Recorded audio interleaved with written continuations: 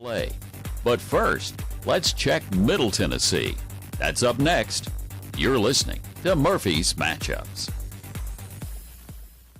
At some point, your community will be challenged. It could be raging floodwaters or searing forest fires, hurricanes that rip homes apart, or civil unrest and life-threatening riots. Your family, friends, and neighbors will need a helping hand. As a soldier in the Tennessee Army National Guard, you could be the one that makes a difference. Rescue the stranded, protect the threatened, save the injured. Join the Tennessee Army National Guard and serve your community when it needs you the most. Visit nationalguard.com/TN. This year has been a year of change for everyone. It has created a new normal for our communities. As said, there will be obstacles, there will be doubters, there will be mistakes, but with hard work, there are no limits. At Huff and Puff Trucking, we stand together to beat the obstacles and believe in our local businesses, students, teachers, staff, and athletes through this upcoming year. We will stand, we will believe, and we will conquer. Take advantage of Labor Day savings this Saturday and Monday at Big John's Closeouts Elizabethton with 10% off all vanities, linen cabinets, and marble tops. Also take 10% off all light fixtures and ceiling fans, plus all steel trimmer line, fuel mix, replacement chains, and bar oil. Steel's best-selling straight shaft trimmer, the FS56RC, will be on sale at $189. Saturday and Monday only at Big John's Closeouts, 238 East Elk Avenue, Elizabethton. We hammer high prices. Labor Day weekend is here, and Kevin Hayworth and staff at Hayworth Tire Center Valley Forge are letting you know Hayworth Tire will be open regular hours 8 to 5 Friday and 8 to 1 Saturday for your last-minute Labor Day weekend tire needs. And remind you, Labor Day weekend is a perfect time to buy the tires you'll need for fall and winter. Hayworth Tire will close Monday for Labor Day. Get the lowest prices and free extras, including lifetime computer balancing, lifetime rotation, flat repair, valve stems, and factory warranty every time you buy tires at Hayworth Tire Center Valley Forge. When it comes to prep football in Tennessee, Murphy wrote the book, and he continues to write a new one each year. You're listening to Murphy's Matchups. Now let's check in with the guru on the Mid-State. Thanks, Doug. What was supposed to be a fun-filled weekend for the Warren County Pioneers just won't happen. COVID got in the way of this one. Warren County was scheduled to go to Memphis, spend a couple of nights down there, and also attend the University of Memphis Tiger football game, but COVID canceled all of that, and Warren County and Ridgeway will not be playing. In other 6A action in Middle Tennessee, I'm picking Shelbyville to top Coffee County. Lebanon should win at Cookeville. I like Riverdale to win at Blackman. Oakland should get a nice win at Stewart's Creek. I'm picking Rockvale, a team with some momentum this year, to win at Siegel. Beach should win at Hendersonville. I think Clarksville gets a win at home against Rossview. Gallatin should win at West Creek. I like Laverne to win at Antioch. Cane Ridge should pick up a win at McGavock. I'm picking Nashville Overton to win at home against Dixon County. Smyrna should top Hillsboro. Look for Independence to bounce back into the win column with a victory at home against Centennial. Ravenwood should top Franklin, and I think Summit gets the better part of Brentwood High School. In 5A, Mount Juliet should win at Hunter's Lane, and I'm picking Pearl Cone to win at Hillwood. Both of those Thursday night games. Look for Green Hill to get a win at Wilson Central. White County should get a win. They're hosting Station Camp. I look for Columbia to win at home against Franklin County. Lincoln County, a likely loser on the road at Nolensville. I'm picking Page to win at home against Spring Hill. Henry County should knock off Kenwood, and I think both Clarksville Northeast and Clarksville Northwest will both lose at home this week. Springfield should top Northeast, and Portland should beat Northwest. Now in 4A, plenty of regional titles could be actually decided this week. I think Upperman wins at Cumberland County. Livingston Academy should get a nice home win against Stone Memorial. I'm picking Macon County to top DeKalb County. Marshall County should win at home against Creekwood, and I like Greenbrier to win over Glencliff, and Montgomery Central to top Lawrence County. In 3A, Giles County should get a home win against Grundy County. I'm picking Maplewood to win in Carthage against the Owls of Smith County. Jackson County should win at Sale Creek. Look for East Nashville to beat Stratford. White House should win at home against Cheatham County. I like Fairview to win at Stewart County. A 1-point Stewart County win between these two teams last year secured a regional title for the Dover bunch. I think Fairview gets a little revenge this year. And finally in 3A, I'm picking White House Heritage edge to win against Franklin Simpson, Kentucky. Now in 2A, Harpeth visits Whites Creek on a Thursday night. The battle to stay out of last place in Region 4 2A on the line in this one. I expect Harpeth to get the win here. I think Trousdale County wins at East Robertson. Watertown should win at home against Westmoreland. Look for Mount Pleasant to get a victory at home. They're hosting Cascade. Loretta, a likely loser at Forest. I like Summertown to get a home win against Richland. Lewis County should top East Hickman. I like Riverside to win in Central against Hickman County. And Monterey should win up on the mountain against York Institute. Now in 1A, look for Joe Burns to get a win at Red Boiling Springs. Cornersville should top Huntland. Likewise, Moore County should win on the road at Eagleville. And Doug, I look for a blowout in Fayetteville when the 1A defending state champions host Wayne County's Wildcats in Fayetteville. Thanks, Murphy. Coming up next, we check in with Assistant Executive Director of TSSAA, Matthew Gillespie. You're listening to Murphy's Matchups.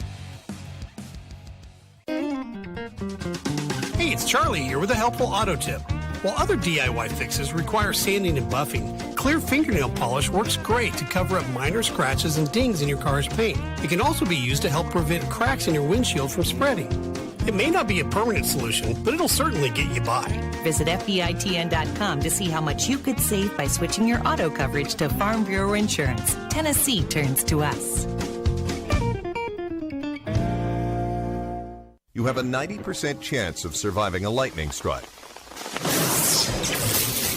You have a 98% chance of surviving a shark attack. You have a 99% chance of surviving a snake bite. But you only have a 50% chance of surviving a crash if you aren't wearing a seatbelt. Your truck may be tough, but a seatbelt makes it tougher. Buckle up in your truck. Brought to you by the Tennessee Highway Safety Office. The WBEJ Sports Crew, Stacy Street and Tony Briggs will have tonight's play-by-play. It's Greenville at Elizabethton. Stay with WBEJ Radio Sports. You're listening to Murphy's Matchups. Now Murphy checks in with TSSAA's Matthew Gillespie.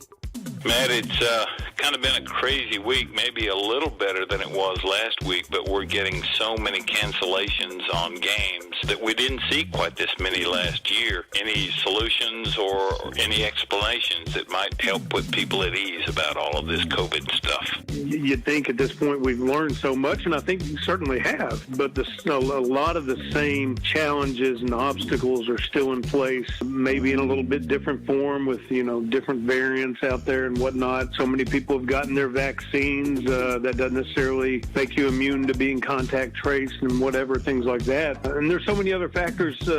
We had so many students that did distance learning last year where maybe that's not an option this year. So kids are in the building and next to each other where you might have had a school of 2,000 kids and only 800 of them were in attendance. Well, that makes it a little easier to get through week by week in football. And I think a lot of it depends, too, on who you listen to. I mean, TSSAA is trying to do the right thing. The governor's trying to do the right thing. The Center for Disease Control is trying to do the right thing. And sometimes it appears as though we have three different messages, and it's extremely difficult sometimes to decipher all of that. We are certainly not, our office and organization, not medical experts, so we certainly rely on people who are medical experts, and a lot of this is new to them as well. So, we have consistently relied on people with our Sports Medicine Advisory Committee, the National Sports Medicine Advisory Committee, and the CDC, and a lot of their recommendations is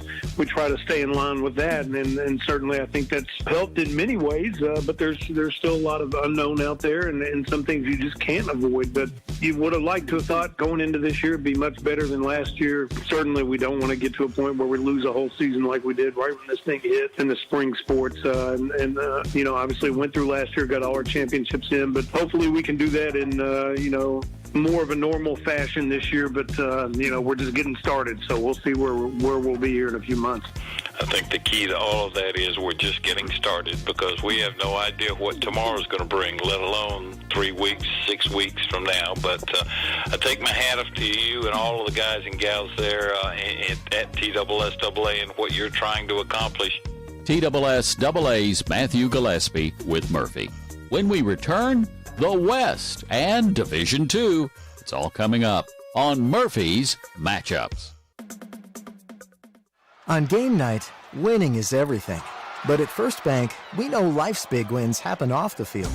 Like when you win that amazing heart, when you win your first classroom's respect, or when you win your employees' loyalty and find the home that wins their smiles. Life's big wins take a bank big on you.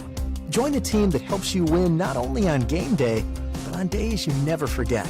First Bank, the official bank of TSSAA. Member FDIC, Equal Housing Lender. Hey, it's Charlie here with a helpful auto tip. If you ever borrow a friend's car or drive a rental, you probably don't know which side the gas tank is on. But did you know there's a little arrow on the dash next to the gas gauge that points to the side you fill the tank? You know, you don't have to be a mechanic to know some helpful tricks for your car. Kind of like you don't have to be a farmer to get affordable Farm Bureau insurance. Visit FBITN.com to get your free auto quote from Farm Bureau Insurance. Tennessee turns to us. You've caught Murphy Fair and Murphy's Matchups on WBEJ Radio Sports. Elizabethan Electric, serving the community with the customer in mind. With online bill pay available, it's easy to pay with just a few clicks of the mouse. Go to the City of Elizabethan webpage and click Online Payments for one-time pay online or paperless bill online pay. You can still mail in your payment or stop by one of the traditional locations to pay in person. For automated pay by phone, call 1-877-336-8403. Take advantage of Labor Day savings this Saturday and Monday at Big John's Closeouts Elizabethton with 10% off all vanities, linen cabinets, and marble tops. Also take 10% off all light fixtures and ceiling fans, plus all steel trimmer line, fuel mix, replacement chains, and bar oil. Steel's best-selling straight shaft trimmer, the FS56RC, will be on sale at $189. Saturday and Monday only at Big John's Closeouts, 238 East Elk Avenue, Elizabethton. We hammer high prices. Labor Day weekend is here, and Kevin Hayworth and staff at Hayworth Tire Center Valley Forge are letting you know Hayworth Tire will be open regular hours 8 to 5 Friday and 8 to 1 Saturday for your last-minute Labor Day weekend tire needs. And remind you, Labor Day weekend is a perfect time to buy the tires you'll need for fall and winter. Hayworth Tire will close Monday for Labor Day. Get the lowest prices and free extras, including lifetime computer balancing, lifetime rotation, flat repair, valve stems, and factory warranty every time you buy tires at Hayworth Tire Center Valley Forge. You're listening to Murphy's Matchups. Once again, Murphy Fair. Thanks, Doug. Our final segment this week takes us west of the Tennessee River to Memphis, where Germantown entertains Whitehaven at the 6A level. Coaches in Region 8 think this one could be for the regional title. The Tigers and Red Devils are ranked number 1 and number 2 in the league. Should be a thriller, but I think Whitehaven prevails in this one. Bartlett should top Arlington. I like Collierville to get a win at home against White Station, and Houston should top Cordova. In 5A, Dyer County visits Memphis Central after being in a region with mostly Clarksville schools. Dyer County now travels south to compete against mostly Memphis teams. Look for Central to not be very welcoming, however, this week when the Choctaws come a-calling. I like Brighton to win over Memphis Overton. Southwind should top Kingsbury, and I think Munford gets a nice win at home against Douglas. In 4A, on Thursday night, Memphis East will entertain Memphis Business. I think East gets a win there. McNary Central entertains Chester County on a Friday night. Only once in the last 12 years has McNary Central been to the playoffs. A win against Chester County will erase that long gap, and I think McNary Central gets a win there. Hardin County should top Jackson Southside. I like Lexington to get a win against Liberty Magnet. Haywood should defeat Crockett County. I think Jackson Northside tops Obion Central. Milan should top South Gibson in a big Gibson County rivalry there. Craigmont should top Fayette Ware, and I think Kirby gets a win against Center Hill, Mississippi. In 3A, Trezevant visits Raleigh, Egypt on Thursday. RE gave up 61 points to Collierville last week. It probably won't get much better for the Pharaohs this week. I'm picking Trezevant to win the game. Ripley should top Bolivar Central. I think Dyersburg gets a win against Bolton. Look for Covington to defeat Millington, and Sheffield should top Hamilton. In 2A, 3 Thursday night games, all in Memphis. Oak Haven should beat Hillcrest. MAHS should beat MLK Prep, and I think Fairleigh tops Manassas. Adamsville visits Scotts Hill. Both teams got solid opening week wins 2 weeks ago. I look for Adamsville to stay atop Region 6 2A with a key road win this week. Riverside should top Hickman County. I like Huntington to win at home against Camden. I think also Westview, a home winner against Gibson County. Union City should beat Houston County, and I think Freedom Prep defeats Mitchell, that game being played at Whitehaven. Now in 1A, a Thursday night game finds MASE at Middle College. I think Middle College wins the game. Hollow Rock Brewston should top Gleason. I'm picking Dresden over Perry County. McKenzie at South Fulton, a winner. Greenfield should top Halls. West Carroll should win at Humboldt. And I think Peabody gets a nice win at Lake County. And Westwood should defeat Middleton. Now in Division II AAA, MBA should win at home against McCauley. I'm picking Pope John Paul II to top Father Ryan. I'm also guessing Baylor tastes defeat this week when the Red Raiders travel to Knoxville Catholic. Look for Brentwood Academy to top Briarcrest. Christian Brothers should beat Ensworth, and I think MUS wins at home against St. Benedict. In Division II AA, I'm picking CAK over Boyd Buchanan. Chattanooga Christian should top Silverdale. I like Knoxville Webb to get a win at home against Notre Dame. Look for CPA to win at home against BGA. Davidson Academy visits FRA in Nashville. I think the Bears of Davidson pick up their second Division II AA win this week at FRA. I like Lipscomb to win at Goodpasture. ECS should beat Tupelo Christian of Mississippi. I like Lausanne to win at home against Wooddale. I'm picking Marshall County, Kentucky to get a win against North Point Christian of Mississippi. And I think St. George's gets a win at home against Olive Branch, another Mississippi team. Finally, in Division II Single A, I'm picking DCA over Friendship Christian. Kings Academy to defeat Howard of Chattanooga. Lakeway Christian should get a win at home against North Green. I like Franklin Grace to top Collinwood. Clarksville Academy comes to Murfreesboro this week for a game at Middle Tennessee Christian. I'm going to have to go with Coach Scott Murray's team of Clarksville Academy in this one. Mount Juliet Christian should top Webb of Bell Buckle. I think Harding Academy wins at FACS. Columbia Academy should win at Jackson Christian. USJ should win at Tipton Rosemark. And Doug, fans should expect Trinity Christian of Jackson to have an easy time with Fayette Academy of Somerville. Thanks, Murphy. You've been listening to Murphy's Matchups, where each week in 30 minutes we give you the picks all across the volunteer state in prep football with the guru of high school football, Murphy Fair.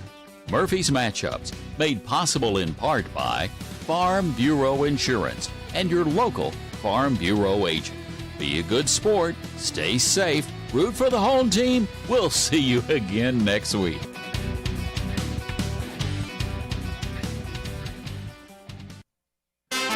You've been listening to Murphy's Matchups on WBEJ Radio Sports.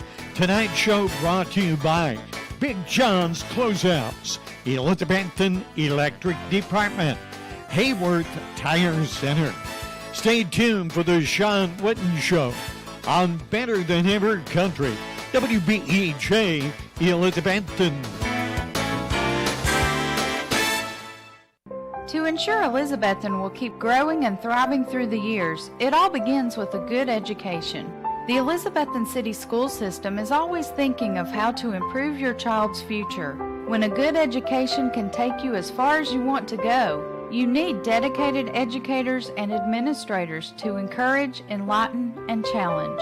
Support local education. The rewards are endless. A reminder from the Elizabethton City School System. If you ever need assistance for yourself or a loved one, Aging in Place, Elizabethton's in-home care service, can help. Aging in Place offers help for everyday activities you may no longer be able to do for yourself due to aging or a physical disability, like bathing, dressing, getting around your home, preparing meals, or doing household chores. Aging in Place employs screened and skilled caregivers and is accepting new clients. Aging in Place, in-home care, a 10-care choice provider at 360 West Elk Avenue, Elizabethton. Call 232-7730. It's not like home, it is home. Aging in Place is now hiring. Financial investments are very important, but so are the investments of time, patience, and encouragement our young athletes receive from their coaches, teachers, and mentors. Jonathan Street, your Elizabeth and Edward Jones financial advisor, understands this. That's why Jonathan Street is a proud sponsor of Elizabethton High School football on WBEJ. For all your investment needs, call Jonathan at 543-8811 or stop by the office at 504 East E Street, Elizabethton. Edward Jones, making sense of investing, member SIPC. When it comes time to replace your tires, check in with Birchville Tire and Recapping, G Street, Elizabethton. Open regular hours for the best deal on all the name brand tires you trust. Yokohama, Michelin, Cooper, BF Goodrich. All tires at Birchville Tire and Recapping are mounted and computer balanced. No cost to you. You'll receive a free rotation every 5,000 miles. Birchville's Tire and Recapping, 1308 West G, Elizabethton. Open Saturdays 8 to 12:30, weekdays 8 to 5. Simply Elegant Catering and Bakery, 528 Elk Avenue, downtown Elizabethton, is currently accommodating all your catering needs, including baked items. The Sean Witten Show is up next on WBEJ Radio Sports.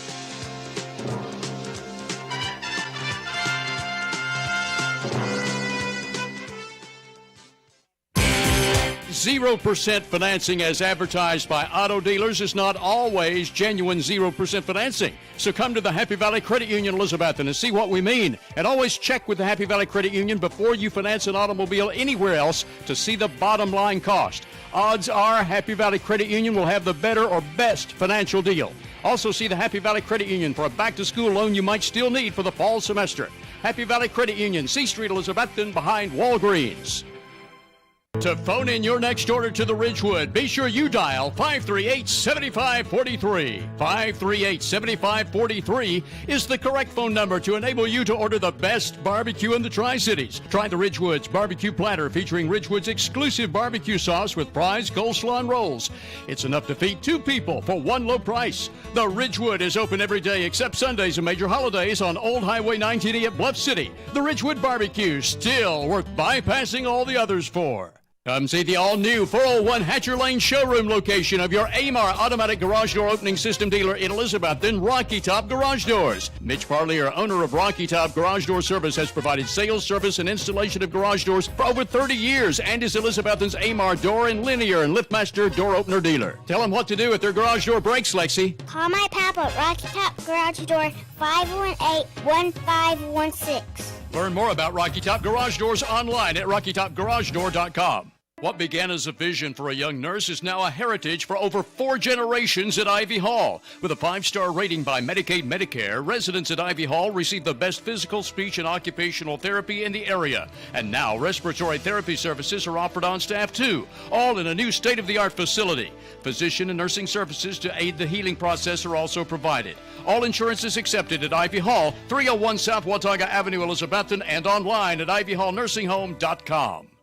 The drive-through window is open for your convenience at Reed Pharmacy, West Elk Avenue, Elizabethton, across from the high school with quality prescriptions for people and pets. Better than ever, WBEJ. All right, ladies and gentlemen, welcome to week 3 of the 2021 season.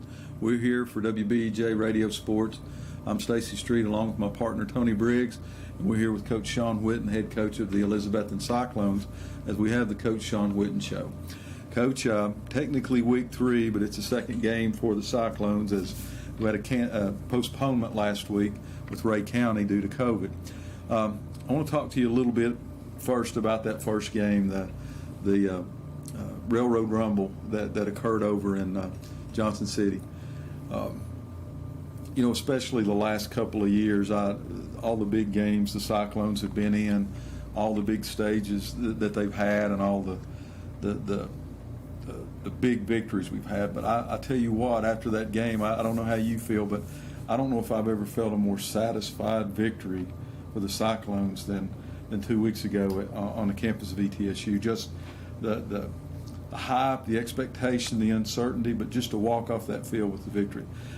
If you would, let's talk to the listeners here a little bit about that game and what your feelings are. Well, I agree 100%, Stacy. I just think there's a very, humbling victory for us to be able to go in there with what we had and with what we've seen in the previous scrimmages coming ahead, and then just reading the articles of a football team that was experienced and confident, had over 30 seniors, and as much trouble as they gave us a year ago, and always playing in games. Just couldn't really be more proud of our kids. We talked about how hard we had to play. We talked to them a lot that it didn't have to be perfect, but we were going to have to play really hard. We were going to have to match the intensity, and we were going to have to really get off to a great start. And I thought we couldn't ask for a better start to our first football game of the season.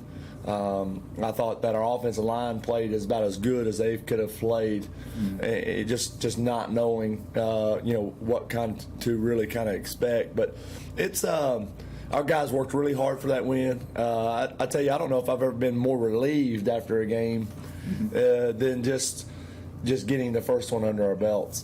Just really proud of our guys, the way that we executed the game plan early. Really proud of the way that our guys. Really, we fought all the way to the end in the heat, the amount of plays that we played, the amount of guys we played both ways, special teams involved. I really thought that we kept our composure, we kept our grit, we executed in the situations we needed to, and we talked a lot about we needed some guys that really step up and just be unsung heroes. That when the game was over, we still wanted people to not know who certain guys were out there. And we wanted our stars to kind of be the stars, and I thought that that we did that to the best of our ability. And so many young players had to step in, like we talked about prior to that game on the Coach Sean Witten show. When you had the momentum, you got the young kids in there. You got 3 new starting offensive linemen. You got some new starters in the defensive backfield, new starters across the board at linebacker for all where they were at. And to get behind then in the first half, but they didn't miss a beat. That would have been a time that a more immature team would have kind of panicked a little bit, but we didn't see that at all from this team. Well, I thought that twice we had really good field position, Stacy, and we went backwards. Mm-hmm. And then twice we had backed up field position, and we went all the length of the field and scored, And I thought one particular series, we got a great stop. They punted the ball to Jake. We got a 15-yard punt return. We had the ball in their territory. First couple, we got a holding penalty. We moved backwards. Mm-hmm. And then we stopped them on a goal line defense inside the red zone.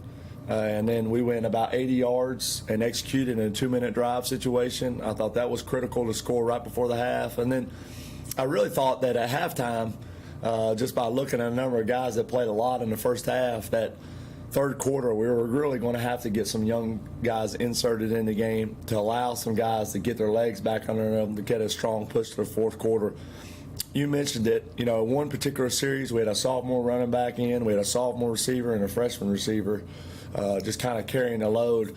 And, the thing, Stacey, is I really thought that the guys did a great job just understanding how we were going to attack offensively. Mm-hmm. We missed some tackles defensively.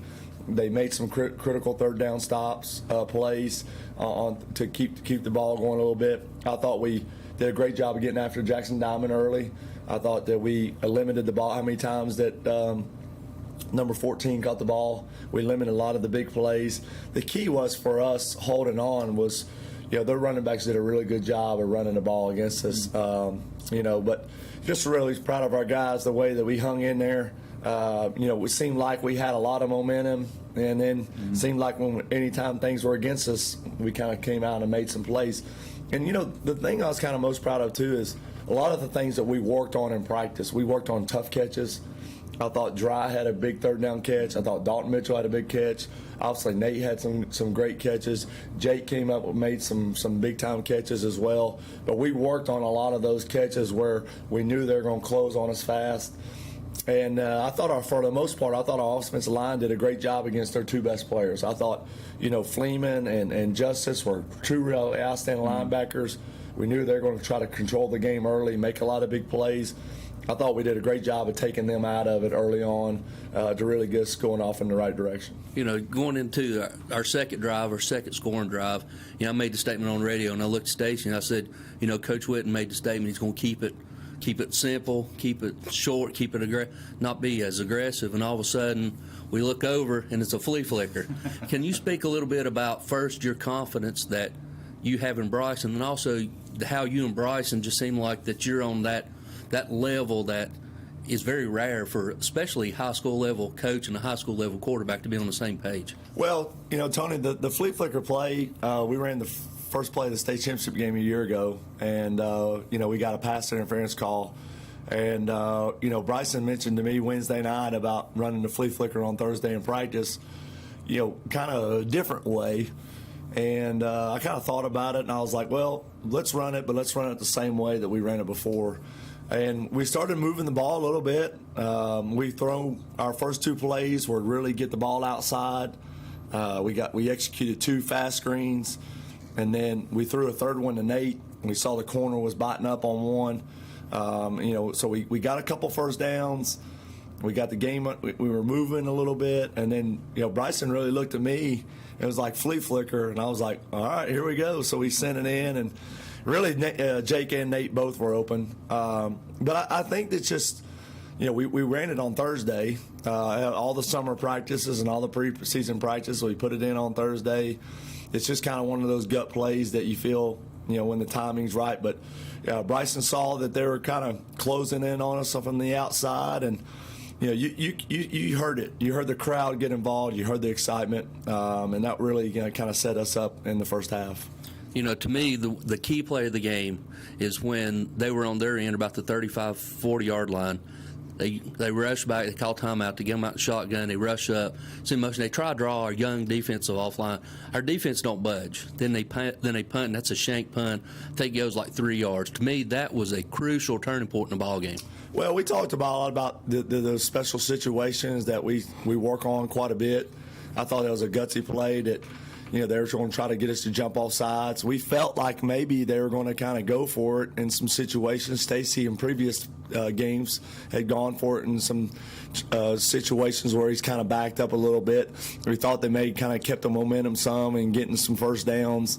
But it's just heads up football play by our guys. That's one of the things I'm kind of most proud of in that first game is, a lot of times you practice a lot of situations, Tony, and they don't ever come in through that, not in particular the game you're playing, but maybe much less the season. But a lot of things we worked on, we were really good a year ago in 2-minute drives. Before the half, we scored a lot of points. Ended the games, we got great field position, and then, that was a crucial play for us. And then the ability to execute right there on a 2-minute drive right before half to take the lead, I thought that was great execution by our guys, and so, and it's just really great to see the guy. Sometimes as a coach, you feel like the guys aren't listening to you a little bit and kind of understanding, but it was great to see us go out there and play that way and do a great job in those situations.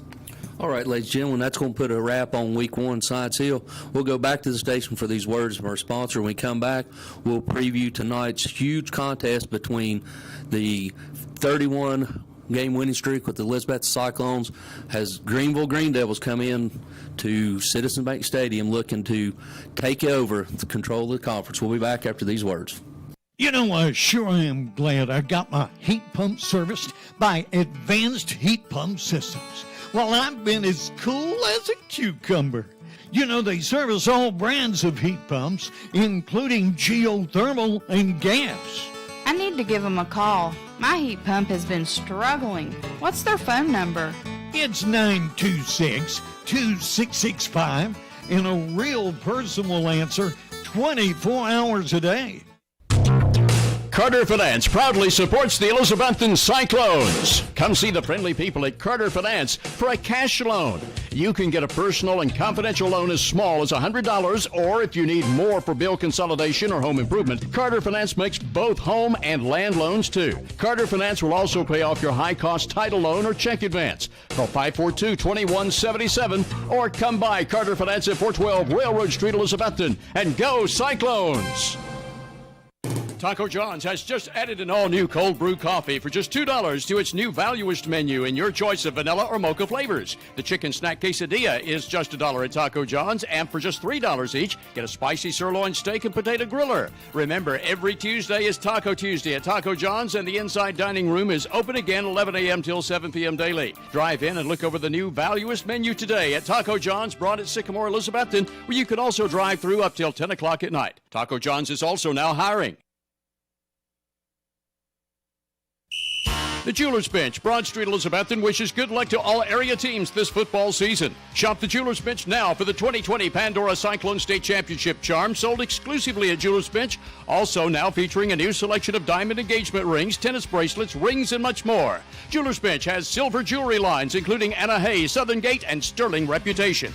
And see John for custom jewelry you might want, plus jewelry repair. The Jewelers Bench, across from Hardee's, Broad Street, Elizabethton.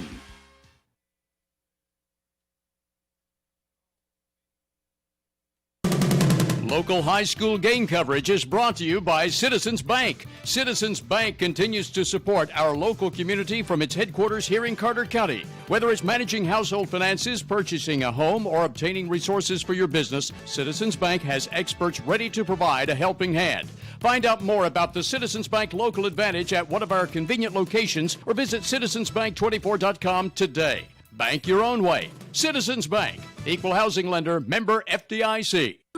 Signature Healthcare of Elizabethton Rehab and Wellness Center has been faithfully serving the Elizabethton and surrounding area for around 40 years, offering physical, occupational, and speech therapies tailored to meet your specific needs. The facility is clean, faces are friendly, and they strive to provide the best care to all who enter their doors. Remember, if you feel like you're sitting on the sidelines of life due to a sickness that's got you down, let Signature Healthcare of Elizabethton help you get back into your game. People you know, caring for people you love. And go Cyclones! Signature Healthcare.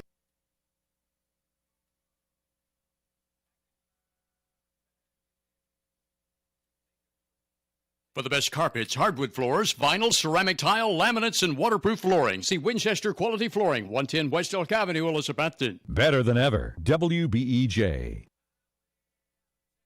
All right, ladies and gentlemen, welcome back here to the Coach Sean Witten Show. Coach, usually this game is the third Friday in October, and now it's the third week of the year.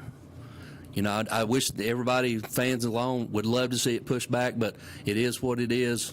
Tell me how you, as a coach, you come off of a huge win against Science Hill, a blessing in disguise, some may say, for Ray County. How do you get your team prepared this early for two huge games in such a short time? Well, I think that, you know, where we're at and how hard we've had to prepare this off season and even our summer schedule is, you know, our schedule this year is a little bit more top heavy than it has been, in years past. And so, you know, we've slowly, a lot of times, have kind of implemented game plans, even especially with the young football team, just making sure that we get sound and fundamental. But we've had to really kind of kick our off-season program and really put in a lot of the game plans early. You know, as you saw us develop a lot of things as the years went along, games went along. You know, our football teams always get better, you know, each week. You know, we seem to be a better second-half football team early on, make a lot of mistakes. We win. We look at some different people and personnel in some other games. But right now, we've had to, you know, do a great job of building our depth, making sure our second-team guys are getting quality reps, making sure that our reserve players are getting are implemented in the game plan, that they feel like they have a role and understand that. Special teams play, which I thought was outstanding a couple weeks ago. We won the kicking game by far. We did a great job on those. Our kickoff return was spectacular. Kickoff coverage, couldn't ask for anything better than that. With some of our new holders and new snappers. I thought Nate did a great job there. But I think that just inserting a lot of plays, inserting a lot of different fundamental drills we've done. Guys have just had to really work. We try to maximize some Saturdays practices, getting short yards goal line packages, getting spread packages, a flea flicker ready to go. Just how can you manage all those different types where the kids can go out and execute? So I think what we've been able to do is create.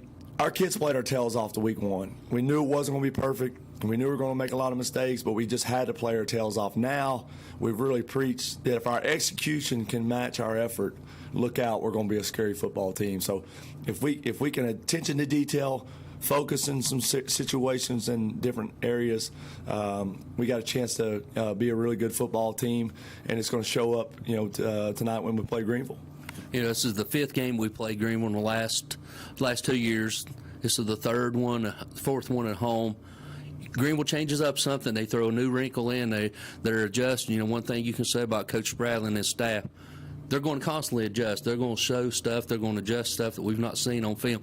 How do you go about preparing coming into tonight's game for possibly a what if they do this, then we're going to be ready for this, especially with this young left side of our offensive line and the young linebackers?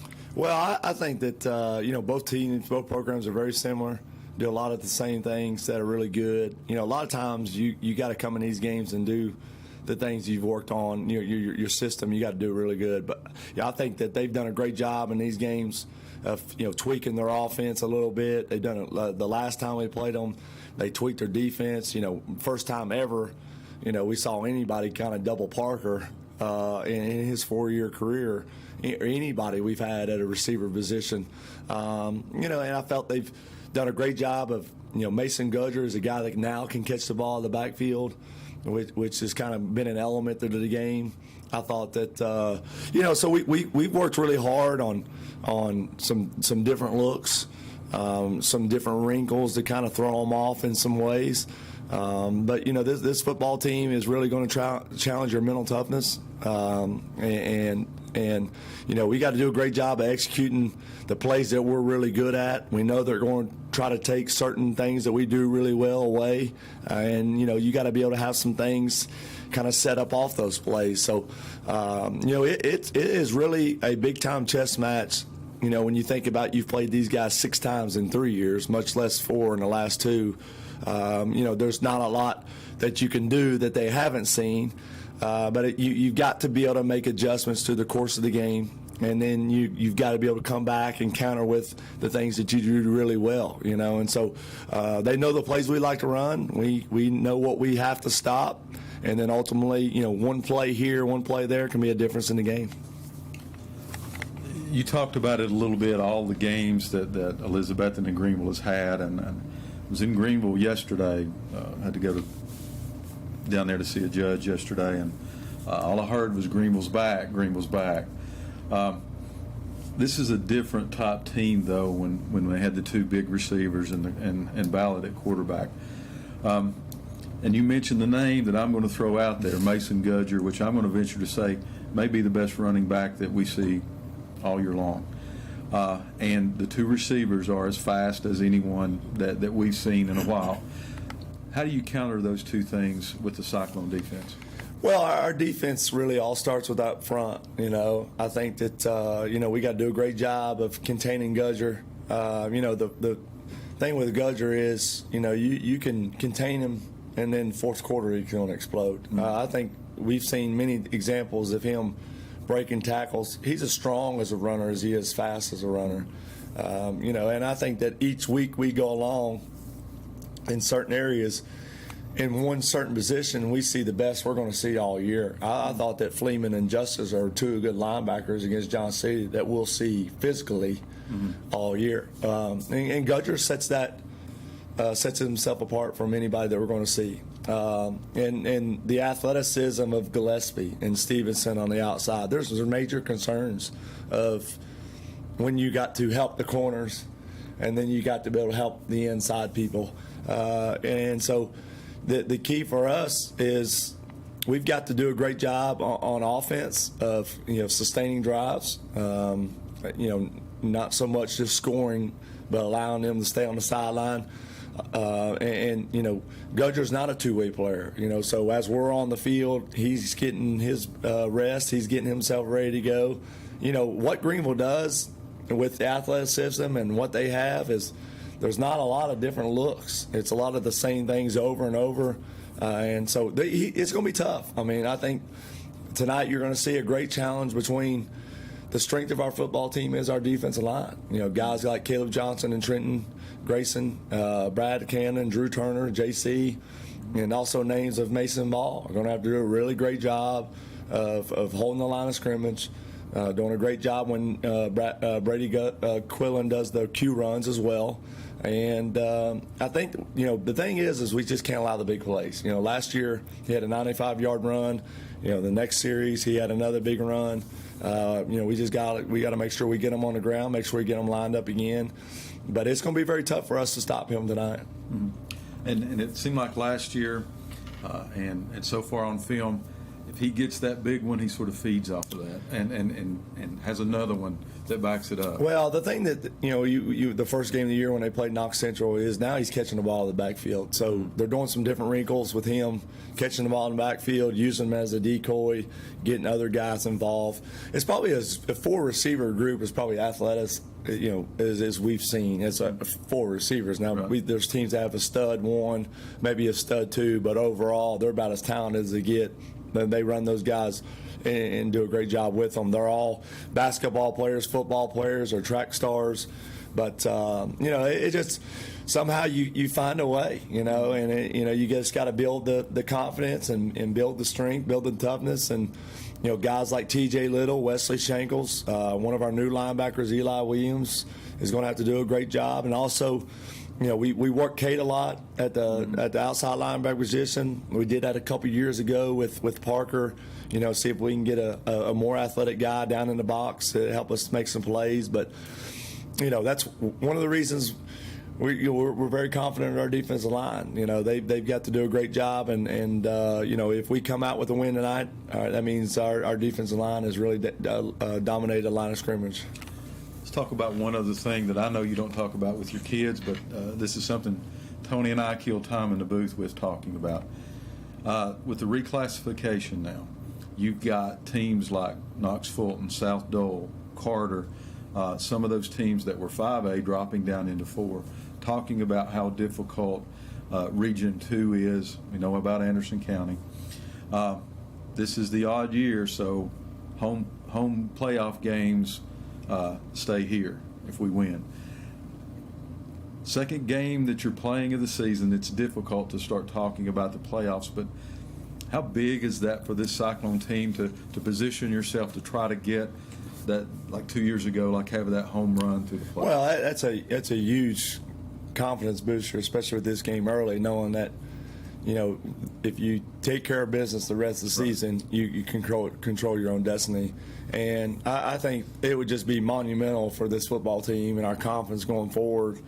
And just, you talk about this season, you win tonight, you go 2-0, and you beat your two biggest rivals. I mean, the rest of the season, we can't face any bigger challenges than that. And so, and regardless of what happens tonight, I feel that there's a lot of season left to play. Mm-hmm. There's a lot of great challenges, but our road to the last 2 state championships have gone because we've been here. We've only had to win one game away from here, and Nolensville. And you talk about 8 playoff games. Only one of them on the road. Mm-hmm. I mean that's a reason why we were successful. And so, tonight, we pulled out all plays. We let it loose, because the difficulties of what lies ahead, there's just so much unknown, of going to a place like Fulton or going to, we've never been to South Doyle, never been to Fulton, never been to Gibbs, some places like that. We know what it's like to go to play Anderson County. And so, it is huge. And, but what a confidence booster it would be, if we can pull this out tonight. Ladies and gentlemen, that sets the table for what we're going to face here in just a few moments. That's going to wrap up the Coach Sean Whitten show for a big second game for the Cyclones as we face our arch rival as far as the conference goes, the Greenville Green Devils. As the team that wins tonight is in the driver's seat very early in the season for the conference championship and, more importantly, for the home playoff game. So we thank you for joining us. Tony and I will be back with the pregame and the starting lineups, and then at 7:30 here on WBEJ Radio, we will have the big contest where the Elizabethton Cyclones host the Greenville Green Devils. We'll be back after these words from our sponsor. Better than ever country. WBEJ AM/FM, Elizabethton, Tennessee. With the pandemic continuing in place, don't panic. See Tom and Jerry at Clayton Homes of Elizabethton for all your home needs, where you always get 100% satisfaction for both product and service. Clayton Homes of Elizabethton is your low price leader for manufactured homes. You'll get the lowest home prices always at Clayton Homes of Elizabethton. So shop us first or shop us last for the guaranteed lowest home prices in the area. From Tom and Jerry at Clayton Homes of Elizabethton, 90D Bypass, open Monday through Saturday.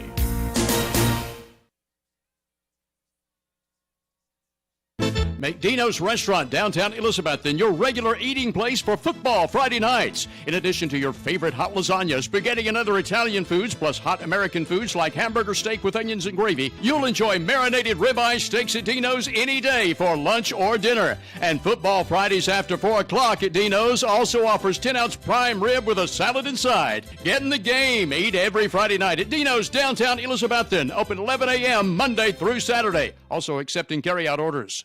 Hermitage Health Center is a 70-bed nursing and rehabilitation 5-star facility in Elizabethton with a reputable therapy team offering physical, occupational, and speech services 7 days a week. Their Rehab to Home program focuses on the goal of returning residents home, re-energized and with more mobility. Schedule your tour today at Hermitage Health Center, 1633 Hillview Drive, Elizabethton, 543-2571. We all love Carter County for many reasons. It's the breathtaking views from Roan Mountain, the historical spirit of downtown Elizabethton, the summer playground of Watauga Lake, and everything in between. Carter County Bank is proud to call this our home. It's our pride and joy, and we know it's yours too. We would like to take this opportunity to say thank you for your business and support. Since 1939, it's been our mission to put customers first and offer services that help make your life easier. We are Carter County's bank, and this is home. Carter County Bank, a division of Bank of Tennessee, member FDIC. Visit the Coffee Company in downtown Elizabethton for handcrafted coffee drinks, sandwiches, and salads. Go Cyclones! Better than ever country. WBEJ.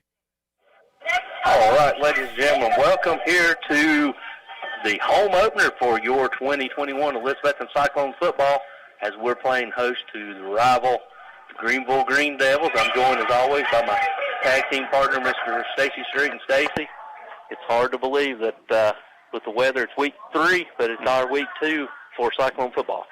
It is, and I don't know if the Cyclones have ever played a bigger second game. Yes. Last week's game with Ray County has been canceled or postponed, we hope. And so you come up the second game of the season, coming off the huge rivalry with Science Hill, and then, boom, there you are. The team that won the 2 state championships before Elizabethton did, their biggest rival, their biggest obstacle at this point to three-peat as the region champs and the trip back to the state playoffs. And it all comes very, very soon for this Cyclone team, and we couldn't have picked a more beautiful night, a more beautiful setting here than Citizens Bank Stadium. And, man, it's filling up, and you kind of feel a little tension in the air here tonight, can't you? Yeah, just a little bit of tension as both teams are finished the warm-ups and they're back getting ready for pregame. Yeah, you know, you're speaking along the lines of what's at stake right here. I mean, you know, and typically they play the third Friday in October for the last 5 or 6 years till this year. Now they're playing the September the 3rd, which is the 3rd week of the season. It's a lot at stake when you're trying to come in off a big, huge Johnson City win, as Coach Whitten alluded to. You got all season, all summer to prepare for that one game. Now you come out, you know, thankfully it's a blessing in my book. It's a blessing that Ray County had to move the game. Not that the COVID, but that it got postponed. I think it could be a blessing for the Cyclone team as we got a week and a half worth of preparation for Greenville. Well, you look back just to the Science Hill game, and you see Coach Whitten had 8 months to prepare for that Science Hill game, and that's what they focused on. And we talked about this a little bit last week when we were up at UNACA. We talked about it about 10:30 at night when we finally got that game over with. So I'm not sure how many of our listeners heard, but true. The issue is this: that Ray County team runs such a strange offense that you have to really, really prepare for. And it kind of changes everything you do. So with that out of the way, the Cyclones could really focus on this game. And we know how dangerous Coach Whitten is, how dangerous Coach Campbell can be with setting up the defense if they've got some sufficient time to prepare. And they've had that. So I'm like you. You never want to lose a game, but let's hope it's a blessing in disguise for this Cyclone team tonight. And just to hit a little bit on that Ray County, what the Cyclones would have had to do is that's a totally different style of offense. Right. Your gap assignment's different, so you have to reteach. You have to teach the linebackers different reads. Right. Then you got to turn around and play 4 days later after going to practice. You have to undo what you just learned to redo what you just learned 2 weeks ago. And then they had a day or so of it, so it wouldn't be bad for them to forget that. So, this focus since that game was taken off the table, nothing's been the focus of the Cyclones, that coaching staff, and what they fed into the players is this Greenville team. And Tony, from what we've seen so far, their 2 games that they've gotten, go down to Knoxville, play a real good Central team down there, beat them. Last week they go and hang 70-some points on Granger. 78 on Granger County, which is not a real test, but we'll talk about it in a few minutes, what a potent offense this is and what a good team this is, and just how important it is that the Cyclones had that extra preparation. Yeah, as we're got down to about 22 minutes till we tee it up and kick it off, let's go ahead and go back to the station for this 1 minute timeout. When we come back, we'll continue tonight's breakdown, and then we'll also have Stacy's keys to the game, and then our weekly pick'em. We'll be back to beautiful Citizen Bank Stadium as the home opener for your back-to-back 4A state champions, Elizabethton Cyclones. We're back after this 2 minute timeout. Do more of. Expect more from your education. Achieve more of your goals. At Northeast State, we offer more than 135 programs of study, small class sizes, and we have a 90% job placement rate. Now is the time to do more. We are dedicated to guiding you through every step, from admissions to enrolling in classes to graduation. Visit northeaststate.edu and apply today. Watson's Marine off Highway 11E Bluff City is where you'll find one of the area's best selections of fishing tackle and marine accessories, plus the latest Camas, Phoenix, and Vexus boat selections. Watson's Marine also has Mercury and Yamaha outboard engines. Owner Aaron Green and Sales and Tackle Shop Manager Rex Pendergrass invite you to stop in soon and look at all the latest models and merchandise. Watson's Marine, Highway 11E, 2 miles from Bristol Motor Speedway towards Johnson City.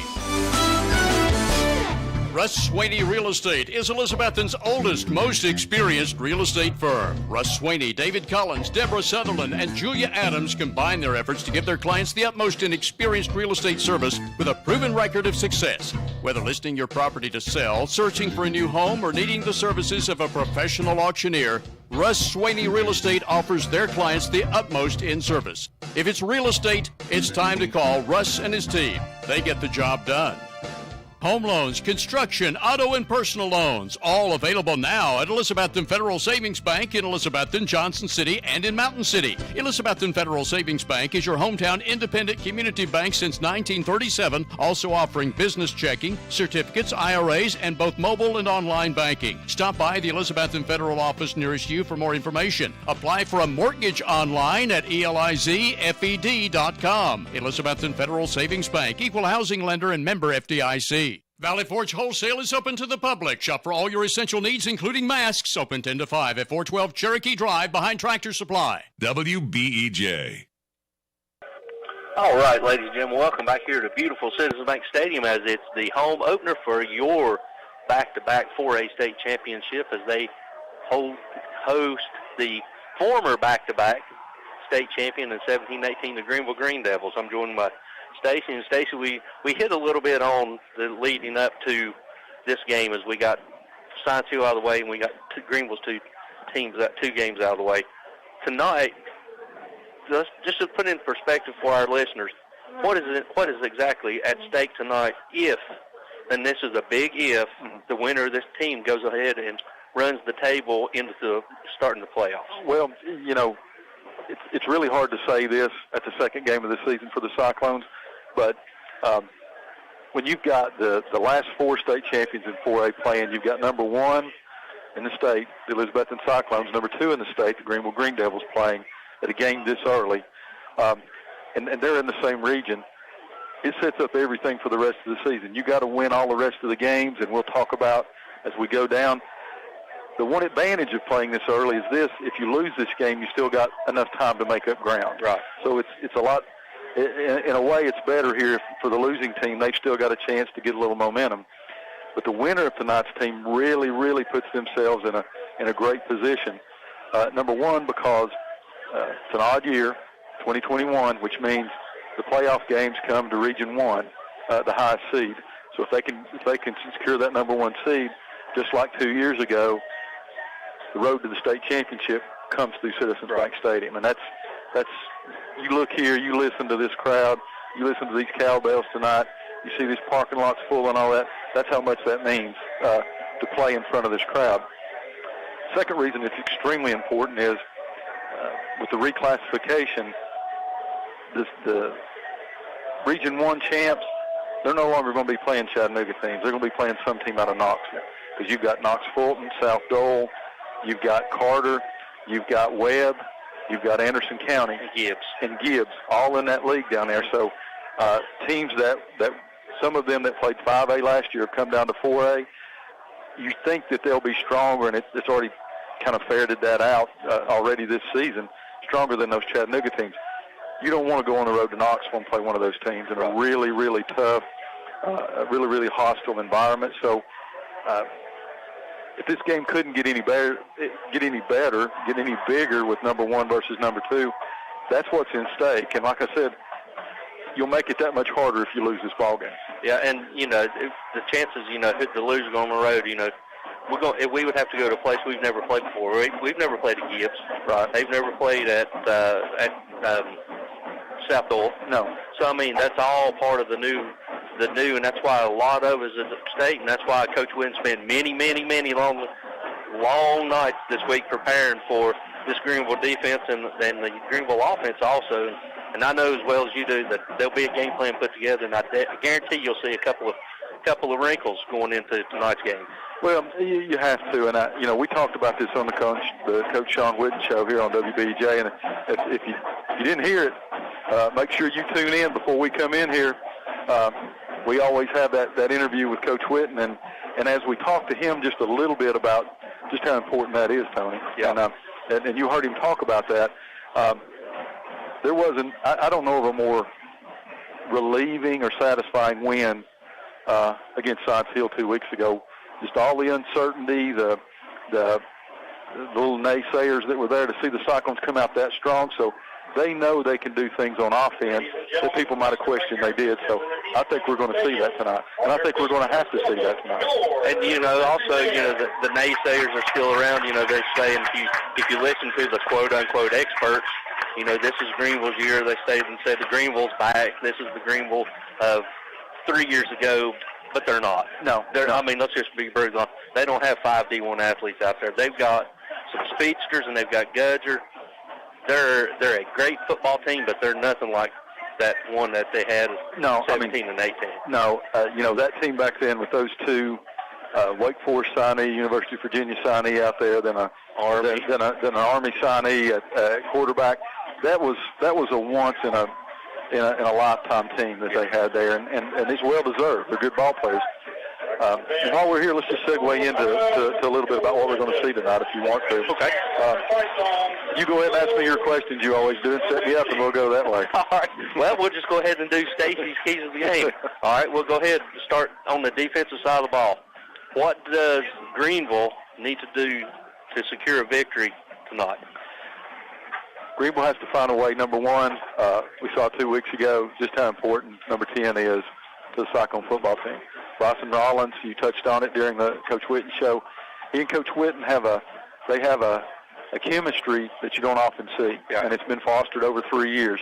They've got to find a way to stop number 10, and they've got to find a way to stop number 17, Jake Roberts, the game he had. If Greenville does that on defense and causes some problems for the Cyclones, they look a little bit like the second quarter last week. They might get out of rhythm just a little bit. Right. Okay, now on the defensive side for Elizabethton, what do we need to do to secure a victory tonight? I had to go to Greenville one day this week to see a judge that was retiring down there who happens to be a chaplain for the Greenville football team over here, so he got a lot of grief from me down there. But and all over town this week I've been asked that question, what do the Cyclones have to do to win? And my answer has been the same to every single one of them. You got to get number 2, Gudger, on the ground. Right. And that's not an easy task. They have to get him on the ground. They've got 2 wideouts, Gillespie and Stevenson, who are probably as fast as anybody in the state as far as that. The quarterback is decent. He's not great, so the long ball is going to be kind of difficult, which is really to the Cyclones' advantage because I don't know if we got anybody that can run with them. I don't know if those receivers can beat you. I don't know if the quarterback can beat you. Gudger can beat you. Yeah. So I think the key for the Cyclones tonight, number 74, Trent Taylor. He's got to get some people on the ground. Some people on the ground. I think that's going to be the key. If we are able to call number 74, Trent Taylor, out tonight a lot, then it's a good day. Then it's going to be a good night. You know, you just to piggyback a little bit on that, flip back to last year's playoff game. You held Gudger, we held Gudger, and all of a sudden, boom, 95 yards, and he got started, and he come back, and he had a 68-yard run. So once he gets that first one, you said it many times, and I'll use once he gets that first one, he just starts feeding off of it. He does. So it's kind of, we got to frustrate him. And talking to, we gave poor old Coach Jordy Harrison a hard time on the radio last week. Well deserved. He made the mistake of telling us he was listening. But I talked to him this week, and he said their plan is to hit him every single play. And legal. Whether he's got the ball. It's legal. And that's what they got to do. So that is, to me, really the key. I think both these teams can score and score pretty liberally, but I think it's really important for the Cyclones to stop them more than they're able to stop us. Now let's flip to the opposite sides. Let's go offensively.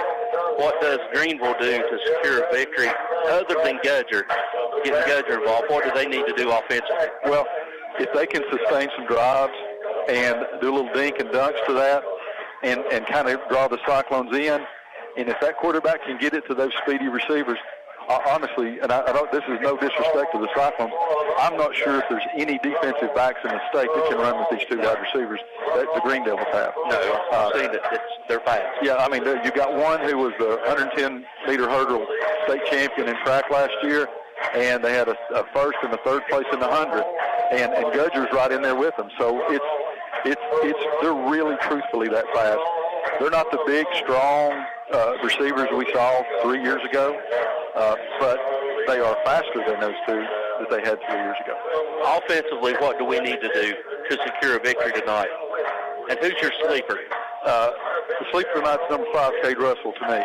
He got some tough yards, ran a bunch of times, got some very good yards. I think the key is going to be Cade Russell running the ball. And tonight, I think the key, other than number 5, is going to be number 10. Maybe not so much with his arm, but with his legs. Because this Greenville team's different than before. Used to be those linemen would come upfield, and the quarterbacks for Elizabethton were able to kind of get around them, and then they were in the secondary. They've stopped that now. They hit and sit, which means they hit and they're reading the play, and the linebackers are coming every time. So I think the key, if we can get them doing that a few times, look for Rollins to go around the outside some, much like he did against Science Hill on that long touchdown run. I like it. My sleeper of the game is going to be how's Nate Stevens going to respond. Yep. Did a good job against Science Hill. Nate took a big hit last week, and it's got to be in. But Nate's tough. He's back working out, and thank the good Lord, everything worked out. But I'm anxious to see how Nate. To me, Nate's the key. He can be that extra receiver that you double Jake. Well, guess what? Nate's will beat you one-on-one. And you talk about Coach Whitten's big on the unsung heroes. Yeah. You got Dalton Mitchell made some big catches. You got the freshman, Jeriah Griffin, come in last week or 2 weeks ago and made some big catches. So they're going to need a lot of unsung heroes. But I think you're right, 21, 5, 74, and 10. We call their names a lot tonight. I think we're going to be one happy bunch come about 10:30 now. Well, while we're here, let's go ahead and do our picks before we take another break. Last week, Stacy didn't fare so well. He went 6-4, and I went 7-3, so not much of a separation. Now, tonight we had some at COVID cancellation, which was Cloudland down to Rockwood, and also Unicoi County was going to Madisonville. So those games were COVID canceled. We'll go ahead and start. Avery County goes up to the boards to take on the Dogs. Got Robbie Fritz on the line. He sent me a text a little while ago. He's up there tonight, and he's going to give us some updates while he's up there tonight. So Hampton's going to win that ball game. Avery County just always has a hard time with them, so I'm going to go with the Bulldogs. I went with the Bulldogs also. Boone, after a COVID cancellation with Cherokee, picks up Loudon last minute. Loudon, they're playing a 3A team. A 5A's playing a 3A team, but Loudon they're a powerhouse down there. I think they're ranked 2nd or 3rd in the state. I think they're top 3. Yep, there. So I'm going to go with Loudon beat the Boone team. Oh, I'm going with Boone. I think Jeremy might have something for him. DB goes on the road to take on Mo East. DB's young, but they burn me every time I bet against them, so I'm going to go with DB. Yeah, I got DB on that one also. Fulton and Anderson County, big, huge matchup in Region 2. I really don't like Anderson County. I know you don't. I don't like playing them. I don't like picking for them. They let me down last week, so who did you pick? I had to reluctantly write down that A word. I'm going to go with Fulton. I got to catch you, and I just don't. I'm not picking Anderson County anymore this year. Science Hill and Westridge battle for what some people said it could be the number 1 spot in Region 6A. I'm going to go. I think Science Hill found something last week. Really good gut check, so I'm going to go with the Hilltoppers. I got it. Also, three conference games. Seymour at Volunteer. Seymour, I think, will win that game. Volunteer is really struggling this year. Or even Granger and East. I'm going to go with Granger. I think East is a little worse than what we thought. I went with East on that one. And finally, tonight, as the Cyclones come running out in all orange, carrying the American flags. Cyclones. Yep. Cyclones. I just got a good feeling about tonight. This group doesn't get rattled. There's not a bigger stage in the state of Tennessee right now than here at Citizens Bank Stadium. And we thank everybody for listening here on WBEJ 107.9 FM, 1240 AM, celebrating their 75th year on the air tonight. There's not a bigger game in this state, but the Cyclones, they've risen to the occasion every time. Just when you count them out. Absolutely. So we'll go ahead and we'll go back to the station for this. Let's take a 3-minute timeout, and when we come back, we'll have the opening kickoff as your Elizabethton Cyclones are getting ready to rush the field dressed in all orange, carrying the patriotic American flags, which, before we go back, Stacy, 20 years. We're coming up on the 20th anniversary of the worst day in my life as far as being American with what we went through, so it's hard to believe. So just remember those families, and we'll be back after this 3-minute timeout. Eat at one of the most popular places in Elizabethton, Jay's Corner at the corner of Lynn Avenue and F Street downtown. Jay's Corner was voted Reader's Choice for the best burger in town, and you'll also love Jay's Barbecue, smoked wings, hot dogs, subs, salads, and a very wide selection of sandwiches. Jay's Corner is open daily except Sunday to eat in or carry out. You can also call ahead at 547-3300 to have your order ready for pickup. Jay's Corner, Lynn at F Street, Elizabethton, also featuring daily specials, ice cream, and shakes. See the full menu on Facebook.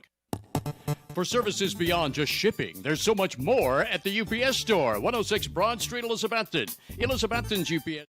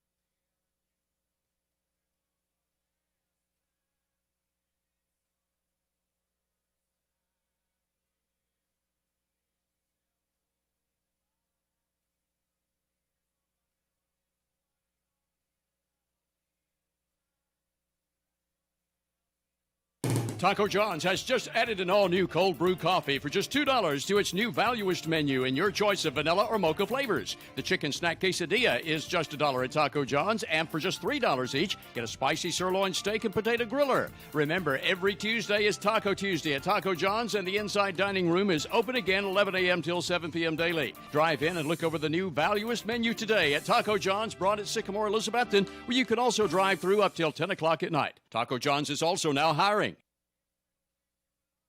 Simply Elegant Catering and Bakery, 528 Elk Avenue, downtown Elizabethton, is currently accommodating all your catering needs, including baked items by special order. Better than ever. WBEJ. All right, ladies and gentlemen, welcome back as a beautiful rendition of the national anthem by Miss Debbie Hughes and the mixed ensemble, followed by a nice fireworks display, Stacy, something we've missed since we've moved down here to the new stadium. It was put a little smile on people's faces. Long time since we've seen Mr. Mullen shooting them fireworks off up there at the Brown Children's Stadium. So we're glad to have him tonight. It'll be a more special night. Remember old Merle, he would have had a smile on his face. His Greenville's coming out dressed in all white from helmets all the way down to the pants and also the shirt. We'll go ahead and hit tonight's starting lineup, and I'll go ahead and start the offensive starting line for the Greenville Green Devils, starting at center. You got number 53, Angus Wirt. He's a 6'1", 245 senior.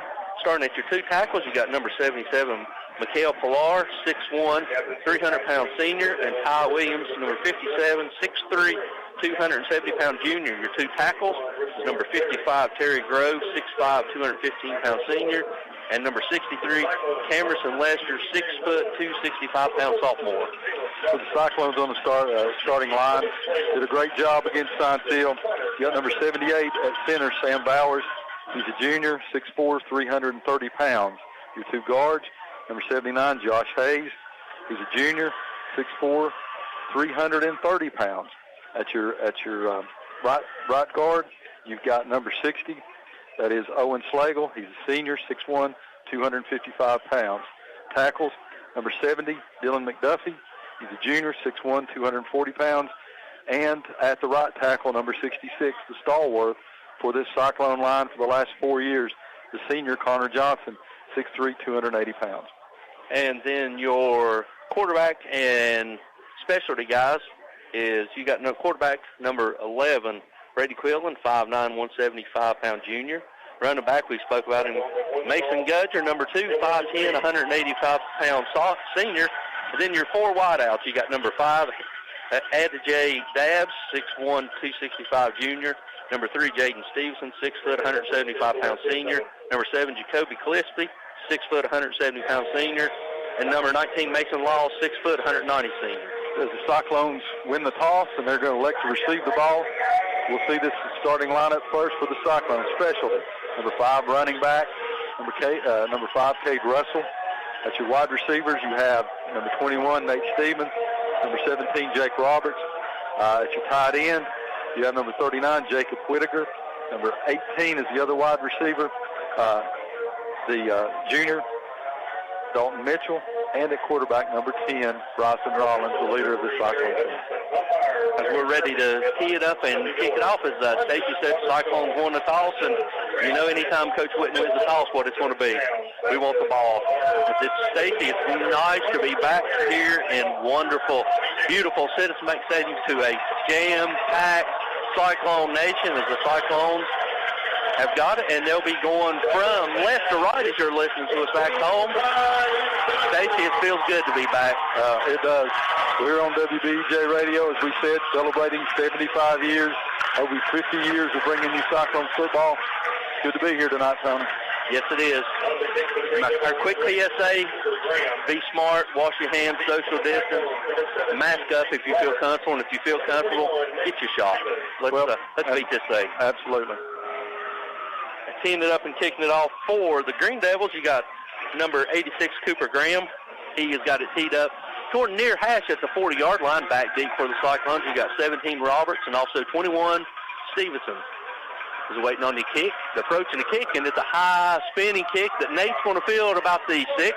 He's across the 10, 15, 20, 25, up near the 25, just short about the 23-yard line, where the Cyclones will take over 1st and 10 at our own 25. 22, it looks like, Stacy, where they're going to mark it.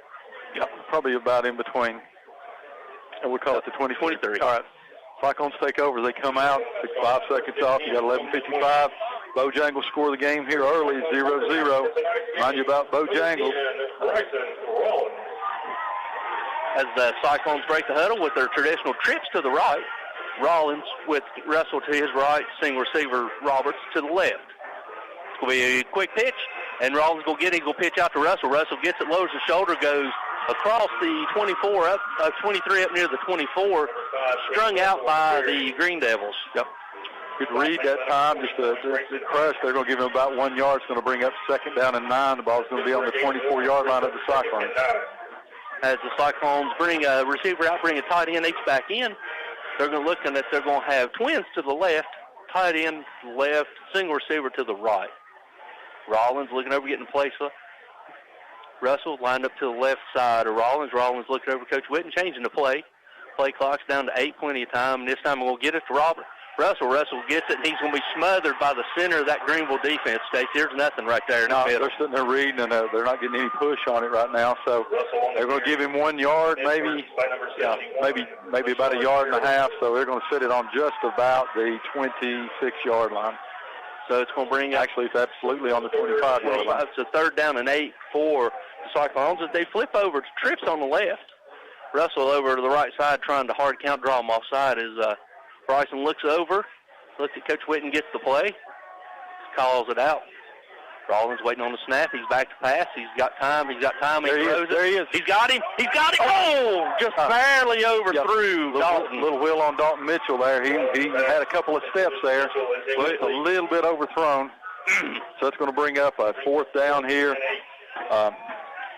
Rollins is going to stay back here. He's going to punt this as the Cyclones bring on the punt team. 10:33 to go here in your first period. On the first series for the Cyclones on offense, they're able to gain about 2.5 yards, and they're going to have to get the ball over, we think, on this punt. So back deep is one of the speedsters, Gillespie.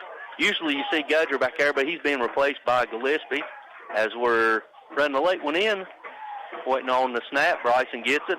He holds it just a minute, gets it off, and it's a low spinning end over end. He's called at the 35, and he's hit the 36, the 37, 38. Now he's tackled at the 41-yard line by number 44, Caleb Johnson, and also number 40, Harrison Lane. Punt turned over, but it wasn't very high. It was a low punt, so your Bojangles score the game 0-0 here as the Green Devils go on their first play of offense. Bojangles, where you can get the new Bo's chicken sandwich. Heard Rob Stout, David Bass, Jared Ellis, and Richard Norris went down to watch UT play last night, so I've got them a big bucket of chicken on the way down there. As Greenville comes out, trips to the right, Gudger's to the right side. Now they're going jet motion with a Dab. Dab's going to get it. Nope, they're going to keep it. Quillen gets it, and he's crossed midfield into Cyclone territory down to the 48-yard line. That'd be a 1st down and 10 for the Green Devils. Just as soon as we talk about the running back, how good he is, the quarterback takes to him and keeps it. Picks up a 1st down for the Green Devils. They're going to have it 1st and 10 on the Cyclone 46-yard line. Good-looking play right there, Tony, for the Green Devils. As Greenville comes out, same formation, trips to the right. This time Gudger's on the left side. Going back, jet motion with Dab. Dab's going from left to right. This time they're going to give it to Gudger. Gudger's going to be hit, and he's going to be hit right at the line of scrimmage. And typically Gudger fashion, he falls forward for a couple of yards. Yep. Number 74 there on the tackle. Good job by Trenton Taylor. T.J. Little, the senior, too, outside linebacker, comes in, able to make a tackle. Mason Ball was in on that, too. So good 3 yards. We'll take that with Gudger. Yep. Brings up a 2nd down and 7 at the 43s. We're right under 9.5 minutes left to go here in the opening quarter. Same formation for the Green Devils. Quillen back to pass. He's looking. He's going to throw his deep seam, and it's be hit by Gillespie. And Gillespie gets the hit right by Cade Russell as he is down on. He fumbles the ball, but they say he's down, and that's enough, Stacey, for another 1st down. Wide open on that pass across the middle there, Tony. He catches it. Cade Russell did a good job lowering the boom on him as he caught it, but the result is a 1st down for the Green Devils. They're going to have it 1st and 10 at the Cyclone 27-yard line, Tony. 26. 28. They're going to call it the 28. Yeah, as we got a stoppage in play, Stacey, as the side judge is going over to speak to the head referee. Something we don't know why we got a minute or two here. Let's go ahead and give some quick shout-outs as we try to figure out what's going on. Got a text from Mr. Mike Barnett. Nice listening to us. Mr. Keith Scholes listening to us, and also Michaela in Hawaii. And Caleb's listening to us in Lexington. We got more coming up. Got Ronnie and Marlene Taylor. They always listen. Zach Nidifer's listening to us tonight. Irma Nidifer's listening. Nancy Berry. Johnny Range. Same formation. Gudger on the right side. And they're going to keep it. And Quillen's going to get it. He's going to be hit right at the line of scrimmage. He's going to fall forward for about a 3-yard gain. He backs in, so it's a gain of 3 down to the 25-yard line as Trenton Taylor's helmet comes off. So Trenton Taylor's on the tackle. They're going right at him. And T.J. Little helps him off up. Good job by the Cyclones. They're going to bring up 2nd down and 7. 8:28 to go here in your first period. Bojangles score the game 0-0. This time the trips are going into the left, single receiver to the right with Gudger, signed up to the left side of Quillen. Quillen looking over, looking to get in the play, likes it. This time he's going to keep it again, and he keeps it, and he pulls it, and he's hit. He takes a shot by number 82, Mason Ball, short of the first down to Stacy. It looks like we'll bring up 3rd down, and we'll call it about a long 1. Big play here. You figure they're going to go 2 downs here. Yeah. So they're saying it's short, 3rd down and inches.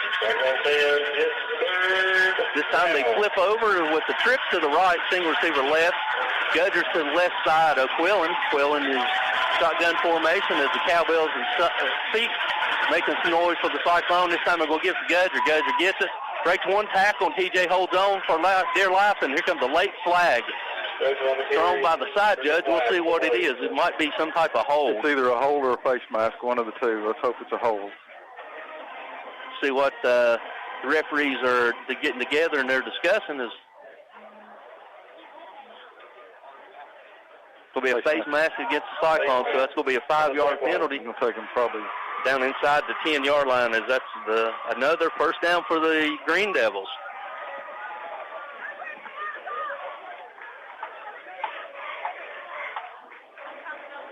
Stacey, they got us on their heels a little bit. Not much Gudger running, more the quarterback. Yeah, the quarterback's doing it. They're using Gudger more as a decoy right now, but you still got to put him on the ground every single time, Tony. Yeah, he's still deadly as Greenville comes out. So they're going to be a balanced formation with twins both left and right, and Gudger will be lined up to the left side of Quillen. Quillen looking, getting the play. Looks over, gets it. He's going to hand it to Gudger. Gudger break 3. He's going in for a... See where they had him. They got him out of bounds at the 2-yard line. Broke through 3 tackles. 3 tackles and still were able to bounce outside. They still didn't get him on the ground. He went out of bounds. That's the thing with Gudger, Tony. You've got to get him. You got to make contact, but he's not going to go down with the hit. You got to wrap him up low and get him on the ground. So Cyclones lucky he didn't dive for the pylon right there. It's going to bring up 2nd and goal. You got 7:06 to go here. With back to 2-yard line. 2-yard line, 2nd goal from the 2. In typical Greenville fashion, they'll line power surge, and it'll be a quarterback sneak for Gudger with 80 coming up. And it's going to be handed to Gudger. Gudger gets it, walks in untouched.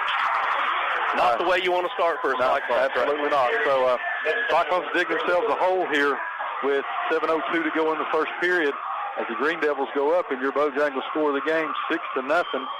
As you said, Tony, big dose for the quarterback that time.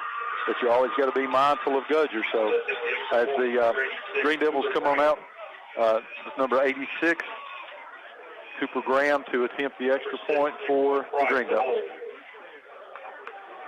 There's a snap, down, kick, and it's good.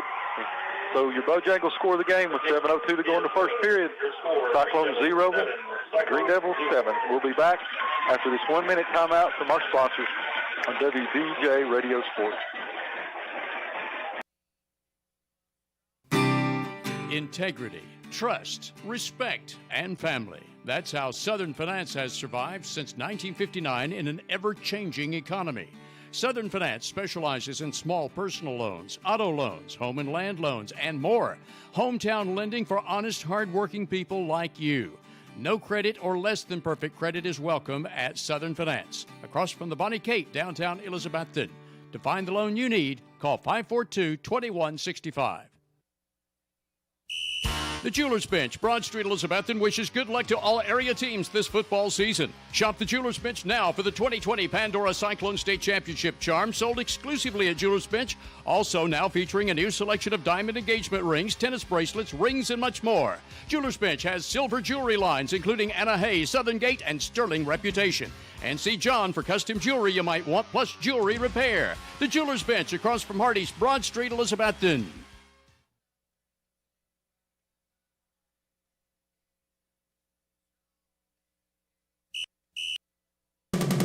Local high school game coverage is brought to you by Citizens Bank. Citizens Bank continues to support our local community from its headquarters here in Carter County. Whether it's managing household finances, purchasing a home, or obtaining resources for your business, Citizens Bank has experts ready to provide a helping hand. Find out more about the Citizens Bank Local Advantage at one of our convenient locations or visit citizensbank24.com today. Bank your own way. Citizens Bank, Equal Housing Lender, member FDIC. For the best carpets, hardwood floors, vinyl, ceramic tile, laminates, and waterproof flooring, see Winchester Quality Flooring, 110 West Elk Avenue, Elizabethton. Better than ever. WBEJ. All right, ladies and gentlemen, welcome back here as Graham set to tee it up and kick it off to Roberts, who's standing back inside the 5, and Stevens standing right at the 5. Your Bojangles score. Cyclones are trailing 7-0. Waiting on the approach and the kick. It's a high-spinning pooch kick that is going to be caught by Stevens at 15. He's crossed the 20, 25, and should have been a face mask, but the referee didn't see it. So, all right, Cyclones are going to take over. They're going to have it 1st and 10. They're going to mark it about the 30. Where are they going to mark it? 30. About right at the 30-yard line. Got a quick update from Robbie Fritz here. Avery County just had a 45-yard touchdown pass. They now lead 7-6 over the Hampton Bulldogs. 9:06 to go in the first. Here with 6:58 to go, Cyclones on their second offensive series, trailing the Green Devils 7-0. Bojangles score. Cyclones need to answer right here. At least flip the field. Yes, sir. Trips to the right, and this time Rollins calls his own number, and he's going to the outside. He's crossed the 35 and runs out of bounds right at the 39-yard line. A pickup of 9 yards. Looks like he was talking. They tack in the middle, take outside. Their best play during that first series for the Green Devils was the quarterback. We'll see a big dose of Bryson on this series to kind of calm them down a little bit, I think. Yep. 2nd down and 1 after a gain of 9 right at the 39-yard line. Cyclones are going to have twins to the right, single receiver to the left, and Russell to the left side. Rollins going to hand it to Russell. Russell lowers his shoulder, dives across the 40, gets up to the 42, and that is enough for a select 7 first down for the Cyclones. That's a good answer. See a little bit more confidence in the Cyclones. They get that first down. It's a little nervous there on the first series, so let's see if they get settled down here. Look for maybe a little pass out here to Jake to try to get him involved here just a little bit.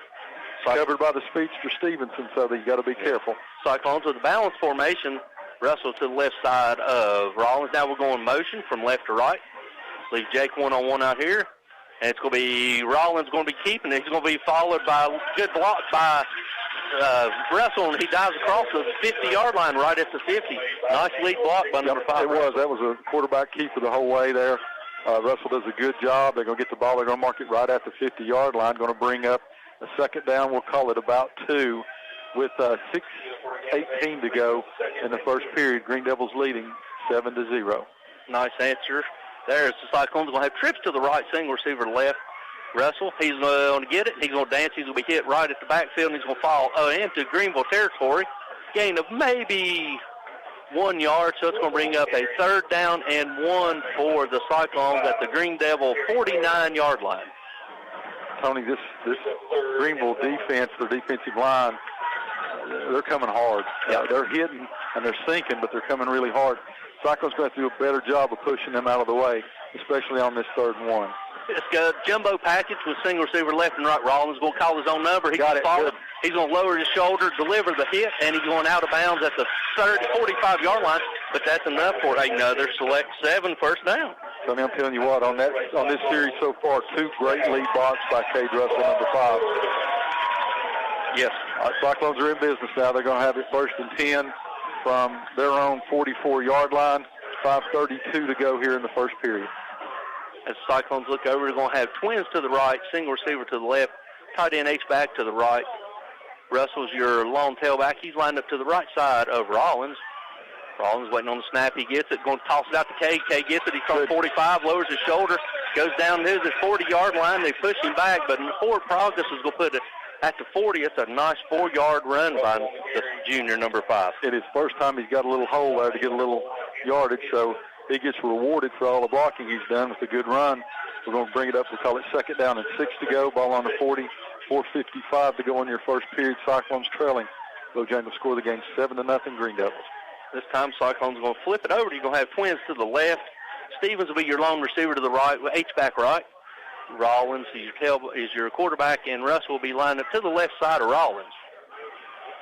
Rollins is going to get it, going to run jet sweep option, and he's going to keep it. He's going to battle and push forward for down around the 38-yard line. It's going to bring up a manageable 3rd down and 4. See what, he got about 3 of that yards all on his own. Yes, he did. That's nice. Leg drive. He did a good job by keeping it, but he still got hit with the leg drive. It's going to bring up a 3rd down. We'll call it about 3 yards. 3rd and 3. 4:05 to go here in the first period. Cyclones, you got to think they're probably in 2-down territory right here, but let's go ahead and get it on this one. Give yourself a little run. Same formation for Cyclones. This time Russell jumps over to the right side. Now we're going jet motion from left to right. And Greenville's looking to bring blitz. They're bringing pressure, and Russell's got it, or Rollins has got it. Lowers his shoulder, and he drives forward. That's another select 7 first down up to the 30, about the 34, 33, 34-yard line. Like we talked about, Tony, a big dose of Bryson Rollins on here. That's got to keep them honest. That's going to open up some other things. So good adjustment by Coach Whitten here to get Rollins involved. As we got another timeout for the officials while we do, Stacy. A couple more shout-outs you got. You get my glasses on here, Tony, so I can read. Caught you off guard, sorry. We did. Got Coach Jim Crow listening. We got Miss Bullock listening up in Kingburg. Jarfly Duggar, we saw him not too long ago. We got David Bass, Dina, and Wally. David recovering from that trip to Knoxville last night. I hope he can stay with us tonight. I'd say he's sleepy after that long trip. I've got Alan Goodwin. Elmer and Francis Sams are listening. Coach Gary Elliott's listening to us. And Mike Fraley and Brenda. And Ted and Patty Fields. And also Jim and Ann Cardwell's listening. Misty Peters is listening to us down in Georgia. Appreciate everyone listening to us. And as always, we appreciate your support here on the Cyclone flagship station, WBEJ 107.9, AM 1240, Facebook, or also YouTube. We appreciate it as they got something, whatever it was, they figured it out, Stacey. We don't know. So it's going to be 3:44 left to go here in the first quarter. Cyclones are trailing 7-0 score, sponsored by Bojangles, but they got the ball 1st and 10 at the Greenville 33. Well, and I see some hands-on hits and a couple of helmets over there. So kind of get the feeling maybe this defensive unit would be a little bit little gassed. Hope so. Yeah, they need to keep them out there for a little while. They got some hands on the hips and their head thrown back. So let's just keep pounding on them a little bit. And 4-quarter game, Tony. We always say it. But That's right. As whatever issues taken over is Cyclones going to have twins left, single receivers right. Russell left side of Rollins. Rollins going to get it and play fake, and he's got all the time in the world. He's going to get it. He's rolling. He's still rolling. Now he throws it to Nate, and Nate makes a great catch on the sideline inside the 30 down to the 29-yard line. As Greenville's coaching staff's trying to buy one, but it ain't going to happen. No, he's inbounds. Nope, they're saying out of bounds. Goodness gracious. I give them $5 over there. They're going to say incomplete pass. Good job by Rollins buying time, trying to see somebody. Really wanted Jake over here, but number 3 was covering him too close. So didn't bite. No, he didn't bite on it. So it's going to bring up a 2nd down and 10 on the incomplete pass. 3:24 to go in your first period. Cyclones trailing in your Bojangles score of the game, 7-0. As Cyclones are going to have twins right, single receiver to left. Russell's to the left side of Rollins. Rollins back to pass. He's got time. He's going to throw it up for Jake. Jake's got him. That's got to be pass interference. Interception. That's got to be pass interference. Nope. They're going to say interception. And touchback. Greenville will take over. But we got a late flag here, Stacy. Right in the corner, right here, I guarantee probably roughing the passer. It's coming back. Hit to the head. Let me tell you something. Personal foul, roughing the passer.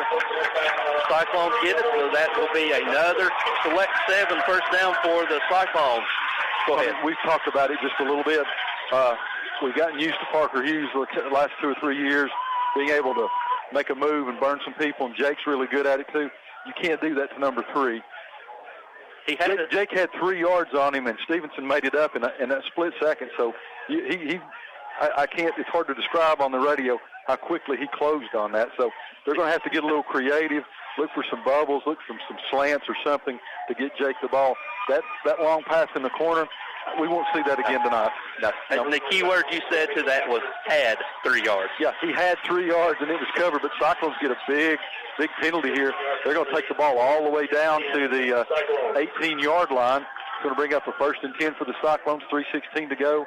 Trailing 7-0, your Bojangles score the game. Cyclones get a break. Yep. Avoid the interception there, and looks like Rollins is none the worse for the roughing of the passer, so let's get it in here this time, Cyclones. Inside the orange zone, Twins right, single receiver to the left, Russell to the left side of Rollins. Now we're going jet motion from left to right, so it puts single receiver to the right. This time it's going to be handed to Russell. Russell gets it, dances and hold, lowers his shoulder, goes down inside the 16 where they're going to mark him a hard run of 2 yards. Cyclones are sending this. The Cyclones are seeing them blitz somebody every single play. That time, lucky enough that Russell was able to avoid him, so they're going to give him about 1 yard on that only. Going to make it down, 2nd down and 9 for the Cyclones. Ball on the Greenville 17 with 2:47 to go in the first period. Mr. Big Adam Walton's in Johnson City listening to us. So, Adam, appreciate it, big guy. Cyclones are going to have Twins to the right, and this time it's going to be Rollins rolling out to the left. He's rolling. He stutter steps. He's down inside the 10, lowers his shoulder, and it's coming back. It's going to come back. They're going to throw a late flag for walking the backer clip. It's going to be a hold, I believe, on the wide receiver. I believe it's what they're going to call. Seen the little jersey. Yep. Holding against the Cyclones. So that's going to be a spot foul. So it'll be 10 yards from the spot of the foul. So should be somewhere marked off around the 20. Should bring up 2nd down and 12. That's a 21.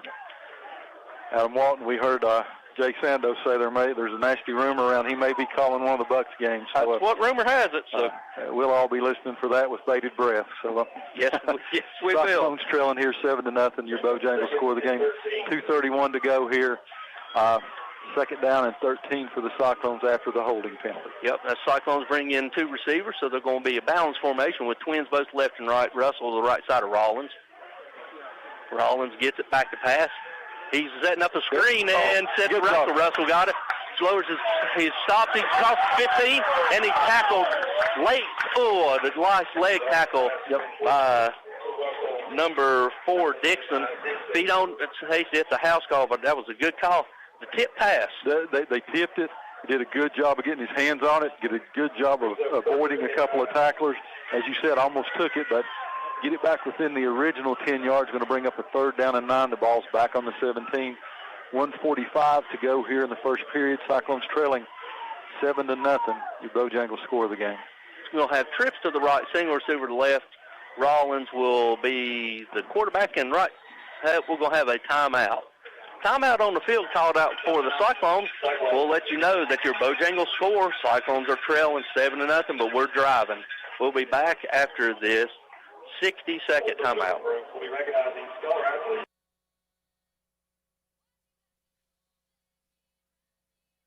Signature Healthcare of Elizabethton Rehab and Wellness Center has been faithfully serving the Elizabethton and surrounding area for around 40 years, offering physical, occupational, and speech therapies tailored to meet your specific needs. The facility is clean, faces are friendly, and they strive to provide the best care to all who enter their doors. Remember, if you feel like you're sitting on the sidelines of life due to a sickness that's got you down, let Signature Healthcare of Elizabethton help you get back into your game. People you know, caring for people you love. And go Cyclones! With the pandemic continuing in place, don't panic. See Tom and Jerry at Clayton Homes of Elizabethton for all your home needs, where you always get 100% satisfaction for both product and service. Clayton Homes of Elizabethton is your low price leader for manufactured homes. You'll get the lowest home prices always at Clayton Homes of Elizabethton. So shop us first or shop us last for the guaranteed lowest home prices in the area. From Tom and Jerry at Clayton Homes of Elizabethton, 980 Bypass, open Monday through Saturday. The drive-through window is open for your convenience at Reed Pharmacy, West Elk Avenue, Elizabethton, across from the high school, with quality prescriptions for people and pets. Better than ever. WBEJ. 1 minute till 8 o'clock. You're listening to Greenville at Elizabethton Football on AM 1240 and FM 107.9 WBEJ, Elizabethton, Tennessee.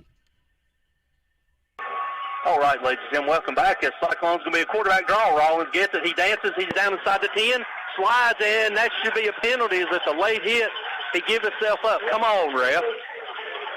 All right, it's going to bring up, they didn't quite get the first down. It's going to bring up the 4th down and 1, Tony. Yeah, you got to give yourself up. Hey, come on. Yep, the jumbo package is coming in for the Cyclones, though, as they bring in the big boys here. Rollins are going to run again. We're down to 1 minute and 5 seconds to go, and we're going to have a timeout, official timeout. They're going to measure this, Tony. As Coach Whitten requested a measurement, anytime it's close. You got to, Stacy. You got a couple more listeners. The Barnes and Simply Elegant are listening to us, and we appreciate that. Go by and visit them at their store. My wife has been there several times, so go frequent local. Absolutely. We welcome all our sponsors here on WBEJ Radio, and again, shout out to them back at the station, David Miller, Barton Edens, Laura, done all the work they do for us. As the Cyclones going to be about 6 inches short, going to bring up a fourth down and 1. Yeah, 4th down and inches for the Cyclones. Big play here, but going back to WBJ, 75 years on the radio, 10 years this year they've had the FM station. Now they're on Facebook, YouTube. You can listen to us live at WBEJ.com. All you do is click on it. You can listen live to the ball game or any of their other programs. And over 50 years it's covering the Cyclone football. As Cyclones come in with beef package, you're going to have Ball and Cannon is your backfield right in front of Rollins. Now he moves Cannon over. He's going to get it. Rollins lowers his shoulder. No doubt. He's going to be pushed back as they're still driving, but it's not going to do any good as he's down inside near the 12-yard line, and that'll be enough for a select 7 first down. Yep. They're going to give him a 1st and 10. It looks like the ball's going to be marked on about the 1st and goal. 1st and goal, rather, about on the 8-yard line. So with 37 seconds to go, a select 7 first down for the Cyclones. 37 seconds to go in the first period. Cyclones trailing in your Bojangles score the game 7-0. But Tony, 1st and goal. Good answer by the Cyclones here, and basically have eaten up most of the first quarter. Yep. As Cyclones bring in the regular package, you're going to have twins to the right, single receiver left, tight end H-back to the right. Russell will be your tailback. They're looking over, getting a play. Play clock down to 10. Russell's going to the right side of Rollins. Rollins gets it. He hands it to Russell. Russell bends it across. He lowers his shoulder down inside the 5. Still driving. And he's going down inside about the 4-yard line, and that's going to do it for – wait a minute. We got a – referees are stopping the play. For some reason, helmet come off.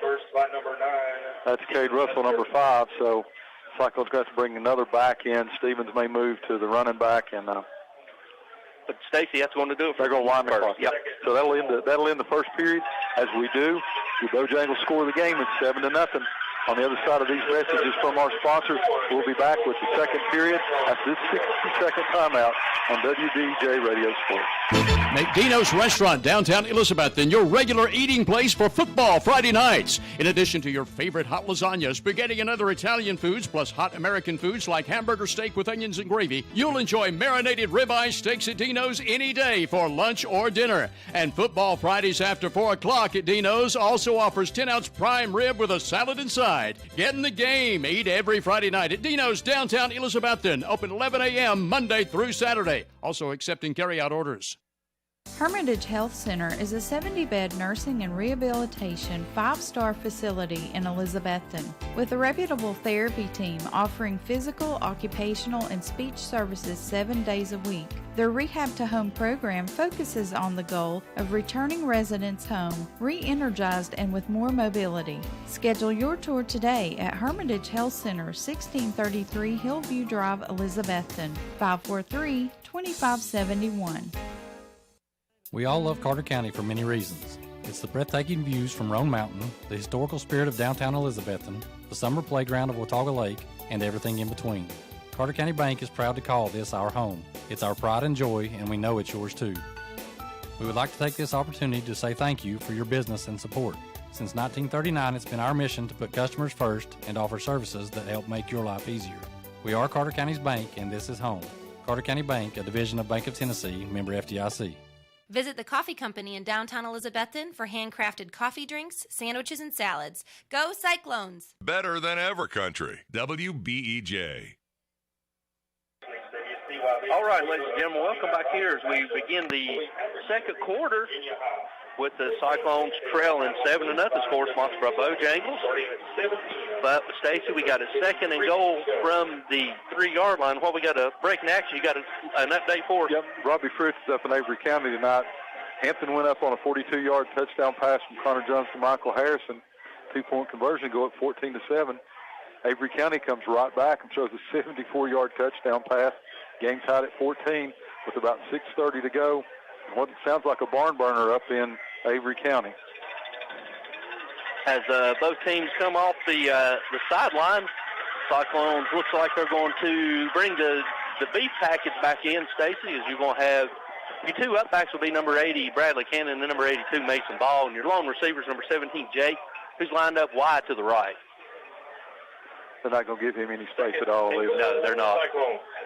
As Rollins looks over to Coach Witten, Mason, he's hollering the play out. It's going to be Rollins going to keep it. He's going to lower his shoulder, and he's going to be hit right at the original line of scrimmage and maybe see where they mark it, fall forward for about 2. So that's going to be third down and goal from the 2-yard line. I mean, they're really crashing you. We've gotten used to Bryson Rollins leaning forward and getting about 3 yards. It's going to be hard to do against this Greenville defense. Yeah, as this time they bring Russell in, so they're going full jumbo. Everybody's within the tackles. You got Ball and Cannon's your lead back. Russell's your H-back. Rollins is your quarterback tailback, and this time Rollins will get it. He's going to dance in the backfield. It don't matter. Give him 6. Good job by Rollins that time, crashing linebacker again from the Green Devils. He sidesteps him, was able to take it in. So the senior number 10, Bryson Rollins, puts the Cyclones on the board. The Bojangles score the game 7-6 as we await Smith Hill's extra point out of the hold of number 15, Luke Whaley. Big answer by the Cyclones there, Tommy. Yeah, the main thing is, Stacey, they eat that clock. That clock went tick-tick-tick as we're waiting on an important extra point for the Cyclones.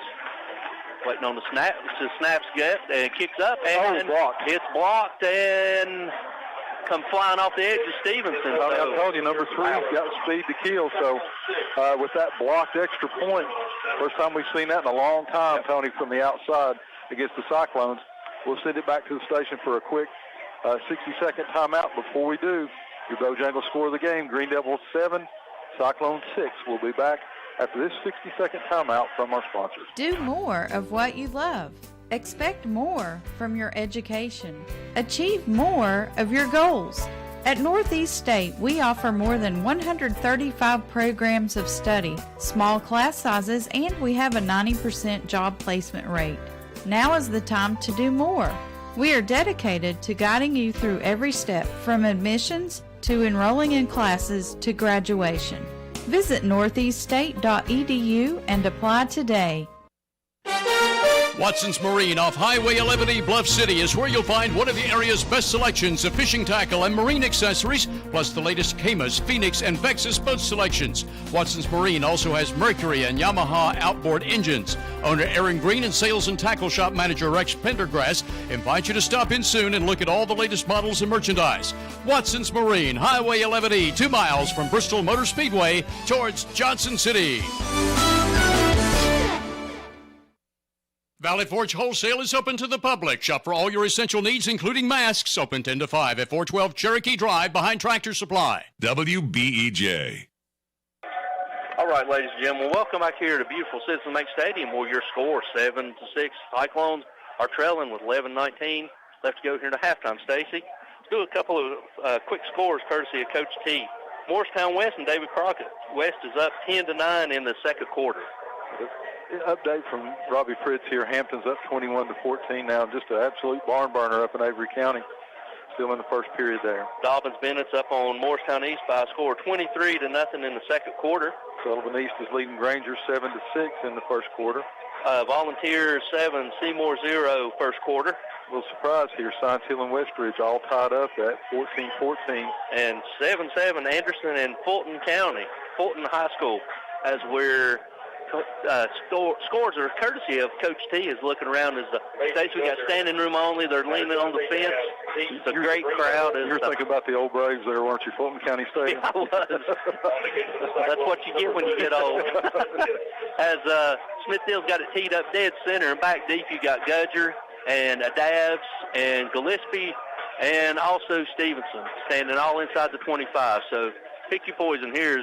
It's going to be a high-spinning pooch kick that Gillespie's going to field at the 20. He's across the 25 to 30, 35, and he's going to be run out of bounds at the 42, 43-yard line, where they will take over first and 10. Stacey, that's dangerous.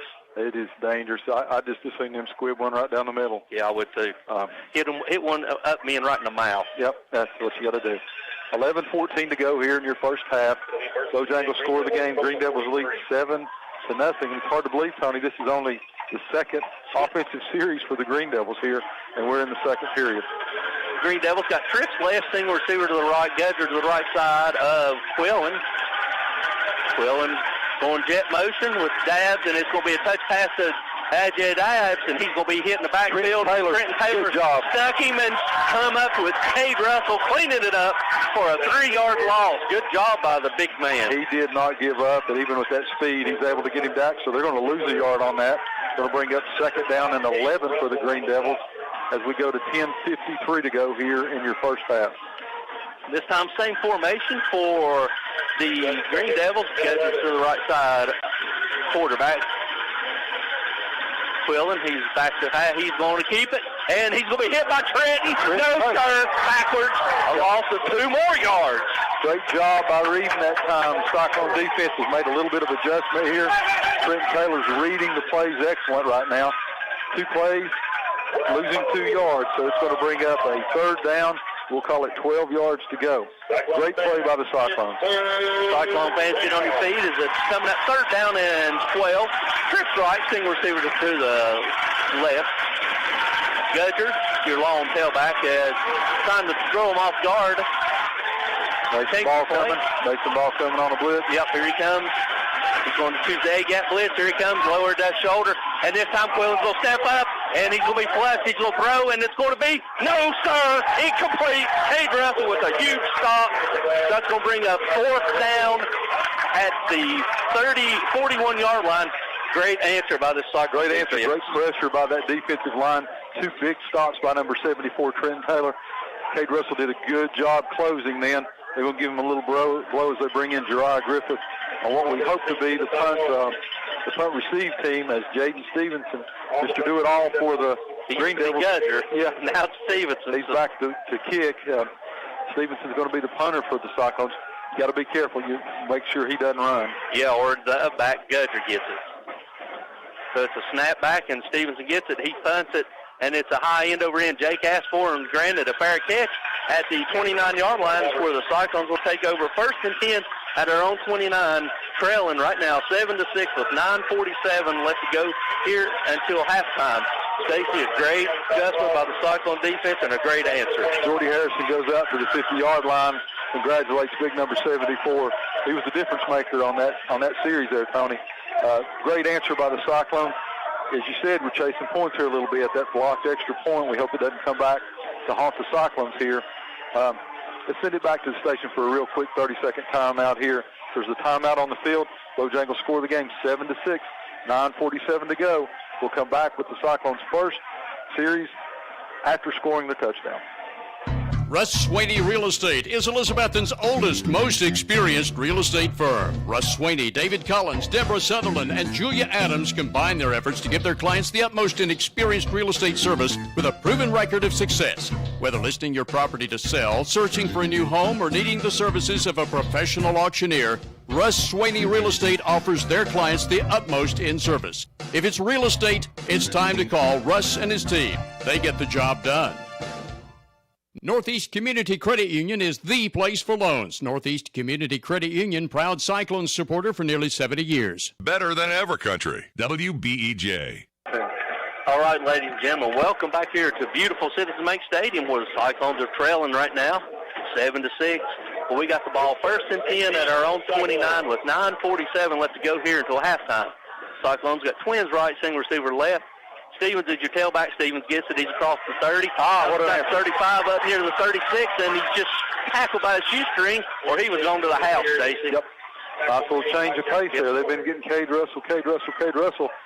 Little slink move there by little shifty Stevenson, and Stevens rather. Great job. 2nd down and 3. They're going to give him 7 yards on that. So with 9:23 to go, trailing 7-6 in your Bojangles score of the game. Good first play for the Cyclones. Same formation for the Cyclones. Rollins is going to keep it. He's going to follow Stevens, and he's going to lower his shoulder. He's going to cross the 40-yard line, but that's not enough. That is enough for another select 7 first down for the Cyclones. Give me a weight on number 71 there on the Green Devils. 300 pounds. Yep. 300 pounds. Little Nate Stevens come up and took him on and got just enough of him to let Rollins get that first down for the Cyclones. Select 7 first down for the Cyclones. Good job by Stevens. I think we got an answer. Did he bounce back from that big hit last week? This time Cyclones will get it, and then Stevens is going to get it, and he's going to be tackled up around the head, but he still keeps going, and he's going to fall forward right at the original line of scrimmage. Now they're going to say you got a yard on this side, and the other side, Judge Shelby Miller said he only got nothing. So see who they go with. So it's a gain of 1. All right, so they'll bring up 2nd down and 9 for the Cyclones, the ball on their own 41-yard line. Yep. He was tackled up around the head. Sorry, Stacy. 8:20 to go here in the first half. Twins left, single receiver right. Russell's back in as your tailback. So Coach Whitten's changing the play clock down to 14, plenty of time. This time Russell's going to get it. He's going to try to bounce it outside. He does. He catches and goes up near the 45, still driving up near the 43 is where they're going to say. So a gain of 2 yards. So it's going to bring up a 3rd down and about 7, a long 6 or a short 7. Yep. A little bit longer here for the Cyclones. Russell's going to come out for a minute. Stevens, number 21, comes back in at running back. Try a pass here, Tony? I think you might try a tunnel screen or something right here as we got trips to the right. Stevens will be your tailback to the left. Rollins is looking over to Coach Whitten, changing the play. Coach Whitten, it's going to be a run. Rollins going over to the right side. He hurdles, and he gets upended, and Greenville defender thinks he just conquered the world, but he didn't. He just made a high school tackle. So it's going to bring up 4th down and 8 for the Cyclones. I know Coach Whitten would love nothing better than go for it here, but you can't go for it on that side of the field. Cyclones send out the punt team here.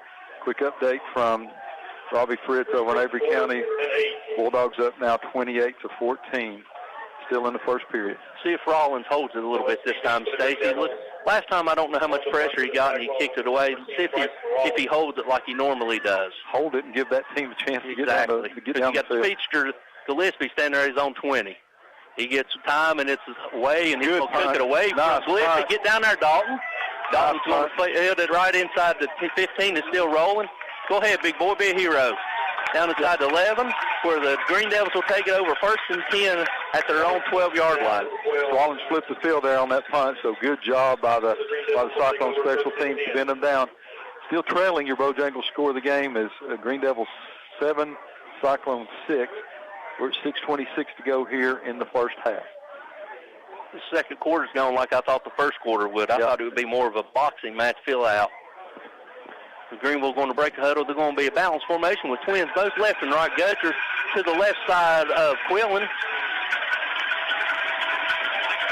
Quillen's going to give it to Gudger. Gudger's going to be hitting the backfield, and he's going to streak through, and he's still going, driving his feet across the 15 up near the 16, 17-yard line. So it's going to be a pickup of about 4 as helmet comes off for the Cyclones, and TJ's being replaced by number 16, Eli Williams. First time we've seen Eli Williams in a varsity game this year, so he just got cleared. To play. Get a chance to see this junior for the Cyclones. I hear he's a born-again linebacker, Tony, so we need him to come up big here. Trips right, single receiver to left, Gudger's to the left side. Now we're going jet motion, and this time it's going to be false start. Back them up 5 yards. Just making sure that Larry Hutchins agrees with me, and he will. So we'll back it up 5 yards. So it's going to bring up 2nd down and 10 back from the original line of scrimmage at the 12-yard line. As we're under 6 minutes with 5:51 left to go here until halftime, Cyclones are trailing by a score of 7-6. That going, Tony. Every time Gudger touches the ball, you get worried, you know. He's just so powerful. His lower half, Stacy's just so powerful. Okay. Referee calls timeout, sends TJ Little off for some reason. Well, the play never had a play. Never had a play, so he still had to stay out where his helmet came off. Yep. He never had a play, so he's been replaced by number 16, Williams, and this time they're going balanced formation with twins both left and right. And break the huddle with Gudger to the right side of Quillen. Quillen looks over. He's going to hand it to Gudger, and Gudger squeezes through. He's across the 15, up near the 18-yard line. He's picked up the 5 yards plus 1, so it's going to bring up a huge 3rd down, and Stacey, we'll call it 4 from the 18-yard line. Too much? Yep. There was nothing there, but he just made it. He did. Big 3rd down here for the Cyclones. 3rd down and 4, 5:04 to go here in the first half. Cyclones trail 7-6, and your Bojangles score the game. Watch for a quarterback keeper right here over the edge. It's got balanced formation, twins both left and right. Gudger's the right side. And he's going to throw a quick pass out here to Gillespie. Gillespie gets it, plants his feet, and he's off to the races. Nope, he's going to be slowed around, and nope, he's gone. He's going to be gone 10-5, touchdown, Green Devils. 2 missed tackles, Stacy. Yep, you can't miss a tackle with that kind of speed. They just a little pitch out there to him to the right side. He makes a couple of people miss that had a good chance to make tackles for the Cyclones, Tony. Yep. They miss it. Green Devils make the Cyclones pay. Bojangles score the game now 13-6. 4:35 to go here in your first half. That hurt, Tony. Yes, it did. Graham with the extra point. Snaps down, kicks up. It's good. That's your Bojangles score the game 14-6, 4:35 to go. We'll send it back to the station for this quick 60-second timeout. When we come back, we'll see what the Cyclones have to answer with that score by the Green Devils. Back after these words from our sponsors on WBEJ Radio Sports. Home loans, construction, auto, and personal loans, all available now at Elizabethton Federal Savings Bank in Elizabethton, Johnson City, and in Mountain City. Elizabethton Federal Savings Bank is your hometown independent community bank since 1937, also offering business checking, certificates, IRAs, and both mobile and online banking. Stop by the Elizabethton Federal office nearest you for more information. Apply for a mortgage online at elizfed.com. Elizabethton Federal Savings Bank, equal housing lender and member FDIC. Eat at one of the most popular places in Elizabethton, Jay's Corner at the corner of Lynn Avenue and F Street downtown. Jay's Corner was voted Reader's Choice for the best burger in town, and you'll also love Jay's Barbecue, smoked wings, hot dogs, subs, salads, and a very wide selection of sandwiches. Jay's Corner is open daily except Sunday to eat in or carry out. You can also call ahead at 547-3300 to have your order ready for pickup. Jay's Corner, Lynn at F Street, Elizabethton, also featuring daily specials, ice cream, and shakes. See the full menu on Facebook. Simply Elegant Catering and Bakery, 528 Elk Avenue, downtown Elizabethton, is currently accommodating all your catering needs, including baked items by special order. Better than ever, WBEJ. All right, ladies and gentlemen, welcome back here to beautiful Citizen Bank Stadium, where your score, sponsored by Bojangles. Cyclones are trailing 14-6 after a 72-yard pass, running catch from Gillespie from Quillen. Graham's on to kick. Back deep for the Cyclones. You got 17 Roberts and 21 Nate Stevens, both standing inside their 10-yard line. Stacey, we just spoke off the air. Cyclones need to get a good drive together, score right at the end of the half. Don't let Greenville double dip. No, because they get the ball to start the second half. As we're waiting on Graham with the approach. It's approach. It's a low spinning kick that's going to drive Stevens back to the 5. He's across the 10, 15, 20, 25, and up near the 26-yard line where the Cyclones will take over 1st and 10 at their own 26. 4:28 to go to halftime, Tony. Like you said, Cyclones need to have a good, methodical drive right here, use up what time's left in this first half, and hopefully end it with a score. Yep. As the Cyclones are huddling up on the offense, looking for some type of response. They got 2 timeouts left. Greenville has all 3. Cyclones look like they're breaking the huddle with going to have a single receiver to the left, trips to the right. Russell's your long tailback lined up to the right side of Rollins. Rollins looking over, waiting on the snap. He gets it, and this time he throws a quick out here to Jake. Jake gets it, turns upfield. Nice little move, sitting inside the 35, and he's hit, and a hit out of bounds in there. About time. It's about time. He does have a flag, side judge. It's going to be a 15-yard unsportsmanlike as he hit Jake late out of bounds well into the black, Stacy. So, that's going to be enough for another select 7 first down for the Cyclones. How much respect Coach Whitten has for these defensive backs for the Green Devils. 4:20 to go in your first half. First time Jake Roberts has touched the ball on a pass play. Yeah, well, that's second attempt to the thrown to. Second attempt, but first time he's been able to do it. Yeah. You got a little, made number 7 miss right there on that one. Good move. And they're going to tack on with that late hit out of bounds. So the Cyclones are going to have it 1st and 10. Select 7 first down, all the way down to the Greenville 49-yard line. 4:20 to go, trailing 14-6. But if you look, Stacy, maybe it's just me. Stevenson is now guarding the field side, and the boundary side is Gillespie, who's where Jake is at. So Cyclones will be balanced with twins left and right. Russell's to the right side. Now we're going jet motion from left to right. Will be Whaley. It's going to be a snap, and Russell's going to get it, and he's going to break across midfield, lowers his shoulder, delivers a boom, and takes a pop, but he's going to be inside the 48 as Kay took a shot and a half as he's slow in getting up, Stacy. That defensive line, as I was saying, they don't charge upfield anymore like we've seen the Green Devils in the past. They're skating down that line, but then once they see the running back commit, they're just collapsing on it. Yep. As Russell hobbles off, he's being replaced by number 21, Stevens. Cyclones are going to have trips to the right, single receiver to left. Stevens will be your tailback to the right side of Rollins. Second down to 9. It was a low snap. Rollins gets it. He looks. He's got all kinds of time. He's flushed out. He's going to roll. He's rolling. He throws here to Jake. Jake gets it, steps out at the 43-yard line. Stacy better pass. He turns it upfield, but he made something out of nothing. I mean, Rollins had to do that. Starting on the other side, Hash throws all the way back over here to the Cyclone sideline.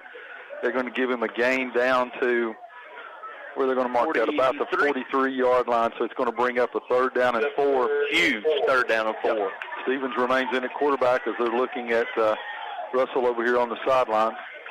Trips to the right, single receiver to the left. They're bringing, Stacy, it appears they're bringing pressure from the outside. This time they flip Stevens over to the right side of Rollins, and this time they run away from pressure. Rollins, he's going to be tackled right at, nope, he's going to be short as his helmet comes off, so that means we're going to have a new punter. Jackson Tillery comes in there, number 8, as we said, off the air there, maybe one of their best defensive backs. So Cyclone's going to come in here. We're going to have a 4th down and 3 for the Cyclones. They're going to look like they're going to go for it with Dalton Mitchell in there at quarterback now, number 18. As Cyclones look to, I bet you they milk the clock down to and take a timeout as we're right at 3:04. Play clock down to 8:07. Coach Whitten's waiting. He's going to appear to be calling a timeout. So we'll go ahead and go back to the station for this 30-second timeout. When we do, we'll let you know your Bojangles score. Cyclones are trailing 14-6 with 2:55 left to go here in the second quarter. We'll be back after this 30-second timeout. For services beyond just shipping, there's so much more at the UPS Store, 106 Broad Street, Elizabethton. Elizabethton's UPS Store also provides your printing needs, including invitations, flyers, business cards, promotional items, large format yard signs, vinyl decals, and so much more. Also get the notary service you need at the UPS Store. Depend on the UPS Store for all your shipping needs all year long. The UPS Store, 106 Broad Street, Elizabethton, locally owned and ready to serve you 7 days a week. The drive-through window is open for your convenience at Reed Pharmacy, West Elk Avenue, Elizabethton, across from the high school with quality prescriptions for people and pets. Better than ever. WBEJ. All right, ladies and gentlemen, welcome back here to beautiful Citizens Bank Stadium where we got 2:55 left to go here until halftime. Your score, Cyclones are trailing 14-6. It's 4th down and 3, ball at the Greenville 42-yard line. Stacy, Coach Whitten just called a timeout to discuss what it was going. Do you go for it or do you punt it right here? Do you roll the dice? If he's going to punt it, he wouldn't have him in that huddle that long. I think he's worried about them flipping the field on us, Tony, and doubling up. So I look for him to run a play right here. As your new quarterback is going to be number 18, Dalton Mitchell, and you're going to have twins to the left, single receiver to the right. Stevens will be your tailback to the right, and we're having to call another timeout. All right, you can't take them with you. So another timeout on the field. We'll go back for this additional 30-second timeout. When we come back, we'll have a huge 4th down and 3 for the Cyclones. We're back after this 30. 0% financing as advertised by auto dealers is not always genuine 0% financing. So come to the Happy Valley Credit Union Elizabethton and see what we mean. And always check with the Happy Valley Credit Union before you finance an automobile anywhere else to see the bottom line cost. Odds are Happy Valley Credit Union will have the better or best financial deal. Also see the Happy Valley Credit Union for a back-to-school loan you might still need for the fall semester. Happy Valley Credit Union, C Street, Elizabethton, behind Walgreens. For the best carpets, hardwood floors, vinyl, ceramic tile, laminates, and waterproof flooring, see Winchester Quality Flooring, 110 West Elk Avenue, Elizabethton. Better than ever. WBEJ.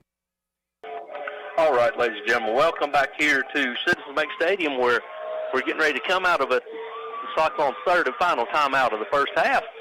Let's set it up for them, Stacy. It's 4th down and 3. Ball at the Greenville 42. Cyclones are trailing 14-6 with 2:55 left to go here until halftime. Greenville gets the ball back third quarter. Dalton Mitchell's in there. We've been discussing whether or not Rollins can come in with the timeout, but it doesn't matter right now. Dalton Mitchell's your quarterback. Nate Stevens is behind him. Big 4th down here, Tony. Yep, we got twins to the left, and this time it's going to be handed to Stevens. Stevens going to lower his feet, and he's going to be stopped short.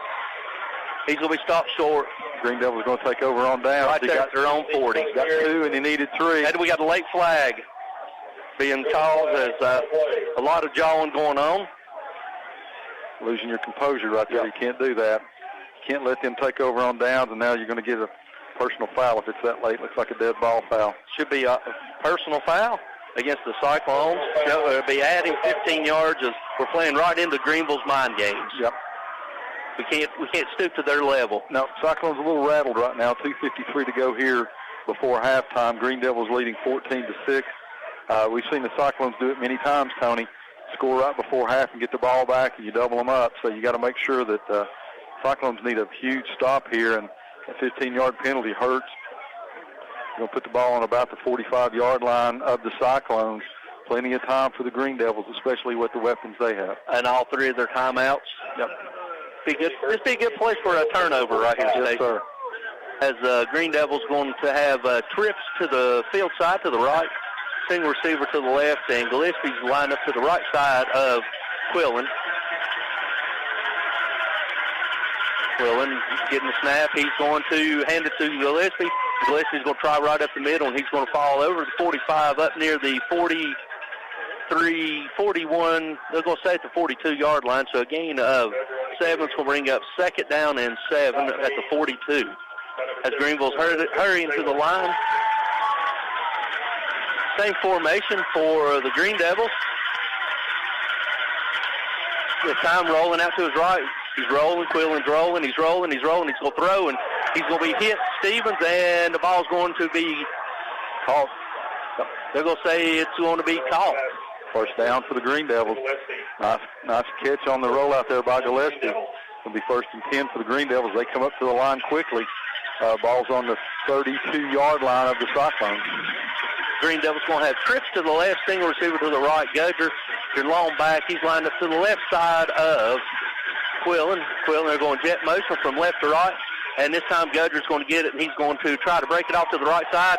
Stacey, this ain't good. He's outside the 15, 10, touchdown. Nope, we got a late flag. Got a flag back here. There's a hole back here because, Gudger comes through there, and it's Tony, we've talked about it over and over. They got to get him on the ground. If you don't, that's the result. But may have had some assistance from a hold here. Let's hope. Not only take the score. They're bleeding, so it is against them. Yep. All right. So lucky break for the Cyclones there. Maybe that's why he got through. There was a hole somewhere. So spot foul. It's going to take them back past where they started that time. Just a break for the Cyclones. Not only takes the score off the board, but also backs them up. Yep. But it'll repeat a first down. So it's going to bring a first down and about 18 from the Cyclone 39 with 1:53 left to go here in the first half. Trips to the right, single receiver left, Gudger, the left side of Quillen. Quillen looking over, getting the play.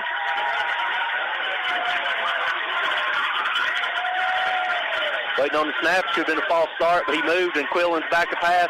He's back to pass. He's still being flushed out. He's going to throw on the run, and it's going to be just over the outreached arms of Gillespie. Greenville got lucky with a false start there, Stacey. They did, and the Cyclones got lucky. He didn't get two hands on that pass because he was open at about the 10-yard line. Look who you got back playing safety, number 10, Bryson Rawlins. Yep, that's important. 1:44 to go at halftime. Your Bojangles score of the game. Green Devils lead 14-6. They're going to have it 2nd down and 18. The ball's on the Cyclone 39. If that don't tell you how important this game is, you get your starting quarterback who's not played safety in 3 years. Yep, that's all right. Safety. I'm glad he's back there. I am too. What that tells me too, though, is they're still looking at number 5 over here on the sidelines. It appears to be okay, but they got Rollins back there with this important drive by the Green Devils. Balanced formation, and we got whistles on the field. It's going to be timeout Greenville, so timeout on the field. We 1:44 left to go here until halftime. Cyclones are trailing 14-6. We're back after this 60-second timeout. To phone in your next order to the Ridgewood, be sure you dial 538-7543. 538-7543 is the correct phone number to enable you to order the best barbecue in the Tri-Cities. Try the Ridgewood's barbecue platter featuring Ridgewood's exclusive barbecue sauce with fries, coleslaw, and rolls. It's enough to feed 2 people for one low price. The Ridgewood is open every day except Sundays and major holidays on Old Highway 980 at Bluff City. The Ridgewood barbecue, still worth bypassing all the others for. Come see the all-new 401 Hatcher Lane showroom location of your AMAR automatic garage door opening system dealer in Elizabeth and Rocky Top Garage Doors. Mitch Parlier, owner of Rocky Top Garage Door Service, has provided sales, service, and installation of garage doors for over 30 years and is Elizabethton's AMAR door and linear and liftmaster door opener dealer. Tell them what to do if their garage door breaks, Lexi. Call my papa at Rocky Top Garage Door, 518-1516. Learn more about Rocky Top Garage Doors online at rockytopgaragedoor.com. Visit the coffee company in downtown Elizabethton for handcrafted coffee drinks, sandwiches, and salads. Go Cyclones! Better than ever country. WBEJ. Balance formation for Greenville with twins both left and right. Gudger's the right side. Now we're going jet motion from left to right with the slot back, and it's going to be a throwback, and it's going to be a tunnel screen to Gillespie. Gillespie gets it. He's down inside the 30. Still battling down inside the 20. 10-5, he's going to be forced out of bounds inside the 10 down at the 5-yard line. Stacey at the backbreaker. Well, we've seen more missed tackles here in the first half by the Cyclones than we've seen in about a year. Yeah. You got to get these guys on the ground. They're too athletic. 1:32 to go on that play that goes out of bounds. Greenville's going to have it 1st and goal from the 5-yard line. 2 timeouts left. 5 yards to go and 1:32 on the clock, Tony. As Greenville's going to look like their balanced formation. Twins both left and right. Gudger to the right side of Quillen. Quillen in shotgun formation. Snap. He's going to hand it to Gudger. Gudger walks right in. Touchdown. That's easy. Too easy. Yep. You almost think there's got to be a hold on the end for him to get in there that easy. But anyway, they did a good job sealing the end. Linebacker didn't feel. So with 1:27 to go, your Bojangles score of the game is now Green Devils 20, Cyclones 6 as we await the extra point. Graham on to attempt the extra point. Graham comes down, snap, hold, kick, and it's good. The Green Devils go up. Your Bojangles score of the game is 21-6. 1:27 to go here in the first half. We'll send it back to the station for this 60-second timeout. When we come back, the Cyclones try to answer before halftime.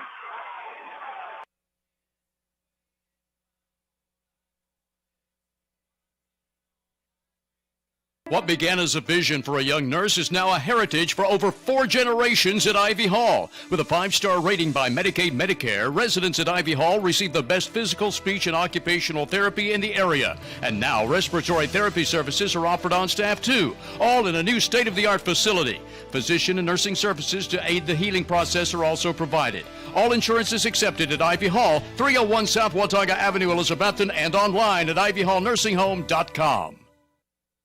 You know, I sure am glad I got my heat pump serviced by Advanced Heat Pump Systems. Well, I've been as cool as a cucumber. You know, they service all brands of heat pumps, including geothermal and gas. I need to give them a call. My heat pump has been struggling. What's their phone number?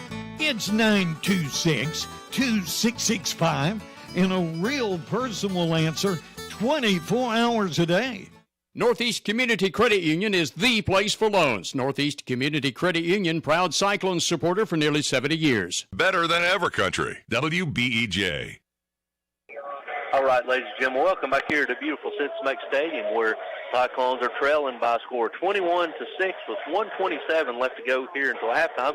Score sponsored by Bojangles, where you can go by and get the new Bo's chicken sandwich, which is marinated with Bo's savory traditional season, and then hand breaded with savory mayonnaise and 2 pickles for only $3.99.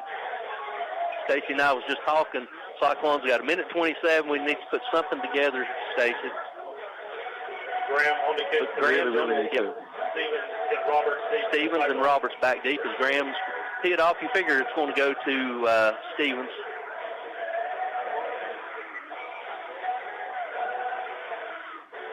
Right now, the Cyclones just look out of kilter. We're waiting on the approach and the kick. And it's a spinning kick that Nate's going to field at the 8. He's crossed the 10 to 15 to 20, 25, across the 30, and is tackled right at the 30-yard line. That's where the Cyclones will take over 1st and 10 with 1:20 left to go here until half.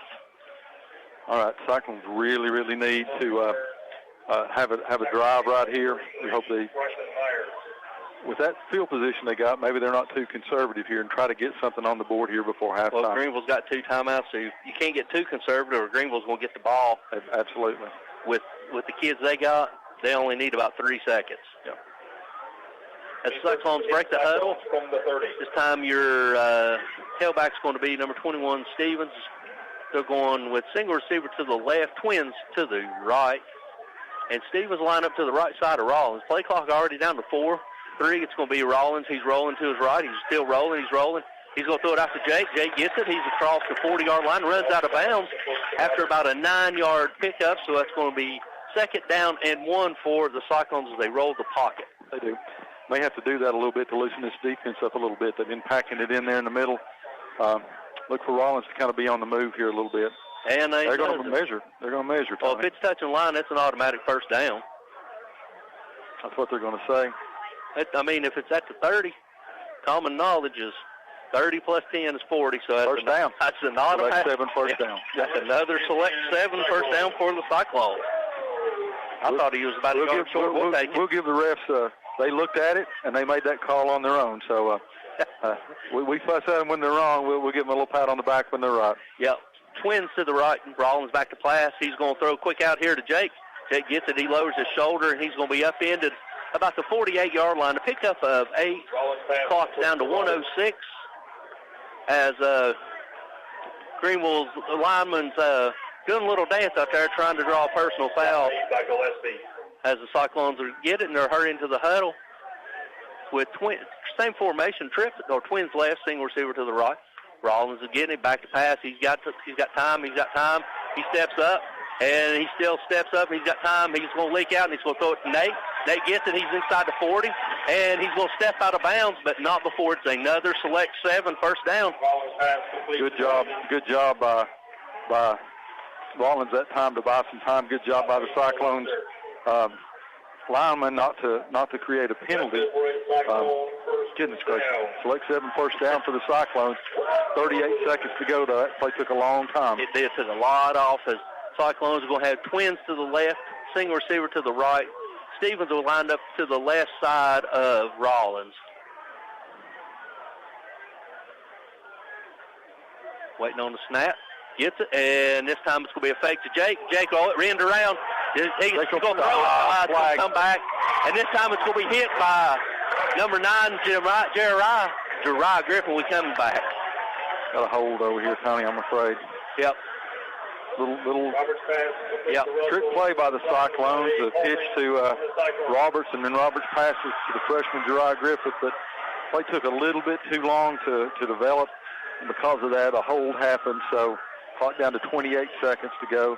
Cyclones going to be backed up on the hole, so it's going to bring up a second down and 20 now. First down. Or first down and 20, I'm sorry. Ball back on the Cyclone.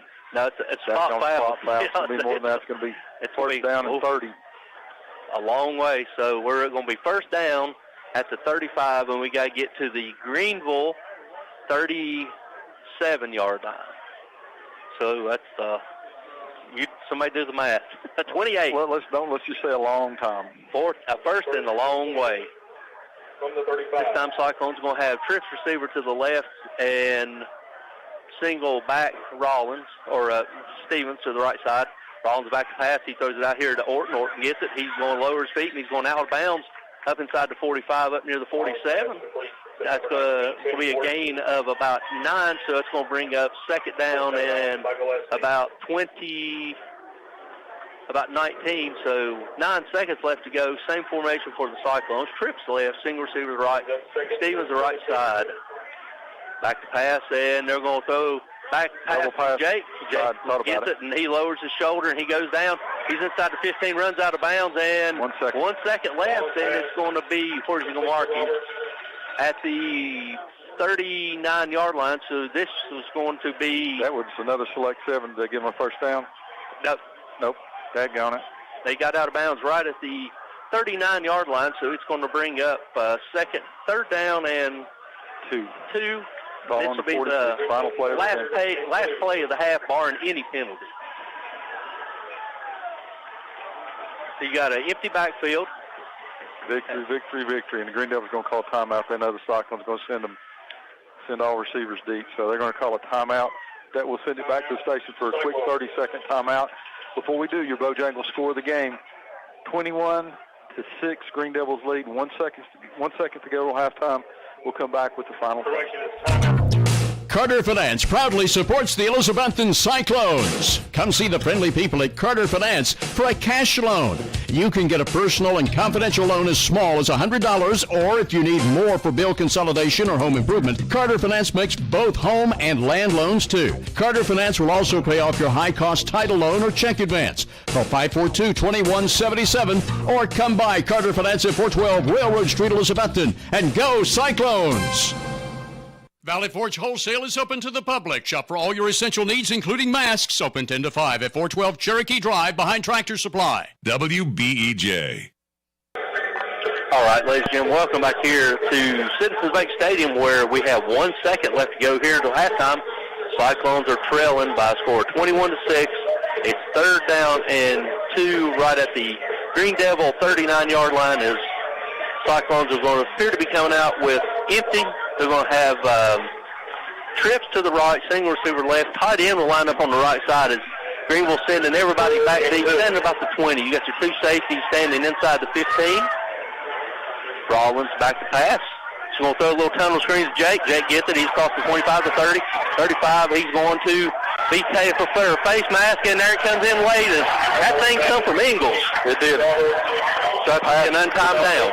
Untimed down, so we're going to have 0 showing on the clock, but with the defensive penalty, the half can end. So the Cyclones get a big gain. They select 7 first down. They're going to attack. Can they get 15? Yes, they can. Should be 15. So the Cyclones are going to have foul, yes. untimed down here within the 10-yard line. Let's see where they do the final marking. Big break by the Cyclones there. As Coach Fradlin's not liking it with his hands on his hips over there. He's jawing at somebody, whether it's the player or going down inside the 15. Now we're going inside the 12 down to the 11. So it's going to be 1st and 10 Cyclones. And they're going to trot Smithville out for a long field goal attempt. They got to block this edge over here because they got him set over here again. Yep. Let's see, he's going to be, let's see where they spotted Stacy, right at the 18, so it's going to be a 28-yard field goal. Whaley to hold, Smithfield to kick. Stacy, this could be huge right here. Huge momentum boost for the Cyclones who are waiting on the snap and the hold. Snap, was low snap. He gets it up, and he gets it. Good. No. Oh. Just to the left. So just to the left. That ends your half. Rough sledding for the Cyclones here in the first half. The Bojangles score the game. It's Green Devils 21, Elizabethton Cyclones 6. We're going to send it back to the station for a halftime. We're going to begin with our feature we have at halftime this year. And we're going to begin with that tonight as we do interview 2 Cyclone seniors, number 17, Jake Roberts, and number 14, T.J. Little. After we hear that interview that we did earlier this week with the Cyclone players, then we're going to come back and we're going to have Elizabethton High School principal John Minton joining us at the second part of our halftime show. But as we do for WBEJ Sports Radio, it's halftime as your Cyclones trail the Green Devils 21-6. Taco John's has just added an all-new cold brew coffee for just $2 to its new valuist menu in your choice of vanilla or mocha flavors. The chicken snack quesadilla is just $1 at Taco John's, and for just $3 each, get a spicy sirloin steak and potato griller. Remember, every Tuesday is Taco Tuesday at Taco John's, and the inside dining room is open again 11 a.m. till 7 p.m. daily. Drive in and look over the new valuist menu today at Taco John's, Broad at Sycamore, Elizabethton, where you can also drive through up till 10 o'clock at night. Taco John's is also now hiring. Signature Healthcare of Elizabethton Rehab and Wellness Center has been faithfully serving the Elizabethton and surrounding area for around 40 years, offering physical, occupational, and speech therapies tailored to meet your specific needs. The facility is clean, faces are friendly, and they strive to provide the best care to all who enter their doors. Remember, if you feel like you're sitting on the sidelines of life due to a sickness that's got you down, let Signature Healthcare of Elizabethton help you get back into your game. People you know, caring for people you love. And go Cyclones!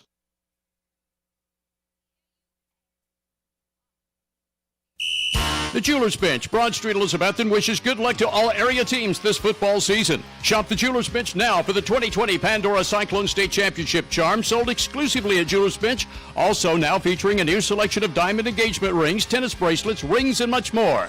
Jewelers Bench has silver jewelry lines, including Anna Hay, Southern Gate, and Sterling Reputation. And see John for custom jewelry you might want, plus jewelry repair. The Jewelers Bench, across from Hardee's, Broad Street, Elizabethton.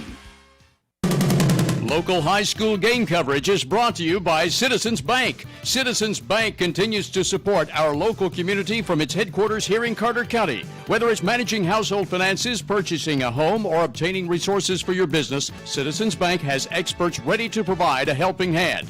Find out more about the Citizens Bank Local Advantage at one of our convenient locations or visit citizensbank24.com today. Bank your own way. Citizens Bank, equal housing lender, member FDIC.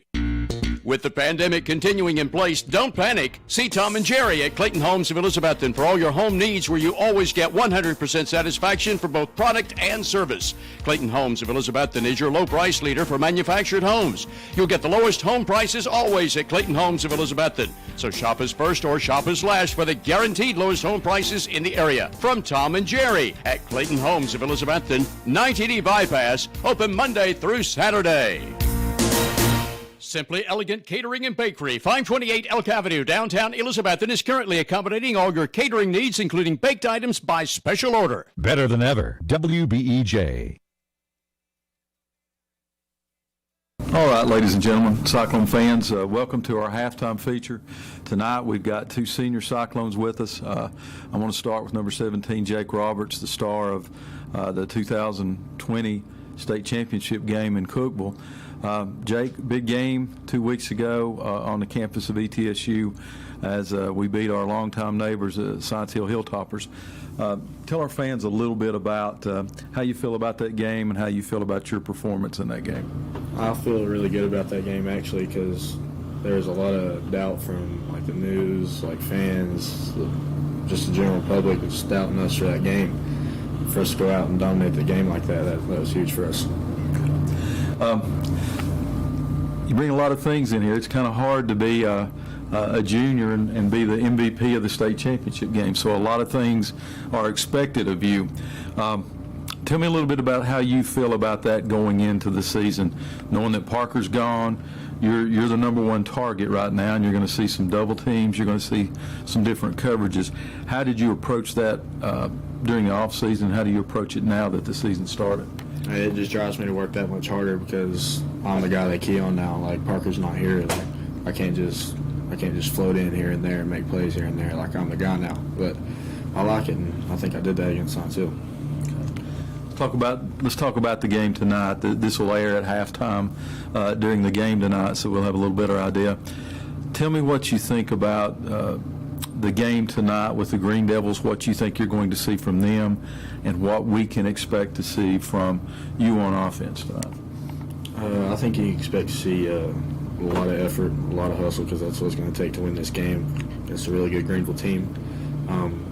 Our offense is going to be fine. Our defense, we're going to wrap up on Gudger. We're going to do what we can. I think we'll be good. All right, as a senior, and that's sort of why Tony came up with this idea to do this at halftime. 4 years. We know the win streak is now at 31. You played a lot of football. You played a lot of big-time football at Elizabethton. You've been doing it since you were a little kid. I know that. I know how the Cyclones mean to your family. Tell me a little bit about what being a Cyclone has meant to Jake Roberts as you now are in your senior year. It means everything to me because I remember when I was a little kid looking up at those guys like Ethan Thomas, Terrence, like all those guys. I just wanted to be like them. I wanted to be on that big Friday night stage like they are. And now to be here and to be a big part of it, it's everything. It feels great. Thank you, Jake. Good luck tonight. Tony? I'm joined by number 14, TJ Little. TJ, last year, injury come up to your hand. You didn't get to play a lot, missed a lot of action. This year, you come out, you're starting at star back. Tell me what it's like when you go in there and you put your head toward it. Everybody tells me you've got the biggest heart and the biggest drive and the biggest determination on this team. How does that make you feel when you're the motor that makes this team go? Well, I get a good sense of accomplishment from that. You know, I take a lot of pride in what I do. I don't play a huge role on the team, but my role is important. You know, motivate a lot, get my job done, do my duties. You say you don't, but you actually do, because you can look down there and you're just like, you can gauge how we're doing by the way that you're going on the field. You know, when you're hustling on the field, you got an extra step, pep in your step, for lack of a better term. You're coming into your senior year, 4-0 against Science Hill.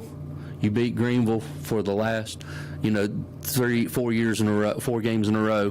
What does that feel like to you, knowing that of all these years that these Cyclones have come through here, that you're a very limited, very, very limited group, that you've won that many games in a row against our 2 biggest arch rivals? It's incredible. You know, growing up, I always saw those teams, and they were all amazing teams, but none of them could really just seal the fate for Elizabethton football and win, that many teams against our arch rivals, and for us to be able to do that, I think that was incredible, and that's something I'm really proud of. And you all have a right to be. I mean, it speaks to the work ethic that Coach Witten's pushed through you all through the off season. Now you're a senior. What are you doing to these younger kids, these sophomore and freshmen that look up, that's coming in here all bright-eyed and wide-eyed and just in awe? How are you taking them under your wing and mentoring them like you were mentored when you come in? Yeah, well, like you said, I'm doing the same thing that those seniors did to me whenever I was a freshman. You know, guys like Carter Everett, Corey Russell, they really took all of us freshmen under their wing and showed us the ins and outs and things. And really the biggest advice that I can ever give any of the freshmen is just, you know, slow down and soak it all in. You know, don't get in a big hurry because it goes by quick. And finally, last question, Stacy asked Jake, what does it mean for you to grow up a Cyclone and for you to be a Cyclone in your senior year? So far in my life, that's probably the thing that I'm most proud of. You know, I'm in high school. My life pretty much revolves around football right now, but you know, I think going on in my life, it'll continue to be something that I'm super proud of. You know, with 2 state championships and being on just a team with a bunch of amazing guys, and you know, like Jake said, just being, you know, going to football games whenever I was younger at Brown Childers, and just seeing those guys play on Friday nights was incredible. And you know, I hope that some little kids do that and look up at us now. Oh, I'm sure they do. I could speak for Stacy myself, as it's been an honor watching you two for the last 4 years. Let's go ahead and go 2-0 in the season. 31-0 is great, but 2-0 is better this year. Let's go ahead and finish the job, and we got one more goal ahead of us, and let's take this thing as far as we can go, guys. I appreciate it. Good luck tonight. Good luck on the rest of the season. We'll be rooting for you and cheering for you from up there in our perch. We'll go back to the station. When we come back, we'll have the second half of tonight's huge contest between your Elizabethton Cyclones and the Greenville Green Devils. Make Dino's Restaurant, downtown Elizabethton, your regular eating place for football Friday nights. In addition to your favorite hot lasagna, spaghetti, and other Italian foods, plus hot American foods like hamburger steak with onions and gravy, you'll enjoy marinated ribeye steaks at Dino's any day for lunch or dinner. And football Fridays after 4 o'clock at Dino's also offers 10-ounce prime rib with a salad inside. Get in the game. Eat every Friday night at Dino's, downtown Elizabethton. Open 11 a.m. Monday through Saturday. Also accepting carry-out orders. We all love Carter County for many reasons. It's the breathtaking views from Roan Mountain, the historical spirit of downtown Elizabethton, the summer playground of Watauga Lake, and everything in between. Carter County Bank is proud to call this our home. It's our pride and joy, and we know it's yours too. We would like to take this opportunity to say thank you for your business and support. Since 1939, it's been our mission to put customers first and offer services that help make your life easier. We are Carter County's bank, and this is home. Carter County Bank, a division of Bank of Tennessee, member FDIC.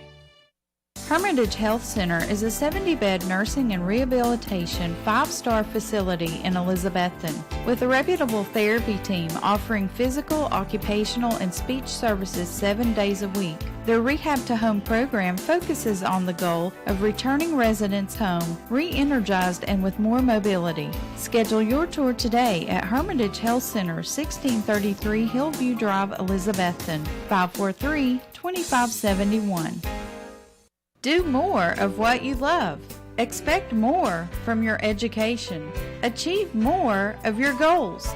At Northeast State, we offer more than 135 programs of study, small class sizes, and we have a 90% job placement rate. Now is the time to do more. We are dedicated to guiding you through every step, from admissions to enrolling in classes to graduation. Visit northeaststate.edu and apply today. Watson's Marine off Highway 11E, Bluff City is where you'll find one of the area's best selections of fishing tackle and marine accessories, plus the latest Camas, Phoenix, and Vexus boat selections. Watson's Marine also has Mercury and Yamaha outboard engines. Owner Aaron Green and sales and tackle shop manager Rex Pendergrass invite you to stop in soon and look at all the latest models and merchandise. Watson's Marine, Highway 11E, 2 miles from Bristol Motor Speedway towards Johnson City. Russ Swaney Real Estate is Elizabethton's oldest, most experienced real estate firm. Russ Swaney, David Collins, Deborah Sutherland, and Julia Adams combine their efforts to give their clients the utmost in experienced real estate service with a proven record of success. Whether listing your property to sell, searching for a new home, or needing the services of a professional auctioneer, Russ Swaney Real Estate offers their clients the utmost in service. If it's real estate, it's time to call Russ and his team. They get the job done. Northeast Community Credit Union is the place for loans. Northeast Community Credit Union, proud Cyclones supporter for nearly 70 years. 2 minutes past 9 o'clock. You're listening to Greenville at Elizabethton High School football here on FM 107.9, AM 1240 WBEJ, Elizabethton, Tennessee. All right, ladies and gentlemen, welcome back here to halftime at beautiful Citizen Bank Stadium, where the Cyclones are trailing the Green Devils by a score of 21-6, and we're graciously joined by our wonderful principal, Mr. John Minton. Mr. Minton, we appreciate you taking some time out of your busy schedule, because I know it's busy opening night and a lot going on. We do appreciate it. Give you a little opportunity to tell us what Elizabethton High School is doing for our students and what new curricular activities we got going on. Yeah, we got plenty. I appreciate you guys just allowing me to come up here and talk a little bit about our wonderful school and our community. I tell you, just tonight, talking about being a busy night, it's a good kind of busy. Yes, just comparison to last year, and just knowing what our fans and the people had to go through. And all of us really, and just seeing these stands the way they are tonight, and just having an opportunity to be outside, it's really neat. It's special. It's almost like we forgot about what it was like, a couple years ago. But we've gotten off to a really good school year start. I mean, just considering all the things that we've had to kind of encounter over the summer, I guess in a lot of ways we're kind of hoping that maybe some things would be a little bit different, and in a lot of ways they are. But aside from that, just some of the programming in our CTE department, some of the things that we've been doing, we partnered with TCAT and Festo, a company out of Germany, in 2019 and 20, to start overhauling our STEM lab. And it's a really good CTE chance for our kids to get involved in getting a head start in some industry certifications. And there was a delay almost of a year and a half of just because of COVID, obviously. It has an impact on a ton of things. I get a chance to finish out that. So finishing up that STEM lab, we got it done this Tuesday, and so we're going to plan a ribbon cutting, and Coach David Campbell is going to do a really good job with that and give the kids a chance to earn some credits and some articulation at TCAT. We also started a National Defense Cadet Corps, which is, for a lot of people, they may recognize that as a division of ROTC. Ours is a division of the Navy. Coach Ron Preslin's doing that this year, and it's been a really good start to that. We got several kids involved, and we expect to see that program grow. I'm sure that our fans will get a chance to see the color guard, present the colors when they're ready to do that. They've been doing inventories of uniforms and just getting kids started doing that too. So it's been really cool. Finally, we appreciate WCYB being here. We appreciate y'all being here. But we have a student upstairs who's helping feed some of the video production. Our audio video production class is in its first year. So last year we saw a tremendous need not only for audio but video, just because people couldn't be here, couldn't be in situations like graduation and things like that. So the start of that program has got off to a really good start, just teaching kids about what audio-video production is about and marketing and things. So we look forward to see where that's going too. Now, looking back at 2 years ago, your first year, and this year, how has the educational system changed and adapted to what we just went through, which is life-altering, for lack of a better term? Yeah, well, I mean, technology has always, in a lot of ways, been part of education and learning, and a lot of surrounding systems in schools over the last probably 10 to 15 years have depended more on it, with one-to-one technology, students carrying their own devices and school systems providing those so kids can have access to technology and learn that way.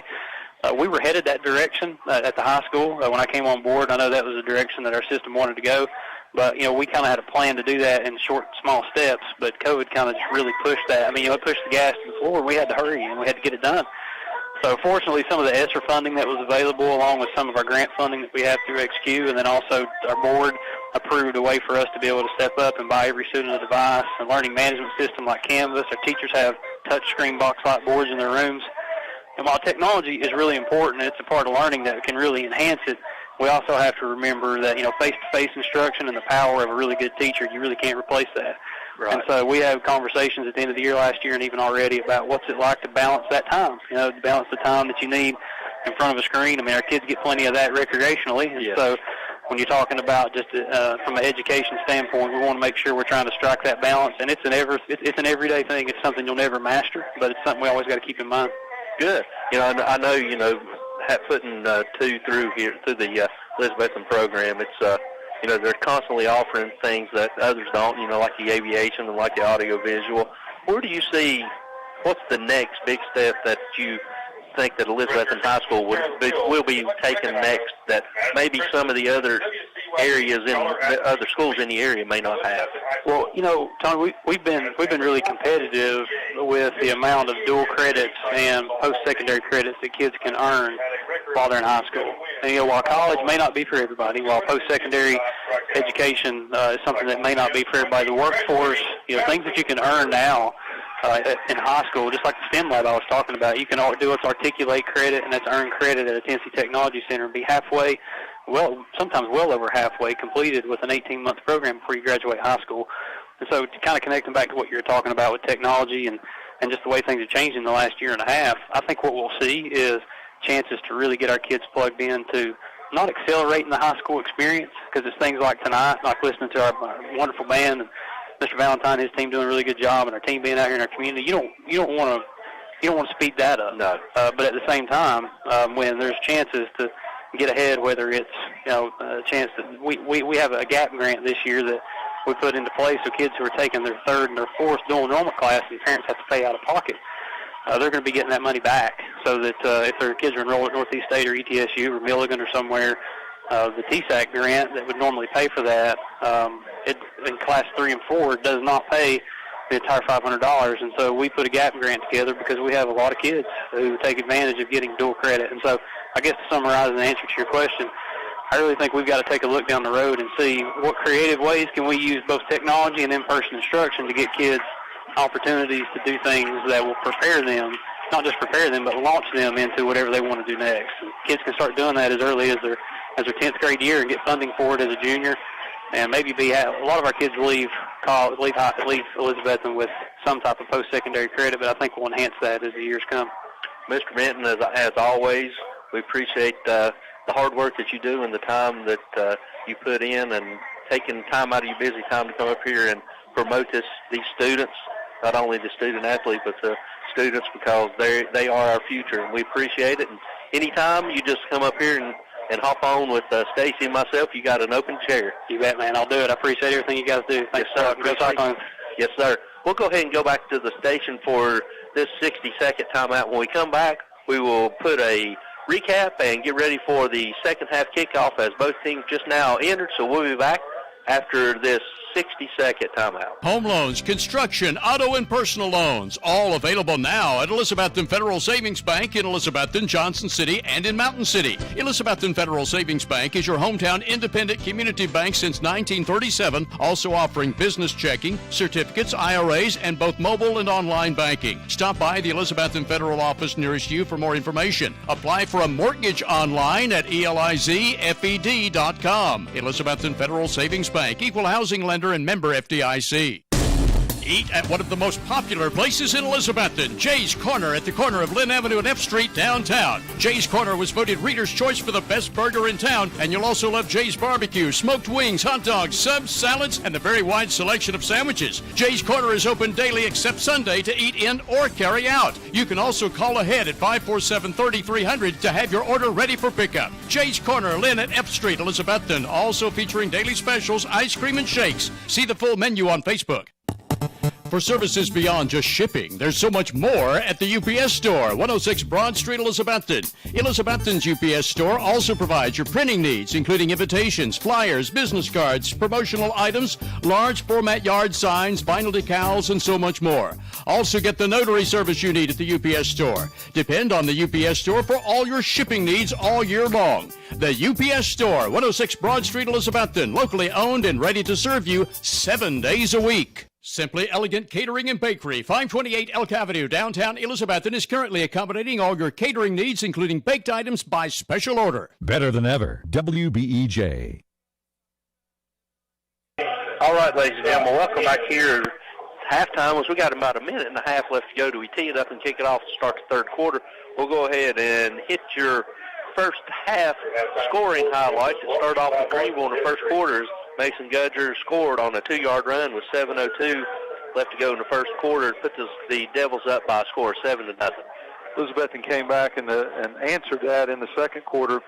Bryson Rollins had a 2-yard run after a long drive, 11 minutes and 19 seconds to go in the second period. However, off the edge, the Green Devils were able to block the extra point. That made your score 7-6 Green Devils. And then Greenville gets the ball back, and they get a 78-yard pass from Quillen to number 7 Gillespie with 4:35 left to go until halftime to take a 14-6 lead. Then with 1:27 to go before halftime, Gudger had a 5-yard run to put the Green Devils up 21-6 at halftime. Cyclones for the first half had 10 select 7 first downs, and Greenville only had 4, but of those 4, they had 2 or 3 real big plays. So the Cyclones looking to come in and answer. They'll be kicking off to the Green Devils. They'll be going from left to right. Stacey, I believe this is the largest deficit that these Cyclones have been in the last 3 years. It is, and it's 21-6 right now because the Cyclones have had more missed tackles than they've had in the last 2 years, too. Correct. Talked about it coming in. You got to get these players on the ground. We've bragged for a long time about the adjustments that Coach Whitt and Coach Campbell for the defense are able to make at halftime. Put the money where their mouth is right now. They got to make these adjustments. Green Devils aren't that much better than the Cyclones. Cyclones are hurting themselves, and those missed tackles are real killers. Yeah, and, just watching the Gudger, we knew how good Gudger was going to be. Mm-hmm. We knew that. We knew how fast these track athletes playing on the outside was. But one thing that I think has caught the Cyclones off guard and the coaching staff off guard is, like you alluded to earlier, the first 2 games, the defensive line stood and backed up. Yep. Now they're just pinning their ears back, and they're coming. They're coming. Appreciate principal for Elizabethton High School, John Minton, that joined us. We hope you enjoyed the halftime feature with our seniors this year. We'll bring that to you each halftime week. We do those interviews a little earlier in the week. So we're ready to kick off now. Smithfield's ready to kick off for the Cyclones as they're going back toward town here, as the Green Devils are going back toward Johnson City. If we can do it on Stony Creek, we can do it here. That's right. Down to town or away from town. Downtown or uptown. Smithfield with the approach and the kick, and it's a high spinning pooch kick, a fair call right at the 36-yard line where Greenville will take over 1st and 10 if they're on 36. That ain't too bad. We'll take that rather than give these guys a chance to run there a little bit. I see that as the most dangerous weapon the Green Devils have on these kickoffs and stuff with those speedsters. Who you going to kick it to? Yeah, you're going to kick it to. You got to find a spot to get it to. So Cyclones come out here on defense. We're going to start. You'll see Cade Russell's back out there. As Greenville comes out breaking the huddle, they're going to have Talon's formation with Gudger to the right side of Quillen. Quillen's back to hand it off. He hands it off to Gudger. Gudger's trying up the middle. He's going to be hit and tackled. Maybe, I'm going to say no gain on that, Stacey. So the Cyclone center of that Cyclone defense led by number 74, Trent Taylor. Trent Taylor, a big play there. Got number 80 for the Cyclones, too, in on that. Playing on this end here, Brad Cannon, so good job. They're going to say they gave him a yard. I don't see how. This will be 2nd down and 9, 11:29 to go. Very, very important series for the Cyclones here. Trips to the left, single receiver to the right. Gudger to the left side of Quillen. Quillen, he's going to keep it. He's going to try to the right side. He's going to hit, and he's going to drive forward, and there comes a flag way back. It's going to be a face mask. He had him up around the helmet. On the stop, there's a flag on the play. As Quillen just lowered his shoulder and got underneath, they're going to call personal foul. I didn't see a personal foul. I seen the on top. So that's a 15-yard brutal penalty against the Cyclones, which is going to take it across midfield and into Cyclone territory. Personal foul face mask, so that's not only grabbing, it's pulling a little bit with it's what they say. So 47 Shankles, I think, got the penalty there. So Cyclones substitute in number 16, Eli Williams. Cyclones can't give up a touchdown here, Tony. No. Balanced formation, Gudger to the right side of Quillen.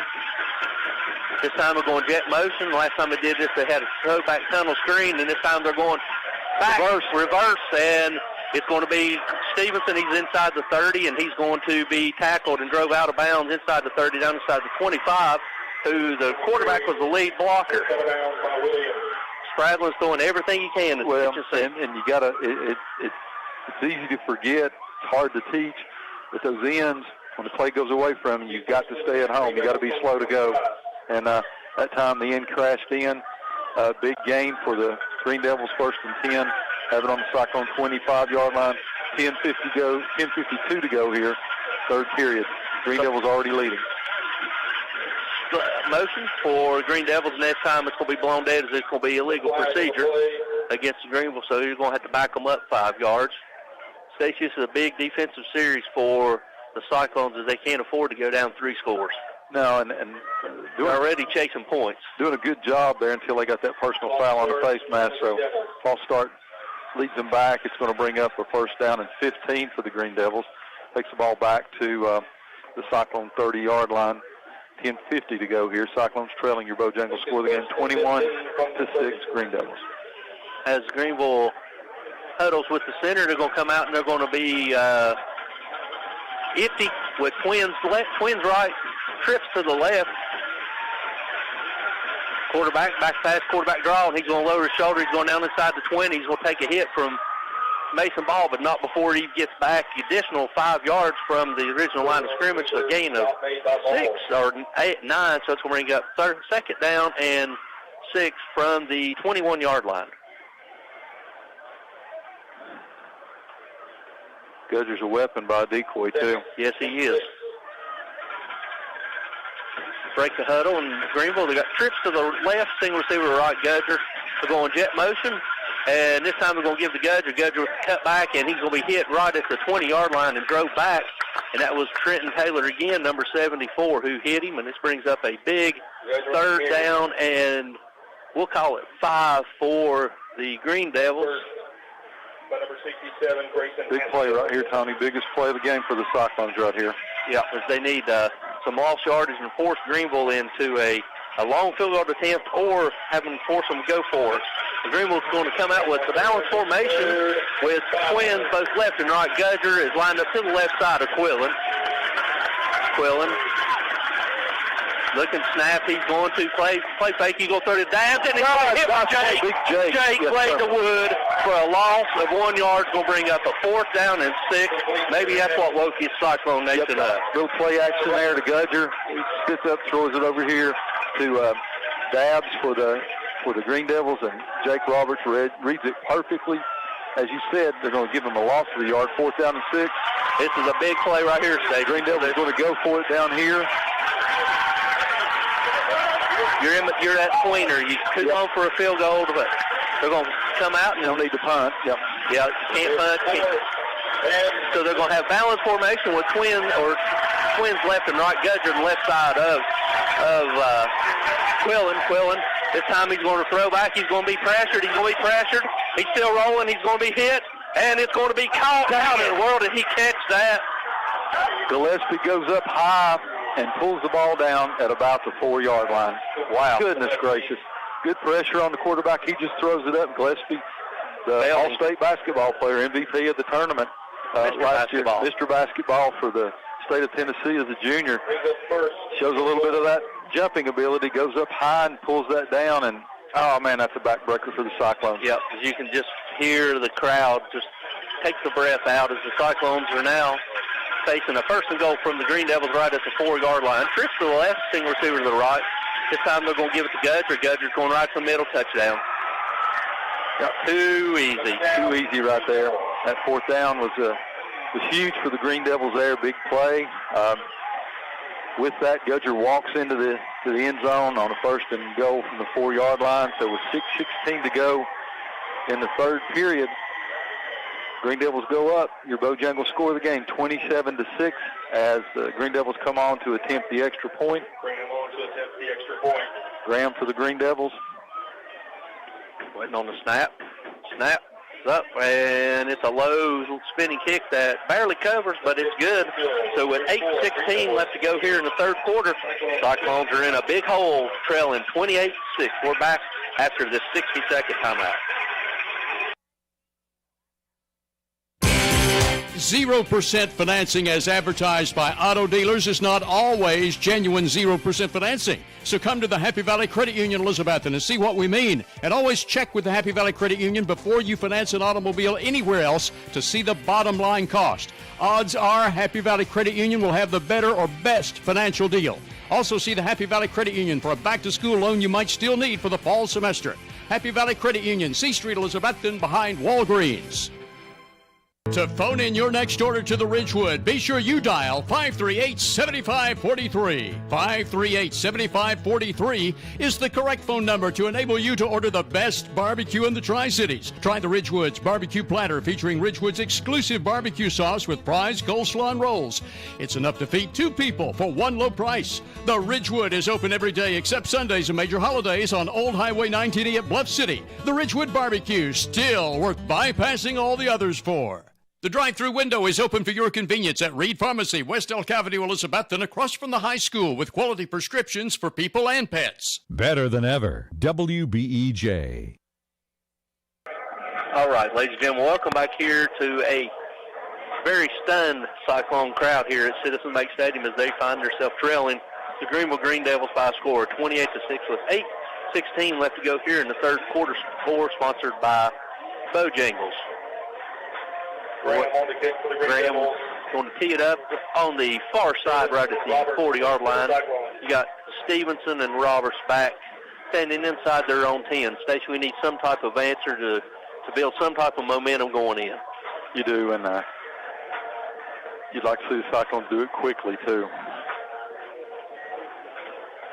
As Greenville took the ball, went 68 yards in a little under 5 minutes. Approaching the kick, and it's going to be fielded by Stevens at the 7. He's crossed the 10, 15 to 20, 25, 30, lowers his shoulder across 35, and he's brought back, and he's going to be tackled right at the 32-yard line. So Cyclones will take over 1st and 10 at their own 30. See where they mark it. They're going to mark him at the 29. Wow, right at the 30. My eyes must be playing tricks on me. 8:09 to go here in the third period. Cyclones trail 28-6 in your Bojangles score of the game. First series for the Cyclones in the second half. Let's see what kind of adjustments Coach Quinton made at halftime for the offense. We'll have trips to the right, single receiver left, and Stevenson will be your lone tailback to the right side of Rollins. Rollins play fake. He's back to pass. He's still got all kinds of time. He's going to be flushed out. He's going to tuck it, and he's going to run inside the 30, and he's going to be upended at the late flag because they was going right at it. So right in his leg, out of bounds. Out of bounds, so it's Green Devil comes up limping. That's number 9. Good protection, good ability by Rollins to extend the play. Tony, these defensive backs for the Green Devils are about as good as we've seen. Yes, they are. They're as good as anything we've seen in the playoffs, anything as we've seen in the state playoffs. They're just absolutely smothering the Cyclones receivers. They can't get any separation. No, once you think you got separation, they come back, and as a result of that penalty, it's going to be a select 7 first down for the Cyclones as it takes it across into Greenville territory down at the 46-yard line, where the Cyclones will have it 1st and 10 at Greenville's 46. Cyclones are going to have trips left, single receiver to the right. Stevenson is still your long back. Looking over to Coach Whitten, getting the play from Coach Whitten as they get it. Stevenson now flips over to the right side. Quick snap. Going to hand it to Stevens. Stevenson will lower him, and he's going to be hit right in the middle of that line, maybe 1 yard. He might give him one down to the 45-yard line. Nate Stevens catches the handoff from Rollins, but man alive, that great penetration by the defensive line of the Green Devils. They're going to give him a yard. 300-pounder takes up a lot of space. They're going to give him a yard, so it's going to bring up 2nd and 9 from the Green Devil 46-yard line with 7:30 to go in your third period. Balance formation now. They're going to buzz the running back out, and it's going to be hit Stevens. Stevenson on the little tunnel screen out here. He's inside the 40. He's still on his feet. Inside the 35, and he's tackled out of bounds, but not before another select 7 first down for the Cyclones. Nate Stevens just on a little wheel out there. It's a little buzz out to him to the left. He does the rest. Good job. So gets out of bounds, stops the clock at 7:18. Select 7 first down for the Cyclones. So got a little juice now, Tony. Got a little Uncle Mo, and we got a play. Let's see, time. What we got? It's like a timeout by Greenville. Yep. As we have a timeout, Greenville with 7:17 left to go here in the third quarter. Cyclones are driving, but they trail, score 28-6. We'll be back after this 60-second timeout. Come see the all-new 401 Hatcher Lane showroom location of your AMAR automatic garage door opening system dealer in Elizabethton, Rocky Top Garage Doors. Mitch Parlier, owner of Rocky Top Garage Door Service, has provided sales, service, and installation of garage doors for over 30 years and is Elizabethton's AMAR door and linear and liftmaster door opener dealer. Tell them what to do if their garage door breaks, Lexi. Call my papa at Rocky Top Garage Door, 518-1516. Learn more about Rocky Top Garage Doors online at rockytopgaragedoor.com. What began as a vision for a young nurse is now a heritage for over 4 generations at Ivy Hall. With a 5-star rating by Medicaid Medicare, residents at Ivy Hall receive the best physical, speech, and occupational therapy in the area. And now respiratory therapy services are offered on staff too, all in a new state-of-the-art facility. Physician and nursing services to aid the healing process are also provided. All insurance is accepted at Ivy Hall, 301 South Watauga Avenue, Elizabethton, and online at ivyhallnursinghome.com. The drive-through window is open for your convenience at Reed Pharmacy, West Elk Avenue, Elizabethton, across from the high school with quality prescriptions for people and pets. Better than ever. WBEJ.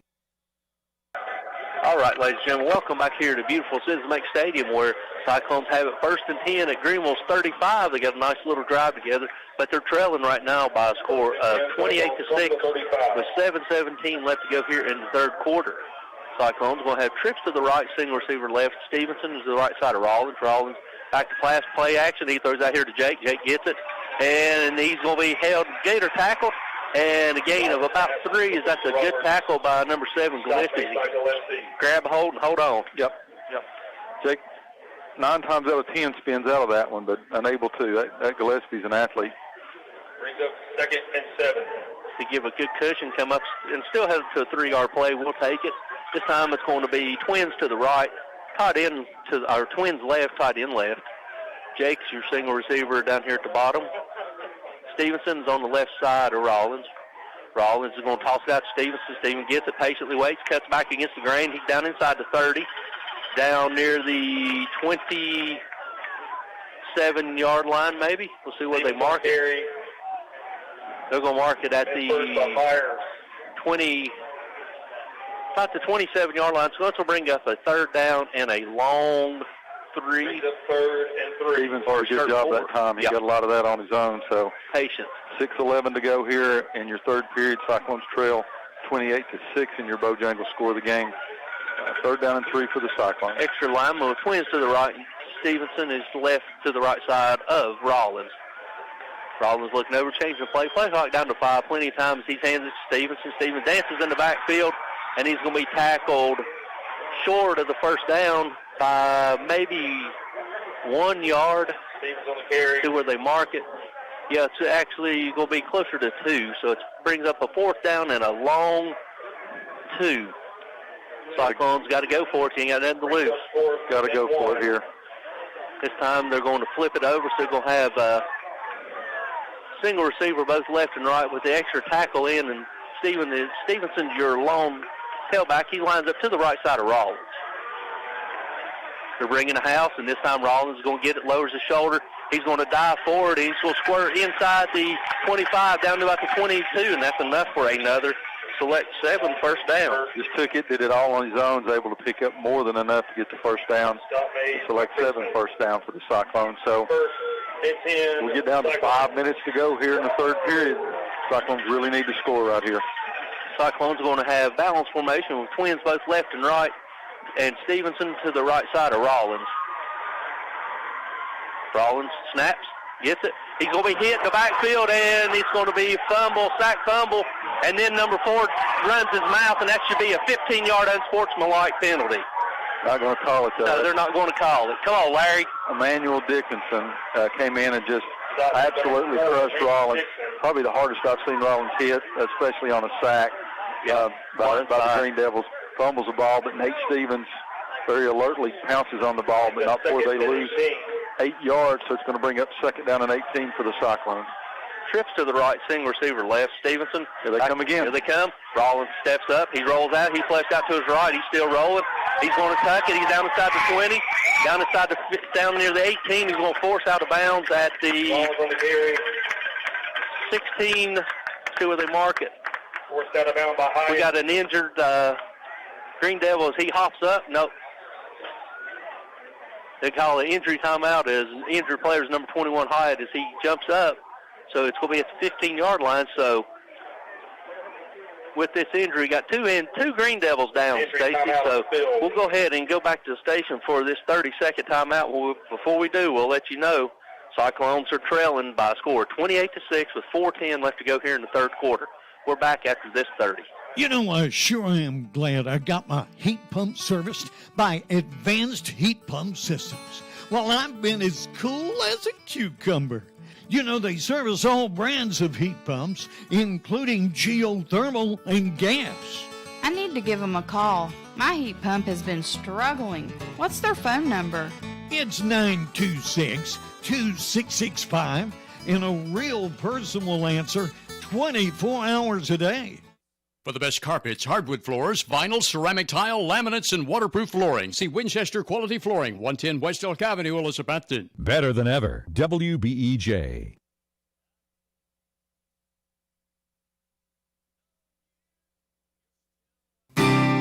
Integrity, trust, respect, and family. That's how Southern Finance has survived since 1959 in an ever-changing economy. Southern Finance specializes in small personal loans, auto loans, home and land loans, and more. Hometown lending for honest, hard-working people like you. No credit or less than perfect credit is welcome at Southern Finance. Across from the Bonnie Kate, downtown Elizabethton. To find the loan you need, call 542-2165. All right, ladies and gentlemen, welcome back to the two injured Green Devils. It was number 21 Hyatt and also number 7 Gillespie who got off on their own power. So set it up. It's 4:10 left to go here in the third quarter. Cyclones are trailing 28-6, but it's 3rd down and 4 at the Greenville 15 as we're inside the orange zone. Tony, both of those are defensive backs on the left side. Cyclones need to attack over here on the left side of the Greenville defense, right side for the Cyclones. And now they're coming over. They're going to double Jake. So you got Trips to the left, Stevenson to the left to Rollins, Jake down here as your single receiver, but they're doubling him up. Looking over, getting the play. Play clock down to 5, plenty of time. Rollins gets it, play fake, and he's going to keep it afloat. He's going to lower his shoulder, and he's going to be down inside, and they're going to get another unsportsmanlike conduct from Greenville, who just shoves Rollins after he's out of bounds. Jake was trying very, very hard to get open on that. He just couldn't shake those two double fenders. Yeah. We wait on this. We got another update from Robbie Fritz. Hampton appears to have this game in hand now. 48-20 Bulldogs up in Avery County. As we're waiting on the referee to signal personal foul, late hit against the Green Devils, so that's going to put a half-distance goal, and that's going to be another select 7 for the Cyclones as Rollins is trying to put this team on his back and will them to victory. So it's going to put it down 1st and goal right at the 5-yard line as they still got to the Gillespie and Hyatt out, so you still got your backup defender, number 5, Dabbs. And goal from the 5. And also you got Stevenson at your other corner. So they're going jumbo package. Yep, with single receiver left and right. Stevenson is your long back with Rollins. They're getting the play from Coach Whitten. Now Rollins.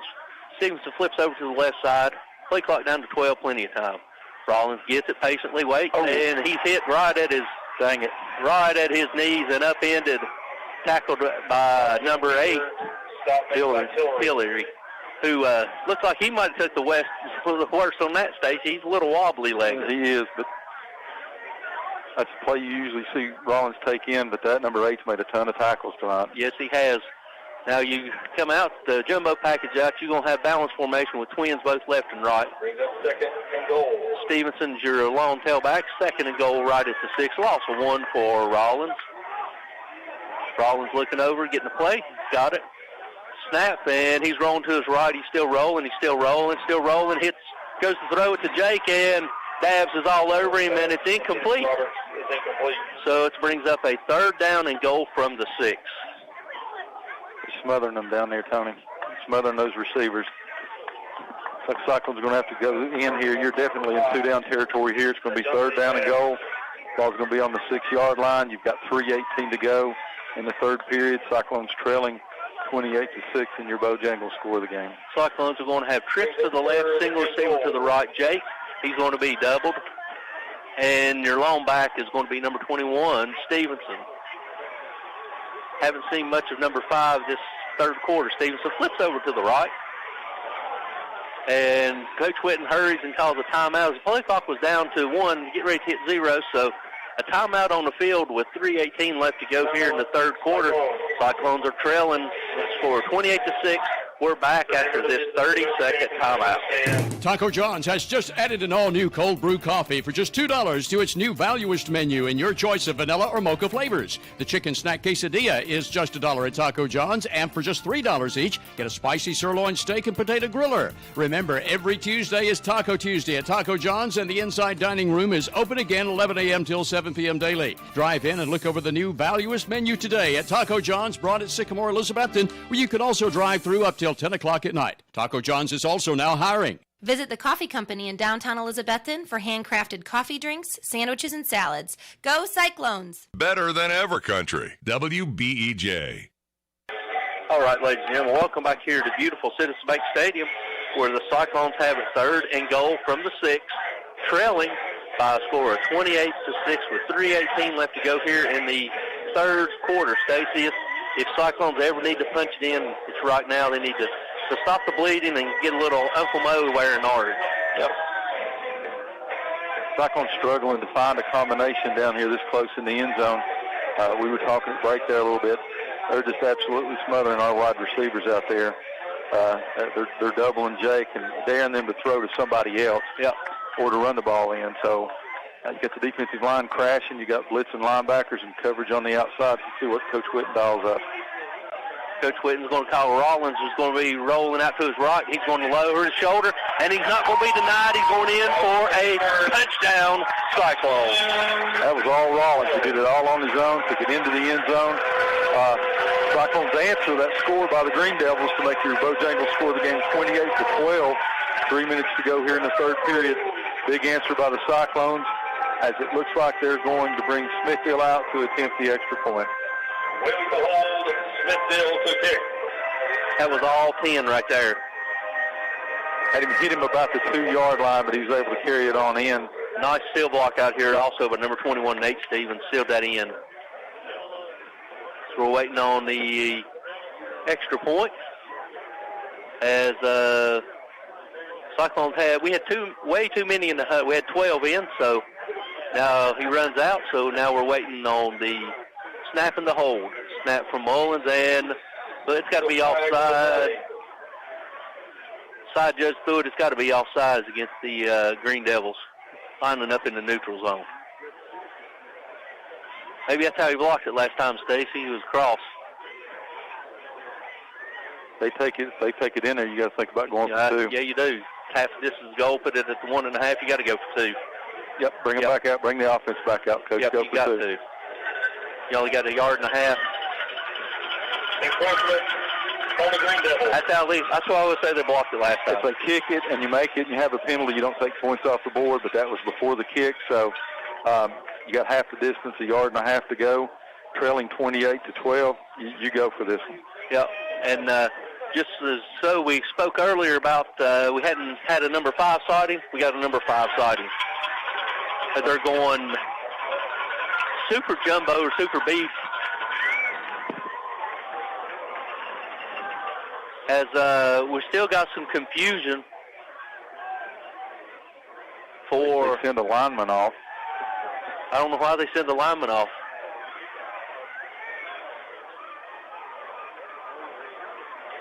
Send the big defensive tackle in there on the jumbo package. Sending in number 55, Drew Turner. Yeah, it's the first time Drew may have ever played offensive line. So you've got Cade in as your quarterback. Bryson is your wing back. Then you got your 2 up backs. And it's going to be Cade's going to get it, and he's going to fall, and looks like he's going to be tackled. Short. No good. Short, no good. So a failed 2-point conversion as the Green Devils hold. So the score is now 28-12 with 3:11 to go here in the third quarter. We'll go back to the station for this quick 60-second timeout. Signature Healthcare of Elizabethton Rehab and Wellness Center has been faithfully serving the Elizabethton and surrounding area for around 40 years, offering physical, occupational, and speech therapies tailored to meet your specific needs. The facility is clean, faces are friendly, and they strive to provide the best care to all who enter their doors. Remember, if you feel like you're sitting on the sidelines of life due to a sickness that's got you down, let Signature Healthcare of Elizabethton help you get back into your game. People you know, caring for people you love. And go Cyclones! The Jewelers Bench, Broad Street, Elizabethton, wishes good luck to all area teams this football season. Shop the Jewelers Bench now for the 2020 Pandora Cyclone State Championship charm, sold exclusively at Jewelers Bench. Also now featuring a new selection of diamond engagement rings, tennis bracelets, rings, and much more. Jewelers Bench has silver jewelry lines, including Anna Hay, Southern Gate, and Sterling Reputation. And see John for custom jewelry you might want, plus jewelry repair. The Jewelers Bench across from Hardee's, Broad Street, Elizabethton.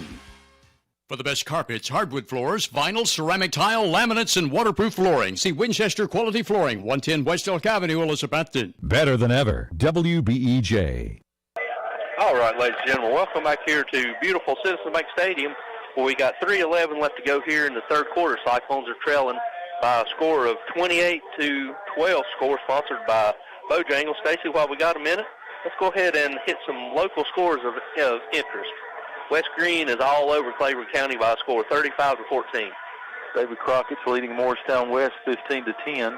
Hampton, as you said, all over Avery 48-20. Dobbins Bennett all over Morristown East 43-7. That's a final.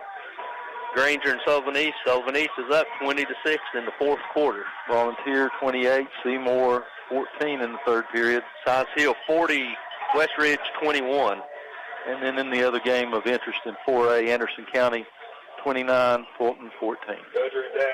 As the Cyclones, Smithfield brings it out to kick off right dead center to 40-yard line, back deep. You got the Dabbs, you got Gudger. Wide open in the middle of the field, Tommy. Yeah. Wide open, run it, do an onside kick right to the middle of the field. That's right. Do a drag onside kick if you can, and have 40 and 82 below up the front two guys. Smithfield with the approach. And the kick, and it's a high pooch kick that's going to be fielded by Dabbs at the 20. He's across the 25, the 30, the 35, and up near the 40 and out of bounds right at the 41-yard line. Stacey, that's awful scary when you kick it there. I'm telling you, that's the scariest thing you see from Greenville is there. You got to kick it. You got to do something different. Try to drag. If they're going to get the ball on the 40, might as well kick it 10 yards and try to cover it. But Green Devils going to take over in great field position. They're going to have it 1st and 10 from their own 42-yard line. 3:04 to go here in the third period. The Bojangles score the game. Green Devils 28, Cyclones 12. Cyclone defense needs to step up and make a big plays. Balance formation with Gudger to the left side, and they're going to give it to Gudger. Gudger right up the middle, and he's across the 45 up near the 46, 47-yard line, where he's brought down by number 40, Harrison Lane. Nice ankle tackle. Tackle made by number 40, Harrison Lane. Stacey got two new linebackers in the new position. We got 40, Harrison Lane playing Mike. We got number 16 playing Will, and Mason Balls went out to Stars. You got balance formation with Gudger to the left side of Quillen. Quillen's going to keep it this time, and he's going to be hit by Williams, and Williams is going to hold on to him, and it's going to be very close. I think he's going to be marked just a little bit short. So it's going to bring up third down. 6 inches. Yep. They're going to, old eagle-eyed Larry's going to ask for a measurement. And I'll just go on the record and say he's going to be about 2 lengths short. Good play by Williams that time, but when you've got as close as they were, you got to attack just a little bit there. But Green Devil's done a really good job with that fake to Gudger and the quarterback keeping it tonight. Yep. Let's see where you're at, Tony. You are about right. That looks like 3 lengths. Thank you, Tammy Jones, for all your eye appointment needs. 2:12 to go here. Green Devils are going to have it third down and inches to go, leading 28-12 in your Bojangles score of the game. You think it could possibly be 4 down territory for Greenville? They're in Cyclone territory as the Devils are going to muddle huddle, and they're going to have twins both left and right. Look for a big go to Gudger right here. Gudger's to the left side of Quillen. Quillen's going to get it, and he's going to hand it to Gudger, and Gudger goes over right side, and he's still battling. They're going to knock him back, but not before he gets another first down for the Green Devils. Just that initial surge is enough to get it. They're going to give him about a yard on the carry. Result is a first down for the Green Devils. 1st and 10 from the Cyclone 46 now as we tick down to 1:55 to go. Cyclones are not only chasing points now, they're running from the clock too. Yep. Cyclones defense going to have to take a gamble right here as you're going to have trips to the right, single receiver to the left, Gudger's to the left side of Quillen. Quillen waiting on the snap, and he's going to give it to Gudger, and Gudger's just driving his feet, and he's going to be aided by the... Blow the whistle, guys. Come on. Yeah, you will get somebody hurt, guys. Yep. Stacy, that's one rule I wish that they would outlaw in high school and college football is the aiding of the runner. Yep. You're going to get somebody hurt having a big offensive lineman just slamming in the back of the running back. Yep. They're going to give them about 6 yards on that. Going to bring up a 2nd down and 4. Ball's exactly on the 40-yard line of the Cyclones as we're down now to 1:05 to go here in your 3rd period. Trips left, single receiver to right, Gudger to the right side of Quillen. Quillen, he's going to give it to Gudger. Gudger's going to go through, and he's off the 20. He's going into the house. Yep. Daggone it. House call. Honey, they had him at the line of scrimmage. As he got past the line of scrimmage, they had him as a grab on the jersey. You saw the jersey come out, but he's able to break free, and he does the rest and outruns the rest of the Cyclones. The result is another touchdown for the Green Devils with 49 seconds to go in your 3rd period. Your Bojangles score of the game is now 34-12, Green Devils. Price to hold, Graham to kick. Graham out to kick now on the extra point. Kicks down, kicks up, and barely makes it. Barely makes it. It's good. Makes your Bojangles score the game, 35-12. 49 seconds to go in the 3rd period. We'll send it back for this quick 30-second timeout at the station. We'll be back with the end of your 3rd period and final chance for the Cyclones here in your 4th quarter. We'll be back after this 30-second timeout.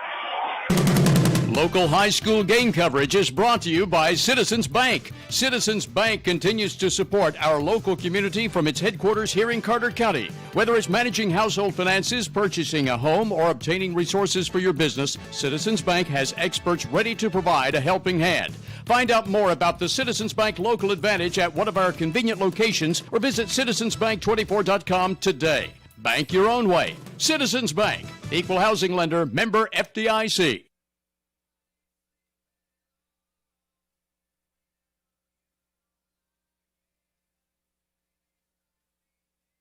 Northeast Community Credit Union is the place for loans. Northeast Community Credit Union, proud Cyclones supporter for nearly 70 years. Better than ever, country. WBEJ. All right, ladies and gentlemen, welcome back here to Citizen Bank Stadium, where you got 49 seconds left to go here in the 3rd quarter.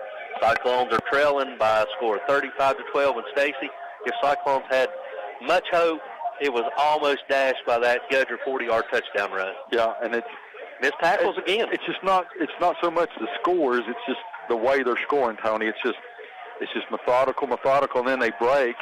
And I'm telling you, once these Green Devils get to the 2nd level, Cyclones just don't have an answer, and that's why these tackling misses by the Cyclones are proven to be just really, really backbreakers for the Cyclone team. Yep. And Coach Whitten you have nightmares as he goes back and watches this film with the tackling, but it'll be addressed later on. It'll be cleaned up as we're waiting for the kickoff. Graham back deep as Stevenson and Robert standing inside their own 10. Waiting on the approach and the kick. It's a high spinning kick that Stevenson's going to get at the 6, 10, 15 coming this way. He's across the 20. Cuts back across 25. Good job, across the 30. Good 35, job, Stevens. 40, 45, and he's still going. He's up near midfield. He's going to be tackled just short of midfield. An excellent return by the junior running back, number 21, Nate Stevens. Good job. Give the Cyclones probably their best starting field position of the night. They're going to mark the ball exactly at the 50. No, I'm sorry. They back it up again. 49-yard line of the Cyclones. 36 seconds to go here in your 3rd period. Your Bojangles score of the game. Green Devils 35, Cyclones 12. see how much fight this young Cyclone team's got is they're going to come out with single receiver left and H-back and twins right. And Stevens is running back to the left side of Rollins. Rollins is going to get it. He'll hand it to Stevens. He's across midfield, and nice tackle by the linebacker, number 4, who gets up hobbled, looks like a cramp. Emmanuel Dickinson there on the tackle. As, again, we got another whistle. Must have some blood this time because they were pointing for the Green Devil middle linebacker, number 1, Anthony Peterson, making him go out because of apparently some type of blood or something. So we got 21 seconds left as the referee's getting ready to blow it in as he does. And Cyclones with the same formation. Single receiver left, twins right, H-back right, Stevens to the right of Rollins. Rollins is going to get it, play fake. He's going to get it, and he's going to throw it just over the outstretched arms of number 18, Dalton Mitchell. Had a little bit of heat on that one. He did. He saw him crashing on it. Mitchell's not able to get his arms on it, so it's going to stop the clock with 7 seconds to go here in the third period. It's going to bring up a 3rd down and 9 for the Cyclones. Don't want to turn the ball back over to him right here, Tony. No, you don't. New running back in is number 7, Zeth Mullins. Zeth is a 5'9", 170-pound sophomore. Same formation for the Cyclones. Back to pass is Rollins. They'll go throw a tunnel screen and through the hands of Jake. Been that kind of night, Stacy. It has. It has tried to create something there. Looks like the Cyclones are going to send out the punt team. Missed opportunity right there, Tony, with the big return on the kickoff by Nate Stevens to the 50-yard line. It appears the Cyclones are going to have to give it up on a punt. Yep. As going back is Gillespie's going back. 4th and 9 right at midfield. Rollins in punt formation. Rollins getting it, waiting, and he gets it off.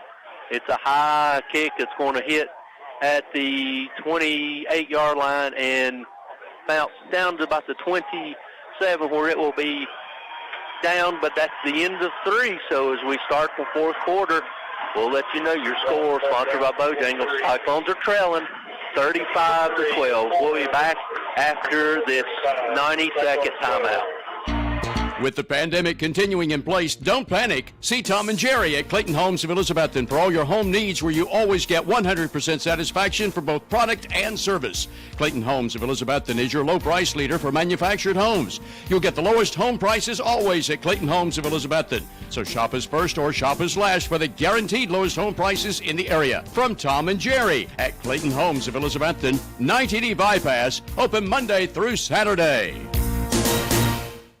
Make Dino's Restaurant, downtown Elizabethton, your regular eating place for football Friday nights. In addition to your favorite hot lasagna, spaghetti, and other Italian foods, plus hot American foods like hamburger steak with onions and gravy, you'll enjoy marinated ribeye steaks at Dino's any day for lunch or dinner. And football Fridays after 4 o'clock at Dino's also offers 10-ounce prime rib with a salad inside. Get in the game. Eat every Friday night at Dino's, downtown Elizabethton. Open 11 a.m. Monday through Saturday. Also accepting carry-out orders. Hermitage Health Center is a 70-bed nursing and rehabilitation 5-star facility in Elizabethton with a reputable therapy team offering physical, occupational, and speech services 7 days a week. Their Rehab to Home program focuses on the goal of returning residents home, re-energized and with more mobility. Schedule your tour today at Hermitage Health Center, 1633 Hillview Drive, Elizabethton, 543-2571. Valley Forge Wholesale is open to the public. Shop for all your essential needs, including masks. Open 10 to 5 at 412 Cherokee Drive behind Tractor Supply. WBEJ. All right, ladies and gentlemen, welcome back here as we're getting ready to start the 4th quarter. Cyclones find themselves on a 23-point deficit to the Green Devils by a score of 35-12. Stacey Greenville's going to have it 1st and 10 at their own 24-yard line. That last Cyclone possession took a grand total of 12 seconds off the clock. 12 seconds and 1 yard. 1 yard. 1 yard. You got to have a better answer than that, as the Cyclones do. But more importantly, right now, it's really important that they get the ball back. They got to get the ball back quick and score quick here. As I said, You're not only chasing points now, you got one quarter to do it. It's not impossible, but it's going to be very difficult for the Cyclones. And it will be impossible if they don't stop them on this drive. Yeah. You know you're going to get a big dose of number 2, Gudger. I would be surprised if you actually see the ball in the air. So as they're going to have balanced formation, Gudger will be to the left of Quillen. Quillen, he's going to keep it. He's going over to the right side. He's crossed the 30, lowers his shoulder up to the 32-yard line as he's tackled right about 8 yards. So pick up of 8, so bring up a second down and 2. I think you're right. They're not going to put the ball in the air. They're going to work that clock down. They're just going to put their wheel on it. They're going to take their time, too. Yep. They're going to let the play clock run down to under 10 seconds each time. Trips to the right, single receiver left. Gudger to the right side of Quillen. Quillen, he's going to hand it to Gudger. Gudger's going to try to bounce outside to the right and tackled by number 16, Eli Williams, just holding on, but that's enough for a Greenville first down. So they're going to have it 1st and 10. They're going to put the ball exactly on the 35-yard line. 11-10 to go here in your ball game. Cyclones trail 35-12 in your Bojangles score of the game as the Green Devils are content to, as Tony said, a big dose of Gudger and run the clock. One thing about Gudger, when he hits the hole, both hands are on the ball security. So it's going to be a balanced formation. Gudger to the left side of Quillen. Quillen's going to get it. He's going to hand it to Gudger, and Gudger right up the middle, and he's across the 40, up near the 44, gain of 9 yards. Stacy, our front 4 is getting tired. They're getting tired, and Gudger's running harder. Yes. He's running harder now. He can taste it, and they're going to give him 9 yards on that. They're going to bring up the 2nd down and 1.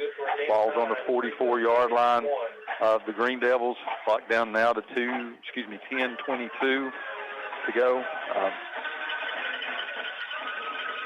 Same formation. This time Gudger's lined up to the right side of Quillen. Quillen waiting to snap. He's going to snap. He's going to give it to Gudger. Gudger right middle, 50. In the Cyclone territory, 40.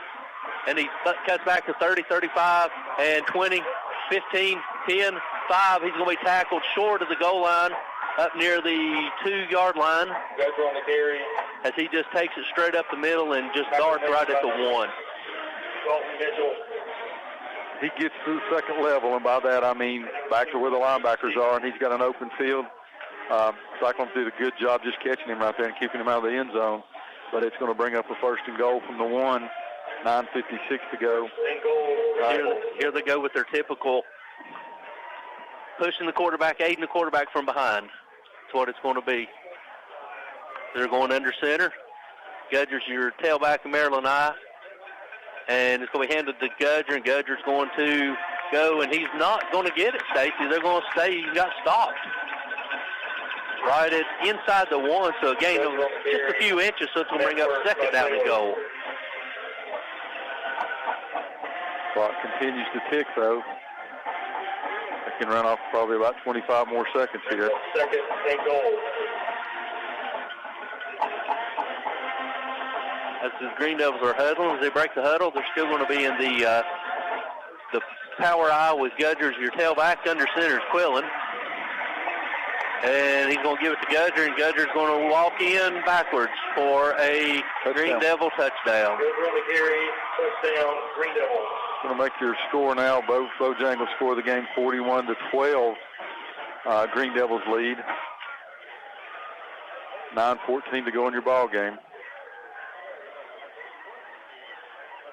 Been a long time since we've seen the Cyclones lose, and been a long time since we've seen them lose to this extent, Tommy. Yes. So kind of tough to do for the fans here. Some of them are leaving now, but Graham comes on to attempt another extra point for the Green Devils. Tough, and it's good. The kick is good. That makes your Bojangles we got a late flag. They'll impose that on the kickoff. Yep. See, probably against, looks like Trenton was either telling the referee something happened or he was barking at the Greenville defender. Bojangles score the game's 42-12, 9:14 to go. We'll send it back to the station for a quick 30-second timeout. When we come back, will have your kickoff for the Cyclones. Back after this 30-second timeout. We all love Carter County for many reasons. It's the breathtaking views from Roan Mountain, the historical spirit of downtown Elizabethton, the summer playground of Watauga Lake, and everything in between. Carter County Bank is proud to call this our home. It's our pride and joy, and we know it's yours too. We would like to take this opportunity to say thank you for your business and support. Since 1939, it's been our mission to put customers first and offer services that help make your life easier. We are Carter County's bank, and this is home. Carter County Bank, a division of Bank of Tennessee, member FDIC. Do more of what you love. Expect more from your education. Achieve more of your goals. At Northeast State, we offer more than 135 programs of study, small class sizes, and we have a 90% job placement rate. Now is the time to do more. We are dedicated to guiding you through every step, from admissions to enrolling in classes to graduation. Visit northeaststate.edu and apply today.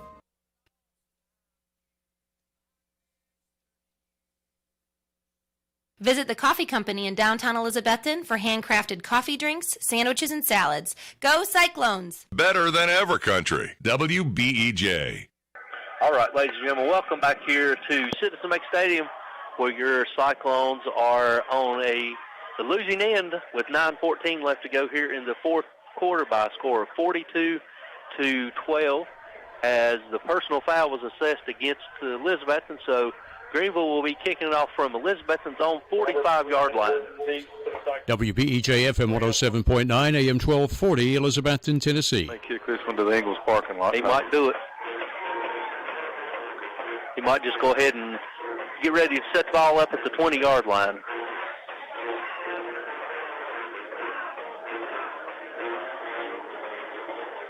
Stacy, while we got a minute waiting on the kickoff, remember next week we'll be back here at Citizen Bank Stadium when Boone comes to town. It's going to be a high spinning pooch kick that's going into the end zone and land right dead center, so the Cyclones will have it first and 10 at their own 20. And it's homecoming next week. It is. Still got a couple of home games. Yeah. Assuming that maybe we'll have three more if Ray County comes in here.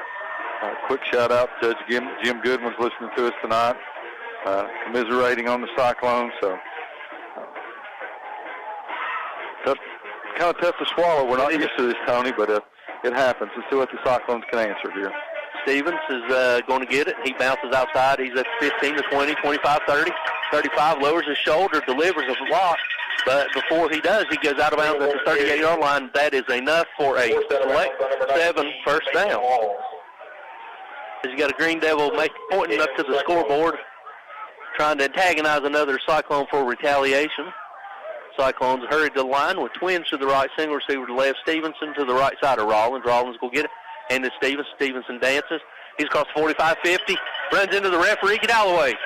And he goes across midfield and tackled into Greenville territory, but not before at another select 7 first down. Turn your back, and that's what happens, whether you're a player or a referee. Yep. Stick that one right square in the back. Yeah, he did. He's feeling that one in the morning. He's squatting down. They're going to have an injury. Injury timeout for the referee. The Cyclones, though. And they'll take an official timeout to check on one of their own.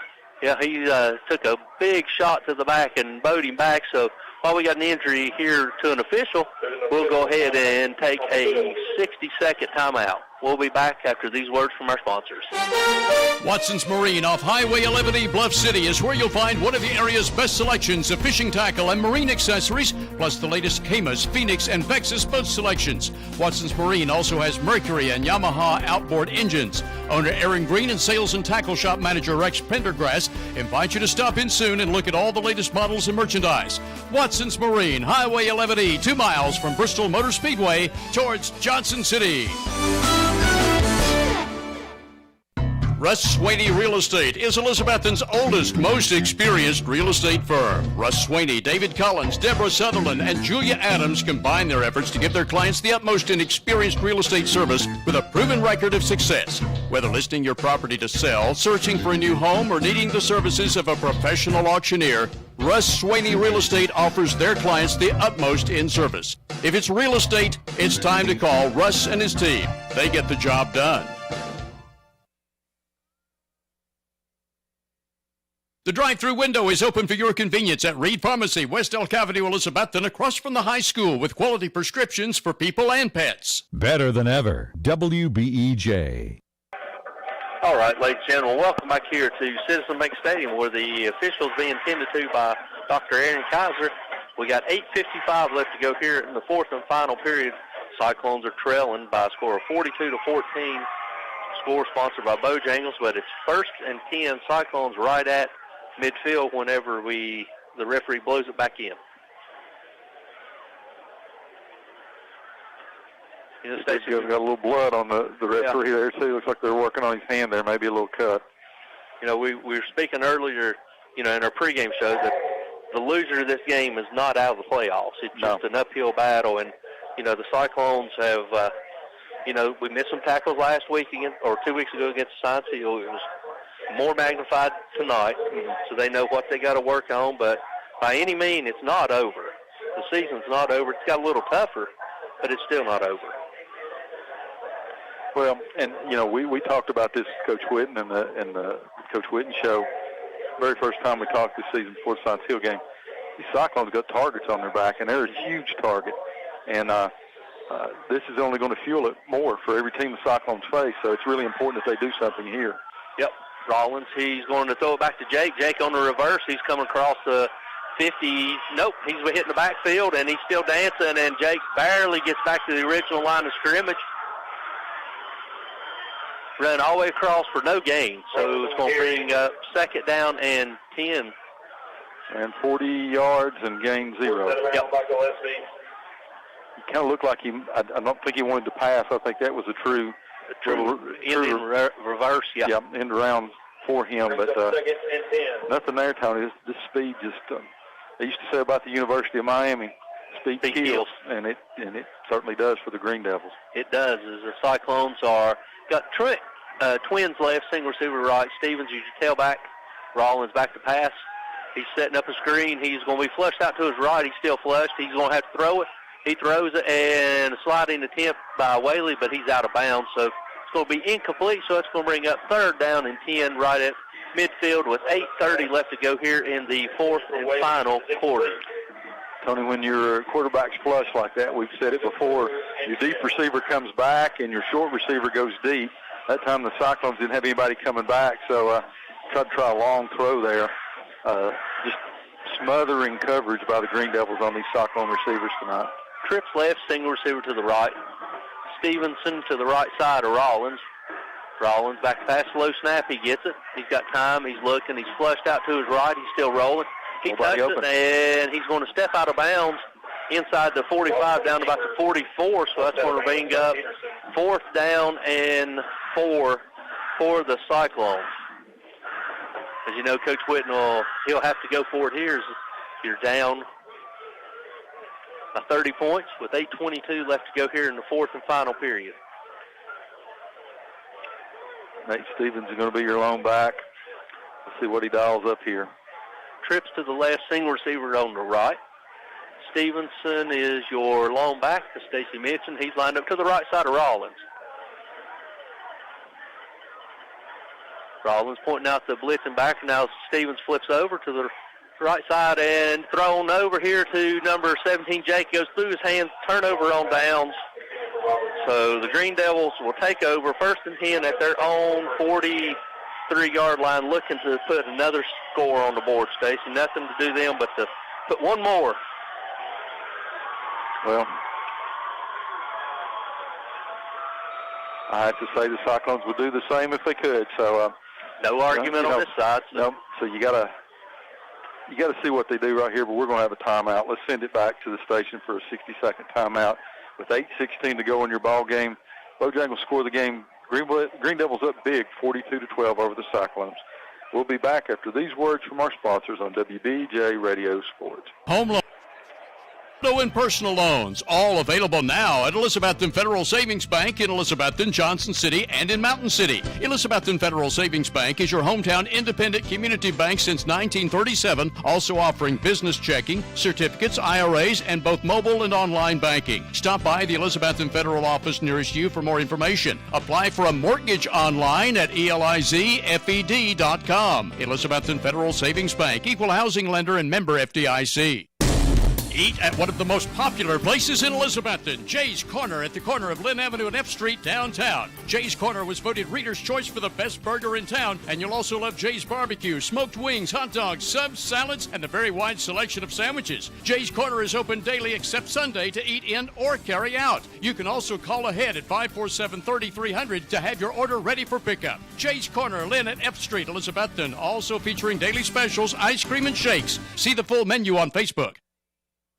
For the best carpets, hardwood floors, vinyl, ceramic tile, laminates, and waterproof flooring, see Winchester Quality Flooring, 110 West Elk Avenue, Elizabethton. Better than ever, WBEJ. All right, ladies and gentlemen, while we was back, quarterback keeper for Quillen, who gains no yards, so this brings up a second down and 10. Quillen, still your tail as your quarterback. Gudger's your tailback. This time it's going to be hand off to Gudger. Gudger's going up the middle, and he's going to be hit and tackled right at the 45-yard line, a gain of 2, so that's going to bring up third down and 8 for the Green Devils. Connor Johnson, Harrison Lane there on the tackle for the Cyclones. Tony said brings up third down and 8, 7:18 to go. Bojangles score the game. Green Devils up 42-12 over the Cyclones. Green Devils break the huddle with twins left and right. Gudger left side of them.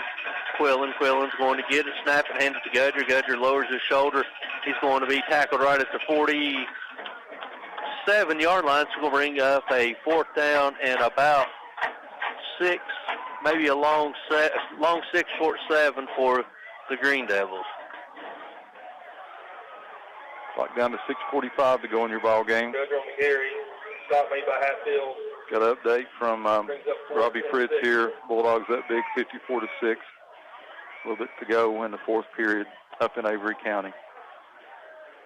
Here Green Devils have it 4th and 6. You think they'll let the clock run down, either take a timeout or take a penalty and then punt? I think Shelby's going to call the timeout. Shelby Miller's the side judge over 42 years, and they do call a timeout. So timeout Greenville with 6:19 left to go here in the fourth and final period. Stacey, let's go ahead and take a quick 30. We'll go back to the station. When we come back, it'll be 4th down and 6 for the Green Devils. We're back in 30 seconds.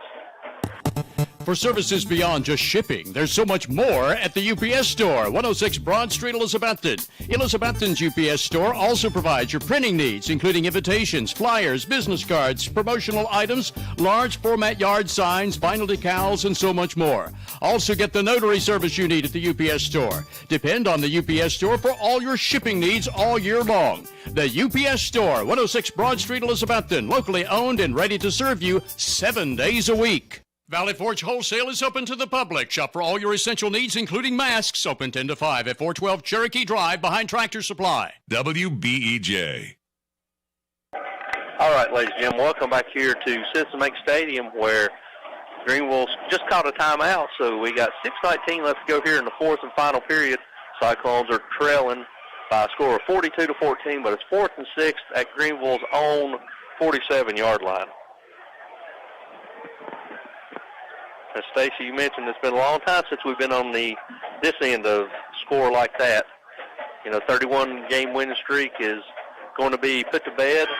More importantly, they're going to fall to 0-1 in conference play.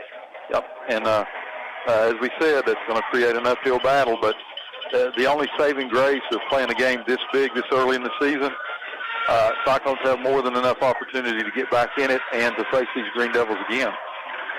And back to punt is Stevenson, and standing back is Roberts inside his own 20. Now he's up to about the 20. Waiting on the snap, he gets it away, and it's going to be kicked, and it's going to be a low, wobbly kick that's going to hit at 25, take a Green Devil roll to 20, down inside the 17, where the Cyclones will have it 1st and 10 at their own 17-yard line with 6:07 left to go here in the 4th and final period. The Cyclones will take over 1st and 10. Cyclones will have it 1st and 10 from their own 17, trailing 42-12 in your Bojangles score of the game. Bojangles, where you can get the new Bojangles sandwich marinated in traditional seasoning, hand-breaded, mayonnaise, 2 pickles on a bakery bun. Run by there and get your Bojangles biscuit in the morning, Tony. Sound pretty good. Be ready for Sunday night, too. Coach Whitten's going to have a long film session. Get ready for the Boone Trailblazers to come in here next week as the Cyclones look to rebound. Cyclones with single receiver to the left, and it's going to be a toss out to Zeth Mullins, the tailback. Zeth across 25, 20, or 30. Up near the 30-yard line, and it's going to be enough for a select 7 first down. Stop made by Gillespie. Zeth is a rising sophomore. You remember his 2 brothers. Oh, yeah. Were linemen. Oh, yes, absolutely. So Zeth is not a lineman by any means, but he's a tailback, so they're going to have twins to the left, single receiver to the right.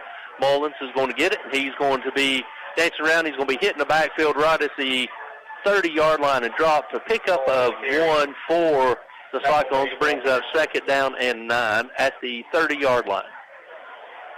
Clock down now to 5:25 to go in your ball game. 2nd down and 9 for the Cyclones. Ball exactly on the 30-yard line. This time Cyclones are going to have single receiver to the right, tight end right. Twins to the left. Mullins is your tailback to the left side of Rollins. Rollins looking over, getting the play. Calling it out. Snap, hand it to Mullins. Mullins is going over the right side. He's down inside the 35, where they'll tackle him short of the 35. They'll say got to the 35, so that's going to bring up 3rd down and 4 for the Cyclones at the 35-yard line. 15 hanging short. Clock's down now to 4:40 to go in your ball game.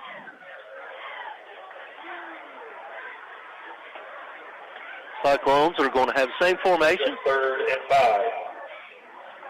This time Mullins is going to get it. He's going to try right side again. He lowers his shoulder, goes through the hole, and he's across 40, 45, 50, and he's going to be shoved out of bounds right near where Shelby marks him, right at the 50-yard line.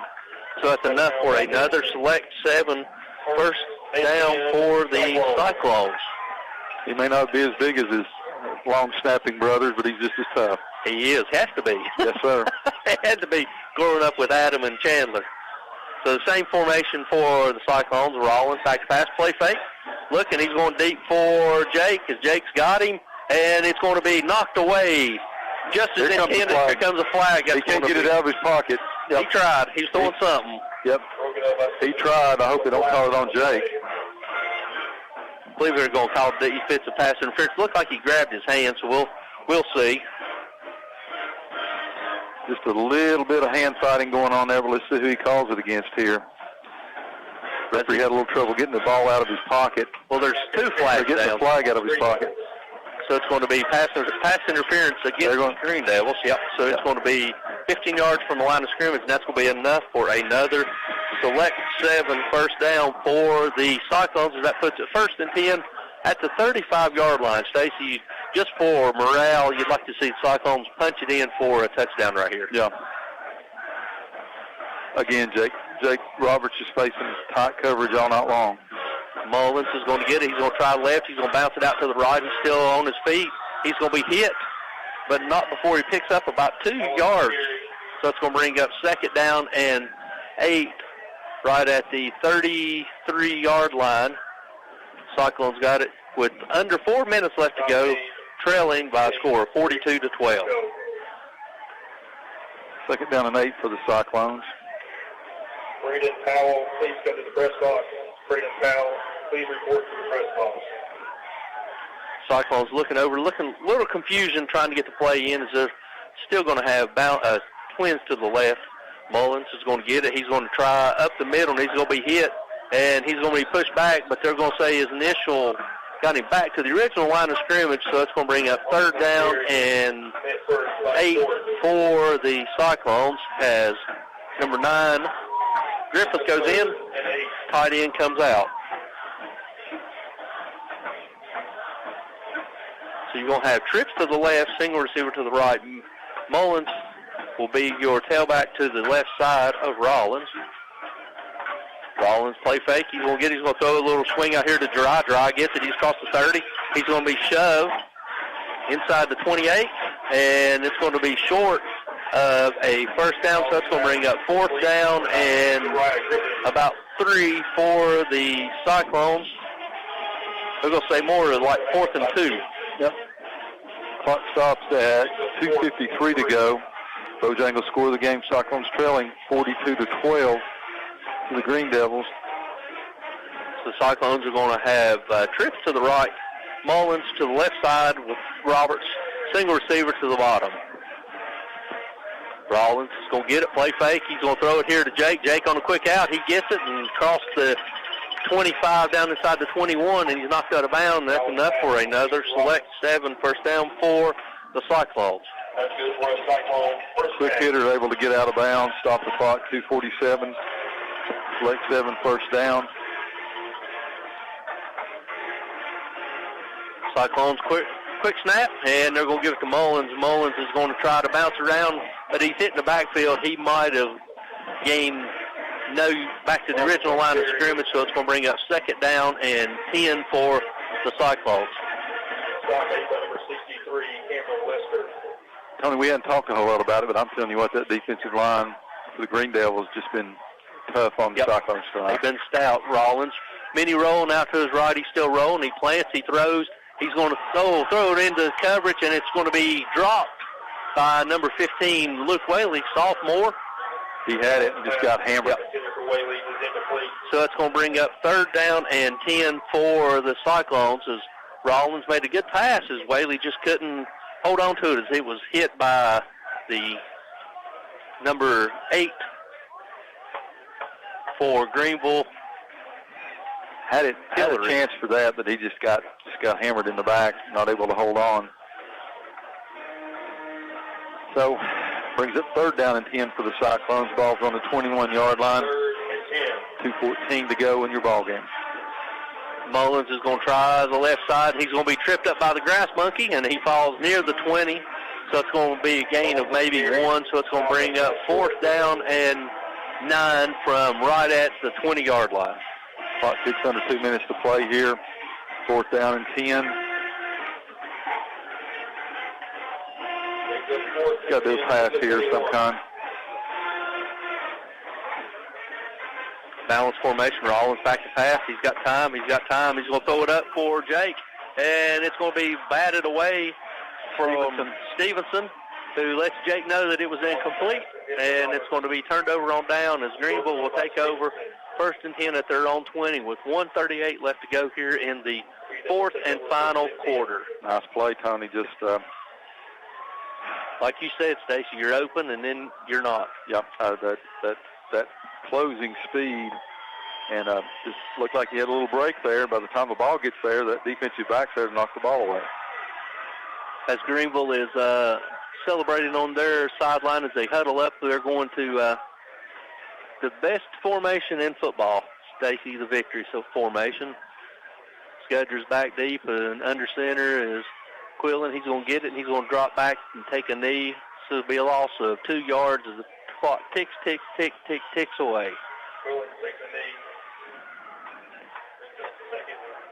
Stacey, as we're getting ready to put a wrap on this, you know, the 31-game winning streak was nice and all, but like, you know, we knew it had to come to an end. We didn't want to see it come to an end 2 weeks ago, Johnson City. Right. We didn't want to see it coming in tonight, so the Cyclone team's going to have to go back and make some corrections, and they're going to have to dig deep and look inside themselves and come back and fight up here a battle. You know, and it'd be easy for them as the Green Devils take another knee. 54 seconds, they're going to have to do it one more time, and that'll be the end of the ball game. You learn sometimes more from losses than you do from wins. Cyclones haven't had to learn anything from a loss. Now, 31 times they were able to come out victorious. What that does is you see Coach Whitten saying, everybody get over here where you belong. He's not going to let anybody feel sorry for themselves, anybody straggle. This team's so young, it's going to be really important that Coach Whitten kind of breathed a sigh of relief as the Green Devils snap it, take a knee. That's going to do it, ladies and gentlemen, as the clock slowly ticks down here. Now under 15 seconds to go. You'll see what they dial up because, it's a long season to go. This is only game number 2. Green Devils end. I think Greenville won the Super Bowl. Look at them. They're coming over here, Colton, Elizabethton players. I think they just won the Super Bowl. Well, every team on the Cyclone schedule from here on out are going to watch this tape. They're going on the field just like Greenville does now. So it's going to be really time for the Cyclones to man up. As that's it, the clock ticks down to 0. Your final score of the game, presented by Bojangles. Green Devils 42, Cyclones 12. As the 31-game win streak comes to an end, as the Cyclones go 1-1 on the season. We're going to send it back to the station for this 3-minute timeout. When we come back, Tony and I will have some comments, and then start a preview of next week's game as the Daniel Boone Trailblazers 5A school comes in here to Cyclone football at Citizens Bank Stadium as the Cyclones look to begin a new win streak. We'll be back after this 3-minute timeout.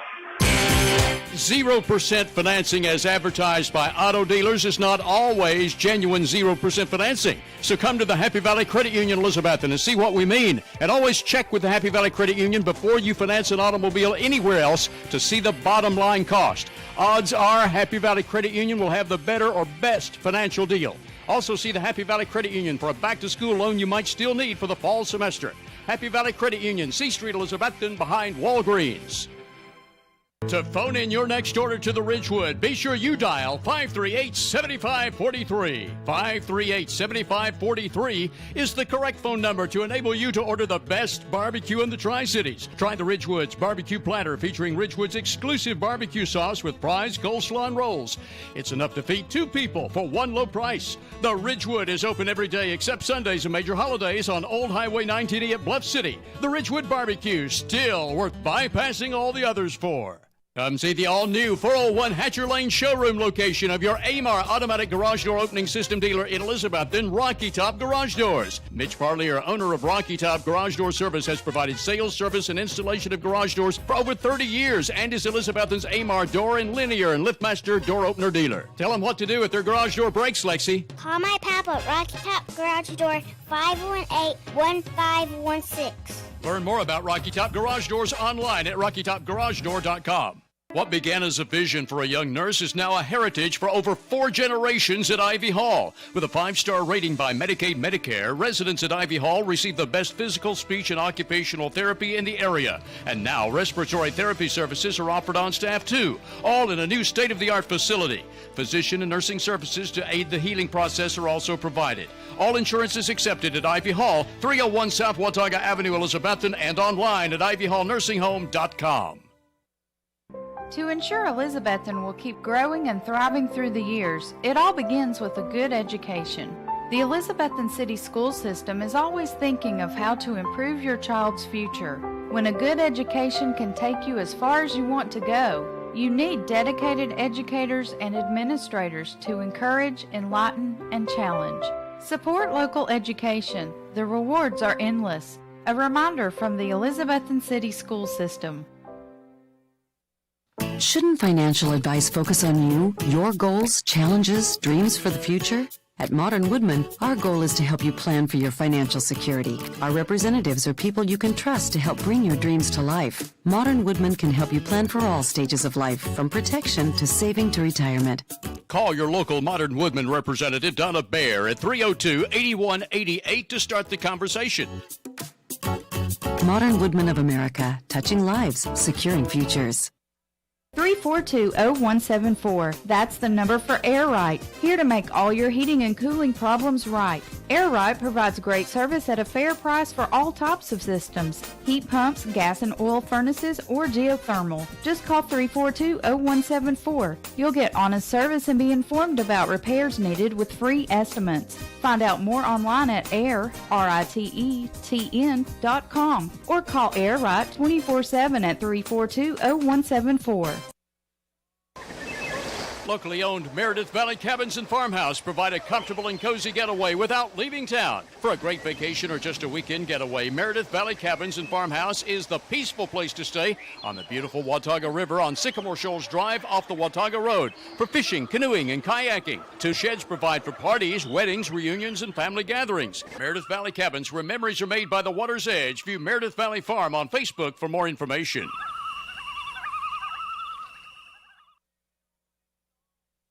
Simply Elegant Catering and Bakery, 528 Elk Avenue, downtown Elizabethton, is currently accommodating all your catering needs, including baked items by special order. Better than ever, WBEJ. All right, ladies and gentlemen, welcome back here to Citizens Bank Stadium, where your Cyclones were on the losing end to number 2 ranked team in the state, the Greenville Green Devils, by a score of 42-12. Stacy, we knew, as we said earlier, we knew it had to end. It ended not the way we wanted it to end. But this one's in the books. It's going to hurt for a while, and it should hurt for a while. Now we're going to see how good this Cyclone team is and how they bounce back this week and next week and when Boone comes to town. Well, Coach Whitten's going to let it hurt for the night, and then tomorrow they got to get ready for Boone. You know, Boone's had to miss a game or two because of COVID. You got a tough team, big team, running team, physical team coming in. And it's not going to get any easier. It's going to tell a lot about the Cyclones on how they respond next week when Boone comes in here. And, it's so important. We keep talking about it, and it seems like COVID's mentioned all the time. You got to worry about what games you're going to lose to COVID. It's important that you get ready for every single one of them. You know, and the Cyclones are going to have to do something. These freshmen and sophomores are going to have to do something they've never done. They're going to have to play a game the next week after a loss. Right. And, the juniors. And the juniors, too. So, you got these seniors here that remember their freshman year going down and losing that stinker at Anderson County. And, they've still got them on the schedule. So, yeah, Cyclones have still got a path to make it to the playoffs, possibly face these Green Devils again. But, they got to correct a lot of things they had here.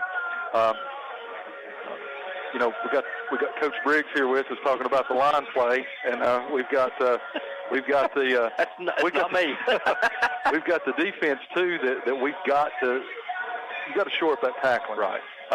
You can't have that tackling against anybody, no. But you certainly can't have it against a team as talented as Greenville. And Tony, we talked about it a little bit, but I don't know if I've seen a defensive backfield that is as fast or as tough as what the Green Devils have. So Cyclones just didn't have an answer to that. You counter that with Cade Russell going down with an injury, was unable to come in. Nate Stevens filled in very, very good for him, and Seth Mullins there on that last drive, but it's a little too late at that point in time. And the inability for Bryson Rollins to be able to pass some tonight really hampered the Cyclones and made them one-dimensional. He had some big runs, but it's just not enough. And the Devils did a good job of just pound, and then they were able to break it. And once they got to that second level or further, Cyclones just didn't have an answer for that. No, with that speed, as we've alluded all along, nobody in this area has got an answer for that type of speed once they get open. But we missed a lot of assignments. You probably go back and Coach Whitten, this will haunt him for a while. He'll go back and kick himself and beat himself up because he'll say, what if? But, that's a sign of a good coach. But a sign of a good team is how they respond when they come back off of a loss, which, like you said, this junior class has never had to do it. Right. The senior class has only done it this is their third time. And it's been a running joke with us. Coach Whitten wore the same outfit for 32 games now. He can get him some pants to fit now, can he? It's a little bit longer because you change it up a little bit. We're all superstitious up here, and we never wanted to see it end. We got to 31 last week to put a second all-time in the region to Dobbins-Bennett's 37 there. It's time they start another one. Yeah. We talked about the playoffs, how close they're going to be. These two teams will face a lot of tough teams to get to the playoffs. And then once you get to the playoffs, it's going to be the hardest it's been for 4A schools in about 6 years when you get there. So, we're going to see what the Cyclones are made of. We're going to see that starting Sunday night when the coaches break down this film. Monday morning at practice, we'll talk to Coach Whitten, to Coach Sean Whitten's show this week, and see what he is. I mean, he's been in this situation before, tough losses, and what he built was a two-time state champion out of that. So a little bit different formula than he's had to use in a couple of years, but you've seen all those years where Alabama would lose to Texas A&M in about week 3, and they still ended up national champions. But you see somebody like Florida State or Florida or Oregon or one of those teams who was up there at number 2, and they lose in like week 10 or 11, and they're out. So if you got to lose one, you want to do it early, and that's the only saving grace I see by playing Greenville the second game this year. So there's still a path for the Cyclones, but they're going to have to step up, and they're going to have to answer a lot of questions after this ball game tonight. So we'll go ahead and go back to the station for this 2-minute timeout. When we come back, we'll finish putting a wrap on this and preview next week. We'll be back after this 2-minute timeout. Whether you need mowing or other lawn care service now or leaf removal this fall, call Steve's Lawn Care of Elizabethton, specializing in these services and more. Steve Burrow, owner of Steve's Lawn Care, provides free estimates for all jobs, is licensed and insured, and provides service throughout the entire Tri-City area for residential and commercial needs. So for the end-of-season lawn care you need, including mowing and leaf removal, call Steve's Lawn Care at your service Monday through Saturday at 895-0419. And go Cyclones!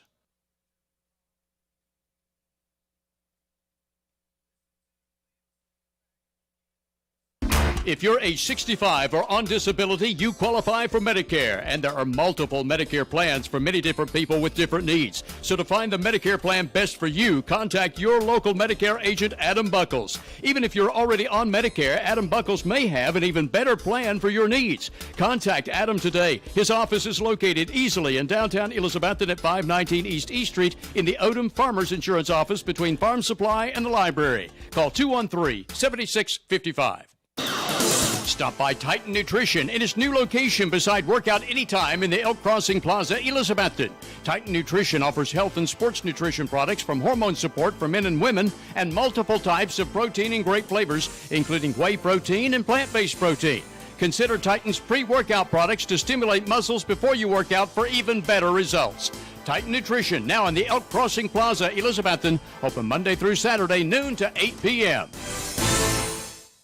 Your exclusive and authorized Case Knives dealer is Hampton Pharmacy, Highway 321, Hampton. Hampton Pharmacy's Case Knife selection features large knives, gift and collectible knives, folding knives, hunting knives with cases, pocket knives, and even Case Knife gift sets. Also buy Case gift lighters and look over all 5 Case Knife displays and the Case shirt and cap case, too. You'll find over 400 unique Case products at Hampton Pharmacy, Highway 321, Hampton, across from the elementary school. Your authorized Case Knife dealer. If you're looking for commercial insurance on most any business, be sure you check with Elizabethton Insurance Agency near downtown Elizabethton for the best rates before you buy elsewhere. Elizabethton Insurance has commercial insurance for used car lots, contractors, condos, apartments, churches, and even more. Elizabethton Insurance has a full line of commercial products. Elizabethton Insurance Agency, 328 East Elk Avenue, Elizabethton, specializing in all types of homeowners, auto, commercial, and personal lines of insurance. For the best carpets, hardwood floors, vinyl, ceramic tile, laminates, and waterproof flooring, see Winchester Quality Flooring, 110 West Elk Avenue, Elizabethton. Better than ever, WBEJ. Welcome back to Citizens Bank Stadium, ladies and gentlemen, where the Cyclones fall tonight 42-12 to the Greenville Green Devils. We're privileged to have Coach Sean Whitten with us.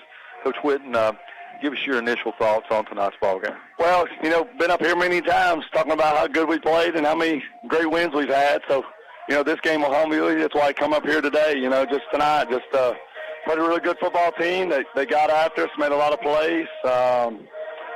Just going to be new. It's going to be a tough matchup. Tonight just wasn't our night, We were in right position a lot of times, just didn't make the plays. Our guys played extremely hard. We just didn't do a great job of doing enough on offense to help our defense. And, anytime you give those guys, continue to give them the ball, and they got some speed and some athleticism. And, they made us better. Now we've made them better. And so, we got a lot of season left to play, and we got to pick ourselves up and get ourselves moving the next week. A couple of things I'll talk to you about. First of all, we talked about in your show about the speed of the Green Devils. And we talked in terms of offense, but what I saw tonight was that speed on defense. You had some receivers that were open, and by the time the ball got there, they'd closed the gap, and they were there. Yeah, we tried some new wrinkles a little bit. Anytime you play a team as many as we've had, you got to come in with some different wrinkles a little bit. We just didn't do a great job establishing the run early.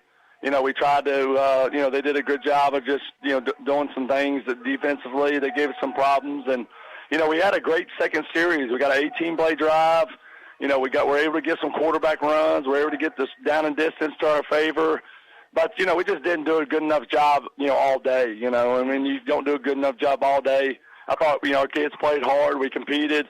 Our kids fought our defensive line. Our linebackers did a great job. We were hanging on with one hand, trying to rally to the ball. But they're just probably, a lot faster football team than we are right now, And so, right now where we at to Stacey, it really comes to, now comes my toughest job. We've not lost in a long time. And, where do we go from here, So, the coaching staff's got to really do a great job. I feel bad for the players because I know what it means to them.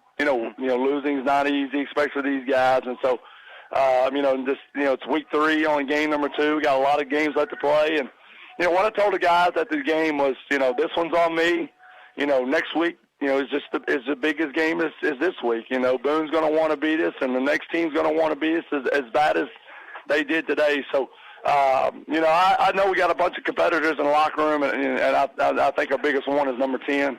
He's done a great job of leading this football team program, and so it hurts. Tonight hurts, and this game will humble you a little bit. And so sometimes you're not as bad as you think you are, and sometimes you're not as good as you think you are, and we got to go back to work and pick ourselves up. I told Tony a minute ago, we've been around this program a long time, and we've suffered those hard losses at Anderson County and to this Green Devil team in the past. You were able to rally them into 2-time state champions. So it starts next week with Boone, as you said. Well, eventually, tonight was just their night, and we just, it seemed like we were struggling from the get-go. We just didn't make enough plays. We just got to get better. It's what we got to pick ourselves up. We got to get better, but give Greenville credit. They were well coached tonight. Great game plan. They got great talent. Great program. Works really hard. And sometimes, what you see on film, you can't really judge the speed quite a bit. And so we just got to do a better job of coaching our guys and getting them in position and get them ready. And so, maybe, the week layoff hurt us a little bit tonight. I mean, it just looked like we were kind of just still struggling a little bit, but our guys played hard. I thought, guys like Cade, Jake, but Trenton, Brad, they were all laying it on the line tonight. So, we'll get better from today, and, it stings and it hurts, and hopefully this will motivate us, moving forward. We talked a little bit about this before you came up here. How many times has Alabama lost an early game in the season to Texas A&M but still win the national championship? If you got to lose one, you want to do it in the early and not at the end, don't you? Well, I think, what takes place right now is, the guys got to really focus on, we got to really stick together. We just got to grow up quite a bit. We need some more contribution from our younger guys. And so, we just got to find a way to get that in there, but next Friday can't come quick enough. When you lose, you want to get back on the field as quick as you can. But, I know what kind of kids we got in the locker room.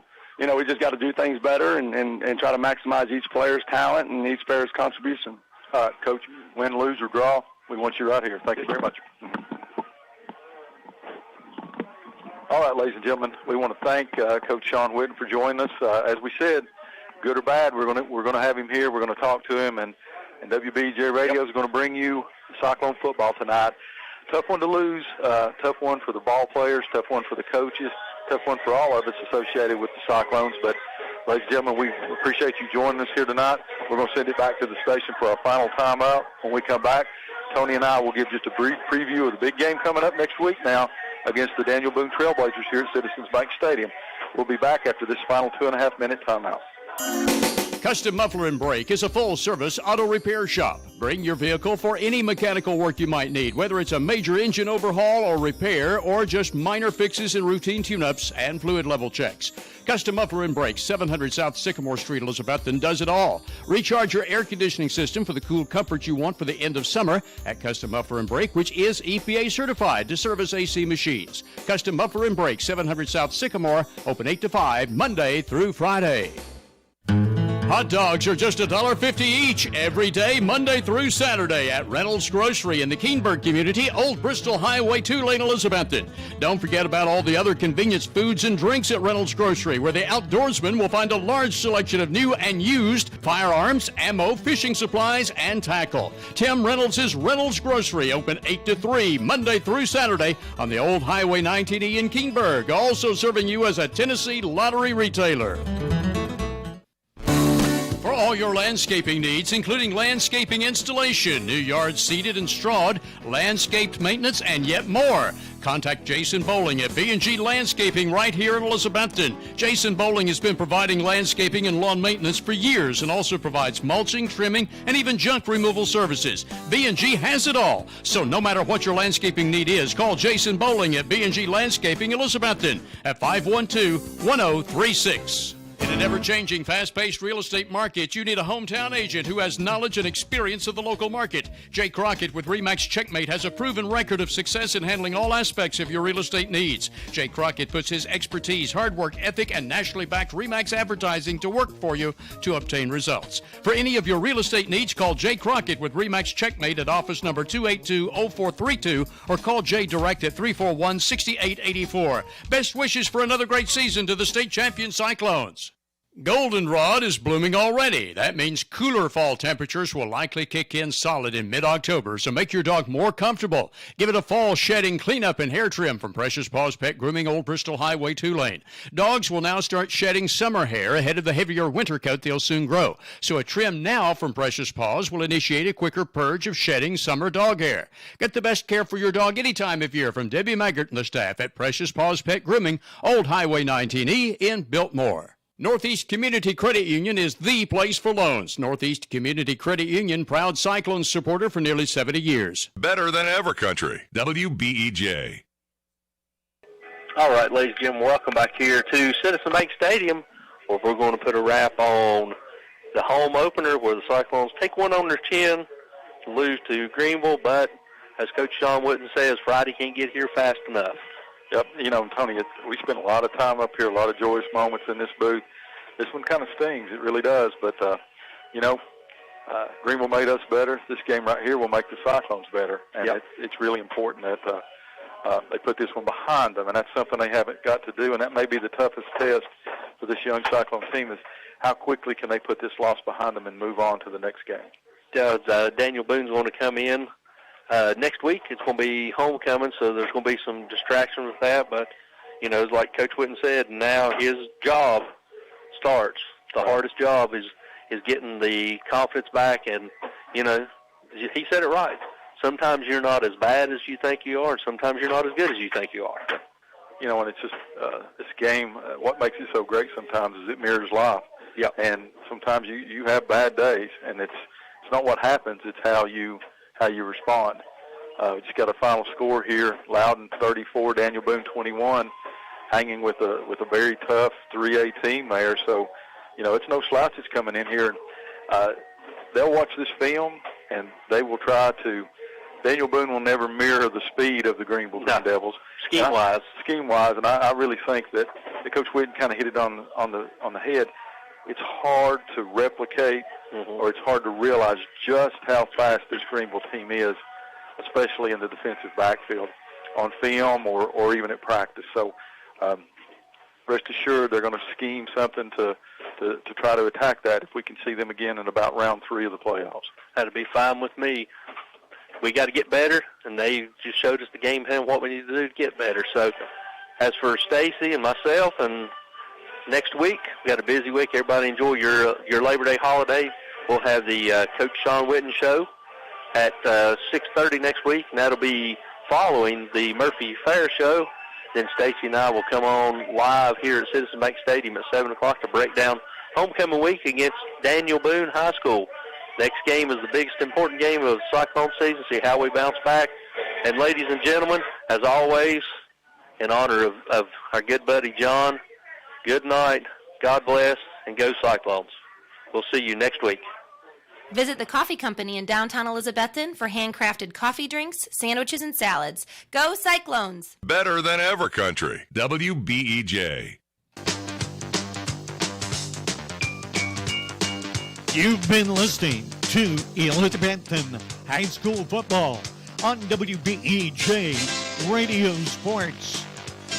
Brought to you tonight by Citizens Bank, Northeast State Community College, Hermitage Health Center, Dino's Restaurant, Carter Finance, Southern Finance, Clayton Homes, The Jewelers Bench, Signature Healthcare, Taco John's, Happy Valley Credit Union, Advanced Heat Pump Systems, Ivy Hall Nursing Home, Rocky Top Garage Doors, Ridgewood Barbecue, Elizabethton Federal Savings Bank,